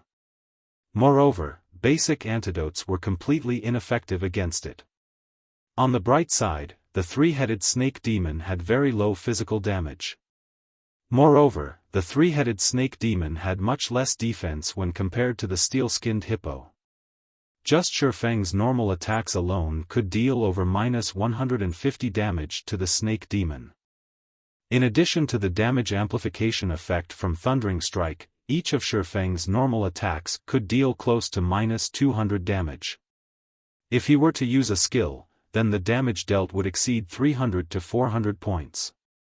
With only 15,000 HP, the three-headed Snake King stood no chance at all against Xiaofang's frightening damage. After 10 minutes or so, the three-headed snake released a pained cry, its body smashing down into the stream. It also dropped 5 pieces of items. "Brother Feng, your luck recently is getting better and better. It's even better than mine now." Looking at the large number of good items dropping from the monster Xiaofan killed, Blackie could not help but curiously comment. According to his memories, Xiaofang's luck before was not very good. Even if Xiaofan killed elite monsters, at most he would get 1 piece of bronze equipment. Now, he would get at least 3 pieces of bronze equipment, and even rare materials or skill books. It was truly unfathomable. Ha ha ha. It's a secret. Xiaofan smiled. He naturally would not reveal that it was due to the contribution of the Shadow's blessing. The effect of the 3 points in luck was not something with which Blackie could catch up. Xiaofan then picked up the loot, discovering a very familiar item. Isn't this the freezing shadow? This thing really brings back memories. "Brother Feng, what dropped?" Blackie asked. Lonely Snow was also very curious. "We got quite the good harvest. We got 2 level 15 bronze equipment, 1 level 15 mysterious iron equipment, 1 rare dungeon teleport scroll, and 1 consumable item, the freezing shadow. We definitely hit the jackpot with this." Xiaofan displayed the attributes on all the items for the two to see. Now that the three-headed snake is dead, it will take another 2 days before another respawns. Let's continue grinding swamp hippos, then. Just as Xiaofan and the others were about to continue grinding swamp hippos, Xiaofan suddenly received a communication request. "Who's South Wolf?" Xiaofan looked at the caller ID, discovering that it was a stranger. Moreover, there was no such person in his memories. "Since it is someone I don't know, let's just reject it then." Saying so, Xiaofan rejected the call.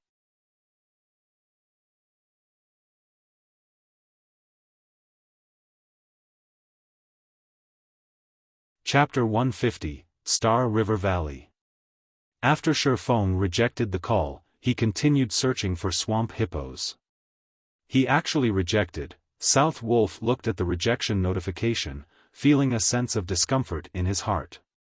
Normally, those with social standings would earnestly wish to converse with him in order to form friendly ties. Now, however, he was actually met with a situation like this. It was definitely a first for him. However, the ones above had already given him the command to make contact with Xiaofan. Hence, he could only endure it and continue attempting to contact Xiaofan. After he reported the information about Xiaofan and the flame, Underworld carried out an analysis on the effects of the flame. They immediately discovered that the flame was definitely extremely precious, and there was over a 70% chance that it could possibly be an epic ranked item. Hence, South Wolf was tasked with negotiating with Xiaofan to obtain the flame for Underworld. South Wolf sucked in a few deep breaths, calming down his mood. He then sent another communication request to Xiaofan. However, every single request for communication was met with rejection. "Crap. I can't believe this. Let's see how long you can keep on rejecting my calls. South Wolf sent a communication request once more. This is getting irritating. Xiaofan rejected the request once again. He then adjusted the system settings to stop receiving calls from strangers. After turning off the system interface, Xiaofan suddenly felt that the world became much more peaceful and serene than before. Leader, I discovered a very special place here. The rivers are actually flowing in mid-air. There are also lots of golden-colored fish swimming in the silver-colored river. Moreover, these fish are all level 20 special elites. Lonely Snow suddenly said in the party chat, his voice containing great excitement. A group of level 20 special elite fish? Isn't this too much of an exaggeration? Lonely Snow, are you sure you saw right? Blackie did not believe Lonely Snow's words at all. Special elites. They were much stronger than ordinary elite monsters.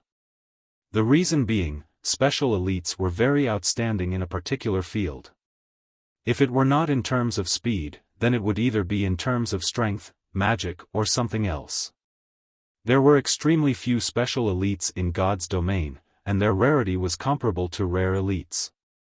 Not to mention finding a group of special elites, even meeting with a single one was extremely difficult. It's true. If you don't believe me, I'll send you a picture of it. After taking a look at the picture, it was indeed as Lonely Snow said.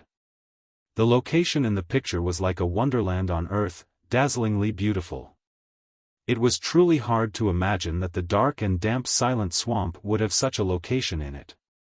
There were hundreds of big golden fish in the Silver River, and they all shone brilliantly, creating a dazzling sight. Golden-colored fish? Xiaofan entered deep thought as he looked at the golden fish in the river. Suddenly, he thought of a possibility. What are the coordinates? I'll come over immediately. When Xiaofan and Blackie arrived at the silver-colored river, they discovered that this river was actually moving in position, though it moved at an extremely slow speed. Xiaofan and Blackie only managed to locate this river due to Lonely Snow continuously following it. As expected. It is the Star River Valley. Xiaofan smiled. Star River Valley was one of the rarely seen marvels in God's domain. These marvels would usually appear at maps that were below level 50. Any players that were able to meet such marvels were all extremely lucky, as this meeting represented an opportunity. Xiaofan had once heard of a player obtaining a fine gold ranked item from the Star River Valley.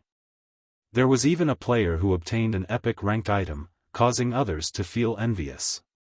However, there were also rumors that the person was just lying. Brother Feng, how do we deal with these big golden fish? Blackie felt a headache coming on just from looking at all the big golden fishes swimming in the silver-colored river. Golden fish, special elite. Level 20. HP 100,000/100,000. Ignoring the level suppression, attack, and defense of the golden fishes, just their 100,000 HP was enough to bring a person to despair. These golden fish are swimming in a river that's floating in midair. I've previously tested it out before, and I couldn't land an attack at all. However, if we solely depended on Blackie's magical attacks, the damage dealt might not even match up with the golden fish's recovery speed. Lonely Snow said, "Leader, do you have any good ideas? Let's take a look at the surroundings first, then. We might be able to discover some clues," Xiaofan said. It was also Xiaofeng's first time meeting the Star River Valley. If their luck was good, they might receive a huge harvest, possibly even obtaining 1 or 2 pieces of fine gold ranked items. Blackie and Lonely Snow started searching through the entire region of the Star River Valley.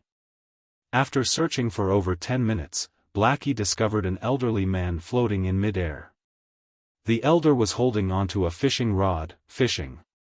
"Brother Feng, I found an NPC over here," Blackie excitedly said. "I'll be there immediately," Xiaofan said, also becoming excited.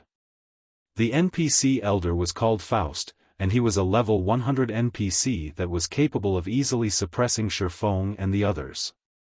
"Respected elder, can we help you with anything?" Xiaofan respectfully said. The elder, Faust, seemed not to have heard Xiaofan speaking. His eyelids remained shut as he quietly fished. "He can't be deaf, right?" Blackie said. "He can't be a deaf person, right? I'm guessing that his hearing is impaired. After all, that NPC's setting is that of an old man, so his hearing should have deteriorated. He should be able to hear us if we speak louder." Lonely Snow shook his head. "This old man is the great Faust. You adventurers are truly ill-mannered, daring to actually speak about this old man in such a way. This old man is going to give you two a punishment." Faust abruptly opened his eyes. Floating in mid-air, he looked at both Blackie and Lonely Snow as he spoke in a furious tone. "Holy crap! This NPC doesn't react to praises, but immediately reacts when we talk bad about him? Isn't his IQ too high?" Blackie was shocked. Lonely Snow was also incomparably shocked. However, before the two of them could recover from their shock, Faust casually pointed a finger at them. The two of them suddenly floated high up into the air, before plunging down to the ground, nearly dying from the fall. After teaching the two a lesson, Faust started fishing once again. "You two," Xiaofan laughed as he spoke in the party chat, "the NPCs in God's domain possess extremely high intelligence. This is especially true for almost all high-level NPCs. They are totally different from the average Joe. You guys should treat powerful NPCs with respect in the future." This time, Faust could be considered to have given you a light lesson. If he were to become truly angry, there is the possibility that he might even kill you. In Xiaofang's previous life, many players who paid little respect to NPCs. In the end, they were killed off by said NPCs. Xiaofan had even seen more severe cases where NPCs would kill off a player whenever they met. "Brother Feng, why didn't you say so early?" Blackie complained. "I wanted to say it, but you guys spoke before I had a chance to say anything." Xiaofan shrugged, shoving away the blame. D. Just as Xiaofan was about to reveal his strategy, the system's message notification constantly rang out. One after another, the message notifications created a symphony of beeps. Xiaofan became speechless. Just where did so many messages come from? Why is it South Wolf again? Xiaofan did not think that this person called South Wolf would be so persistent. The person had actually sent several hundred messages over. He was truly insane. "Do you dare accept a voice call? Do you know who I am? Are you reading this? I know you're reading this. There is a big opportunity awaiting you right now. You best contact me immediately." Looking at these messages, speaking from a certain perspective, this person called South Wolf was indeed a very awesome person. Xiaofan was extremely curious about why this person was trying to look for him. He also could not continue involving himself with this person, so he readjusted the system settings to allow calls from strangers again.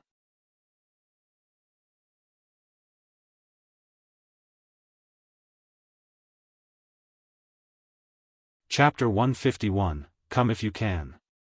Very quickly, South Wolf's communication request arrived. "Who are you? If you have something to say, then say it quickly." "I'm very busy," Xiaofan said in an annoyed tone after picking up the call. "You? Do you know who I?" Xiaofang's words nearly caused South Wolf to lose it. However, in the end, he still endured it. After all, this was a task handed down to him from above, so he needed to carry out the job properly. If it were any other person who dared speak to him in such a way, they would definitely face a tragic end. "If you have nothing to say, then I'm hanging up," Xiaofan said. South Wolf furiously said, "Why would I look for you if I have nothing to say?" "Then speak of it quickly." "I'm very busy," Xiaofan said, annoyed. There was a huge opportunity right before his eyes, so where would he find the time to bicker with a stranger? South Wolf nearly burst out in rage once again at Xiaofang's words. A loose expert like Xiaofan dared to speak to him in such a way. However, after giving it some thought, South Wolf realized that Xiaofan only dared to speak to him in such a way due to not knowing his real identity. I need to calm down. Calm down, South Wolf consoled himself, saying, as long as he knows my identity, he will definitely be shocked witless. I am the spokesperson for Underworld.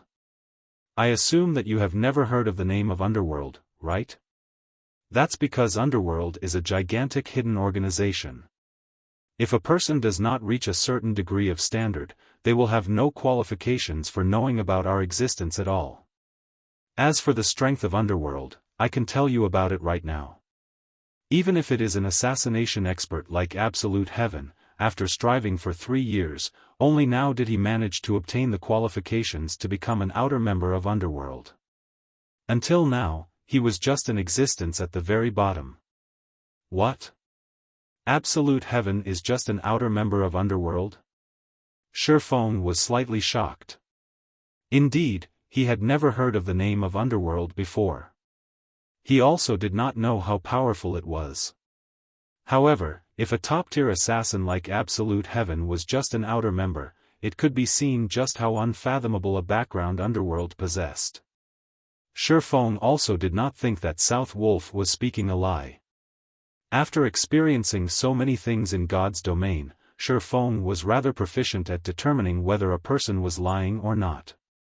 Moreover, the way South Wolf spoke carried the hint of someone speaking down from high above, like an emperor overlooking commoners. This was not an action that could be faked. They can't be wanting to take revenge because I killed Absolute Heaven, right? Xiaofan inwardly guessed. Previously, he had not discovered any guild emblem on Absolute Heaven's person. Hence, he always thought that Absolute Heaven was a hidden expert working as a solo assassin. He did not think that Absolute Heaven would have such backing. Hearing Xiaofang's shock, South Wolf felt slightly satisfied. Actually, this isn't anything special. Underworld also possesses an unimaginable influence in the real world.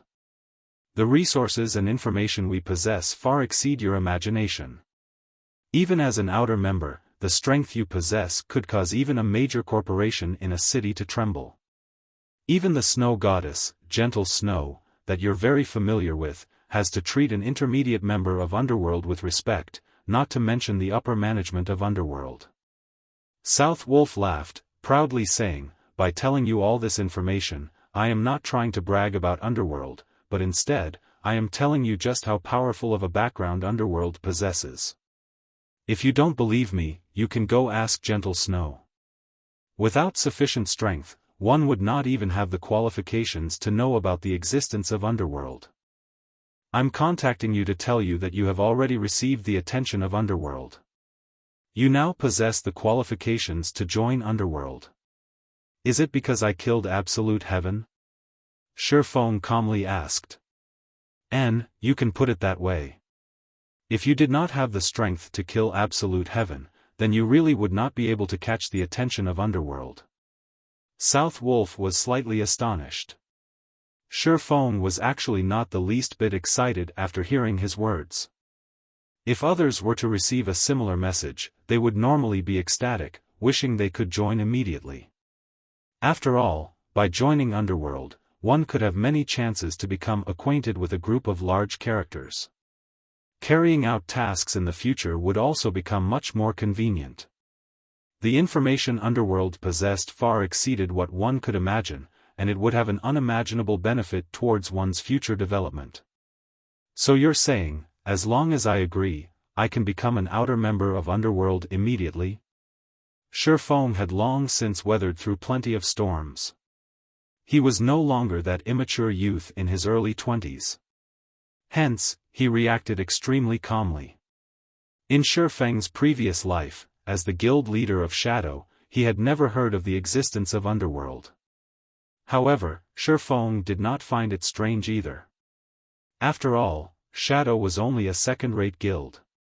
In the eyes of first-rate guilds, they were but an ant on the road, not worthy to be mentioned at all. You can put it that way as well. However, it would not be easy if you wished to join Underworld. Right now, you only possess the qualifications to join. Moreover, in Underworld, we have always believed that, if you wish to obtain something, then you need to pay an equivalent price for it.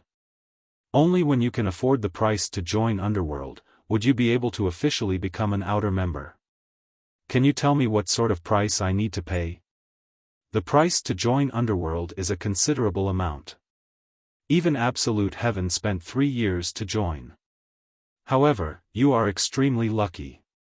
From my previous investigations, I discovered that there is a certain flame in your possession that is able to greatly increase your attack and destructive power. As long as you hand over that flame, and pay a monthly membership fee of 10 gold coins, you will officially become an outer member of Underworld. I see, realization struck Xiaofan. The organization, Underworld, was similar to a grand chamber of commerce in real life. If one wanted to join the organization, then they needed to pay the membership fee. However, not just anybody possessed the qualifications to join the organization. Within the organization, members would be able to form platforms for mutual assistance, information sharing, and resource sharing. With this, members would be able to obtain many more business opportunities to develop their own enterprises further.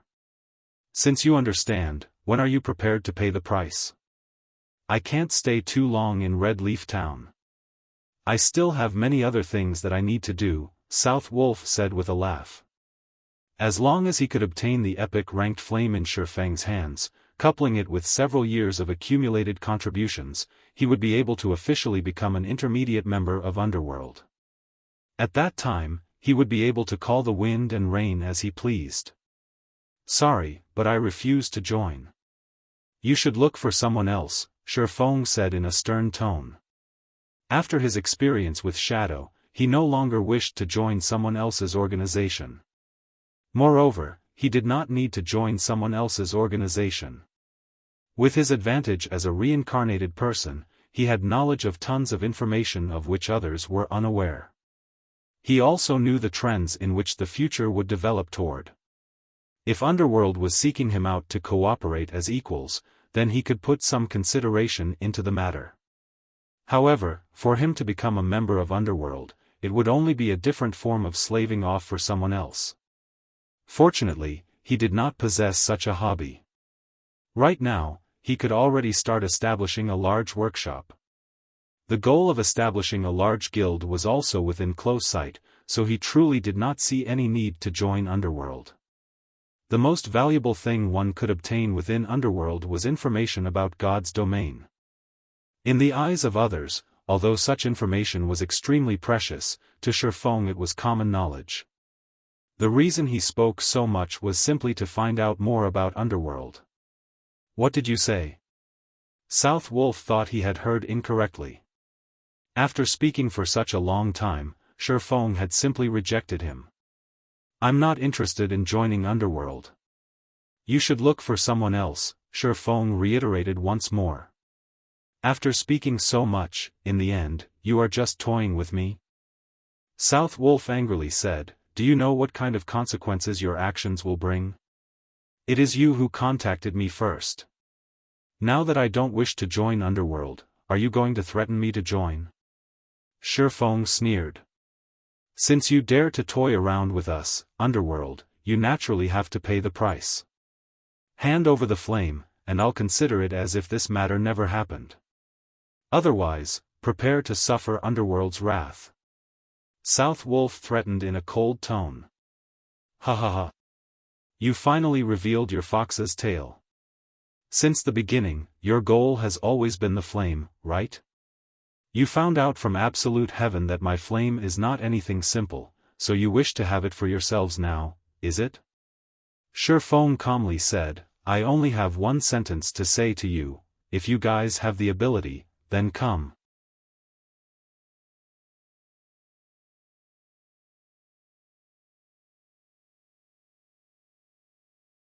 Chapter 152, Legendary Character. South Wolf fell silent at Xiaofang's calm reply. He clearly informed Xiaofan of Underworld's background and its frightening might, yet, Xiaofan still resolutely chose to oppose Underworld, refusing to hand over the flame. This was the first time South Wolf encountered such a case. If you think that, just by being acquainted with and backing of a gentle snow, Underworld will not dare target you, you couldn't be more wrong. South Wolf sneered, even the currently famous Ouroboros does not dare possess enmity against Underworld, not to mention a measly first vice leader. I'll give you one last chance to hand over the flame. That way, you can still play in God's domain comfortably. Otherwise, there will be no place to accommodate you in all of God's domain. It looks like you really don't understand human words. Or is there a problem with your intelligence? Xiaofan laughed disdainfully. You wish to take something that belongs to me with just a few words? Do you think that your family runs God's domain or something? I'll tell you one more time, if you have the ability, then come. I'm eager to see just what you can do to me. If it were his last life, Xiaofan might have yielded. However, it was a different story altogether now. In this life, he possessed both the capital and confidence to challenge a gigantic existence like Underworld. After reincarnating, Xiaofang's goal in life was to complete the dream he never accomplished in his previous life, establishing his own virtual empire. On this path, he was destined to make enemies of the many major powers of God's domain. If he lowered his head to Underworld now, how could he challenge the tyrants of God's domain in the future? How could he compete over the resources, territory, equipment, and such in God's domain? Although Underworld's influence was massive, and its influence in reality similarly great, when faced with God's domain, the globally acknowledged Second World, nary a power in the world could interfere with the main God system, not to mention a measly Underworld. Even if Underworld wished to investigate Xiaofang's identity in real life, it was an impossible task to achieve. After over 100 years of operation and improvements, the privacy of players in virtual reality games was nigh perfect. It was also impossible to uncover a person's identity through virtual trades. Very good. Since it seems that you have truly steeled your heart to oppose Underworld, you better make your preparations to enter hell. South Wolf was so angry, he smiled. He truly did not think that there would be a person who did not fear death. Xiaofan was but a single independent player, and he only dared speak those conceited words because he did not know the terror of Underworld at all. In South Wolf's view, Xiaofan was just an arrogant and presumptuous fool who did not know fear. Underworld's main influence covered 2 empires and several kingdoms, Star Moon Kingdom included. As long as he reported this matter to the higher-ups, within a few days, an independent player like Xiaofan would no longer remain mingling in God's domain. At that time, Xiaofan would have no choice but to offer up that epic ranked flame. Hell, is it? I've enjoyed its atmosphere plenty of times before, and entering yours won't make any difference. Xiaofan shrugged, smiling insolently as he spoke. Xiaofan now possessed the ice-blue devil flame. With his current battle prowess, he did not fear any player in the least. If they wished to gang up on him, he would use guerrilla warfare to deal with them. His leveling speed was extremely rapid, so he could afford to face off against them. He did not believe that there was any guild or power that could afford to waste that much manpower and resources to continuously battle him in Red Leaf Town. After speaking his piece, Xiaofan disconnected the call. Brother Feng, what happened? Blackie could feel Xiaofang's rage from the conversation he just had. Nothing much, it was just someone trying to rob me. Xiaofan shook his head, casually describing Underworld as a bandit. We're better off thinking of a way to get information off of that elderly NPC. Okay, Blackie nodded, agreeing. Although Xiaofan spoke lightly, Blackie knew that the matter was not as simple as Xiaofan described. Blackie inwardly hated himself for not being any help to Xiaofan. If he could become more powerful, he might be of help to Xiaofan in the future. In actuality, Blackie was not alone in this train of thought. Lonely Snow also detected the abnormality in Xiaofang's tone, and he similarly hated himself for being so weak and helpless. I must work harder to improve my technique and strength. At the very least, I can't remain as dead weight to Brother Feng. Suddenly, the two of them held an eager desire to increase their own strength. Meanwhile, after Xiaofan hung up on him, South Wolf immediately contacted the upper echelons of Underworld. South Wolf, how is the matter regarding the epic ranked item coming along? Young Master Feng, I've already tried my best, but that brat Ye Feng still refused. He also looked down on Underworld, telling us to come at him if we have the ability. Ha ha ha. He's truly an interesting fellow. It is no wonder Snow is paying attention to him. I haven't met such an arrogant person for a very long time now. Since he has rejected my good intentions, let him disappear from God's domain. I'll give you the authority to mobilize all of Underworld in White River City, so quickly fetch me that item. Yes, this subordinate will definitely succeed. After the call ended, South Wolf released a sigh of relief. Listening to that person's tone, they were definitely angry. Otherwise, that person would not have given him the authority to mobilize the full strength of Underworld in White River City just to deal with a single Ye Feng. Ye Feng, let's see how long you continue acting freely. Very soon, I'll show what kind of place hell really is. Just thinking of Xiaofan was enough to cause South Wolf's belly to fill with rage. However, when he thought about how he could operate all the power of Underworld in the White River City region, he could not help his excitement. Although Underworld had a very low member count, each and every one of them were elite experts. Some were even the upper echelons of major guilds. If he gathered all of the members within the White River City region, the total power might even surpass that of a third-rate guild in White River City. Being able to mobilize such a power, just thinking of it gave him an invigorating feeling. Moreover, a majority of Underworld's members were players who walked the path of darkness. What they loved most was murder, and they were the best at dealing with independent players like Xiaofan. Meanwhile, as South Wolf thought of ways to deal with Xiaofan, the person, himself, was in the process of having a conversation with the NPC named Faust, albeit a one-sided one. According to Xiaofang's understanding, Faust was a strange old man. Although Faust was a strange old man, he was also a legendary character. He was once known as the Elemental Dominator. During his youth, Faust had once killed a mighty dragon and had even sealed the Great Demon King. A Great Demon King was the human equivalent of a Tier 5 class. Moreover, Faust was once a teacher to the Emperor of the Black Dragon Empire. Rumor had it that Faust had once fought against a god and survived the encounter. However, when he reached the age of 100, he suddenly started wandering all over God's domain. Right now, Faust was already an old monster that exceeded the age of 300. As to how powerful Faust was right now, Xiaofan was unable to properly discern that. In short, Faust's strength was immeasurably deep.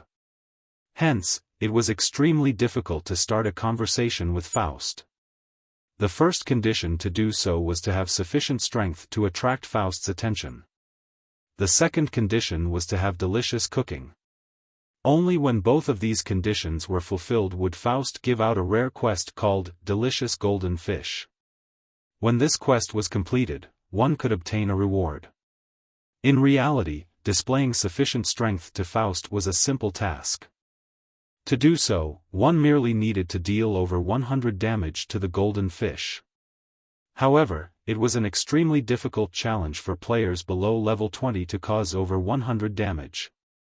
At the very minimum, one needed to be level 20 and possess a complete set of bronze set equipment and a mysterious iron weapon to achieve such damage.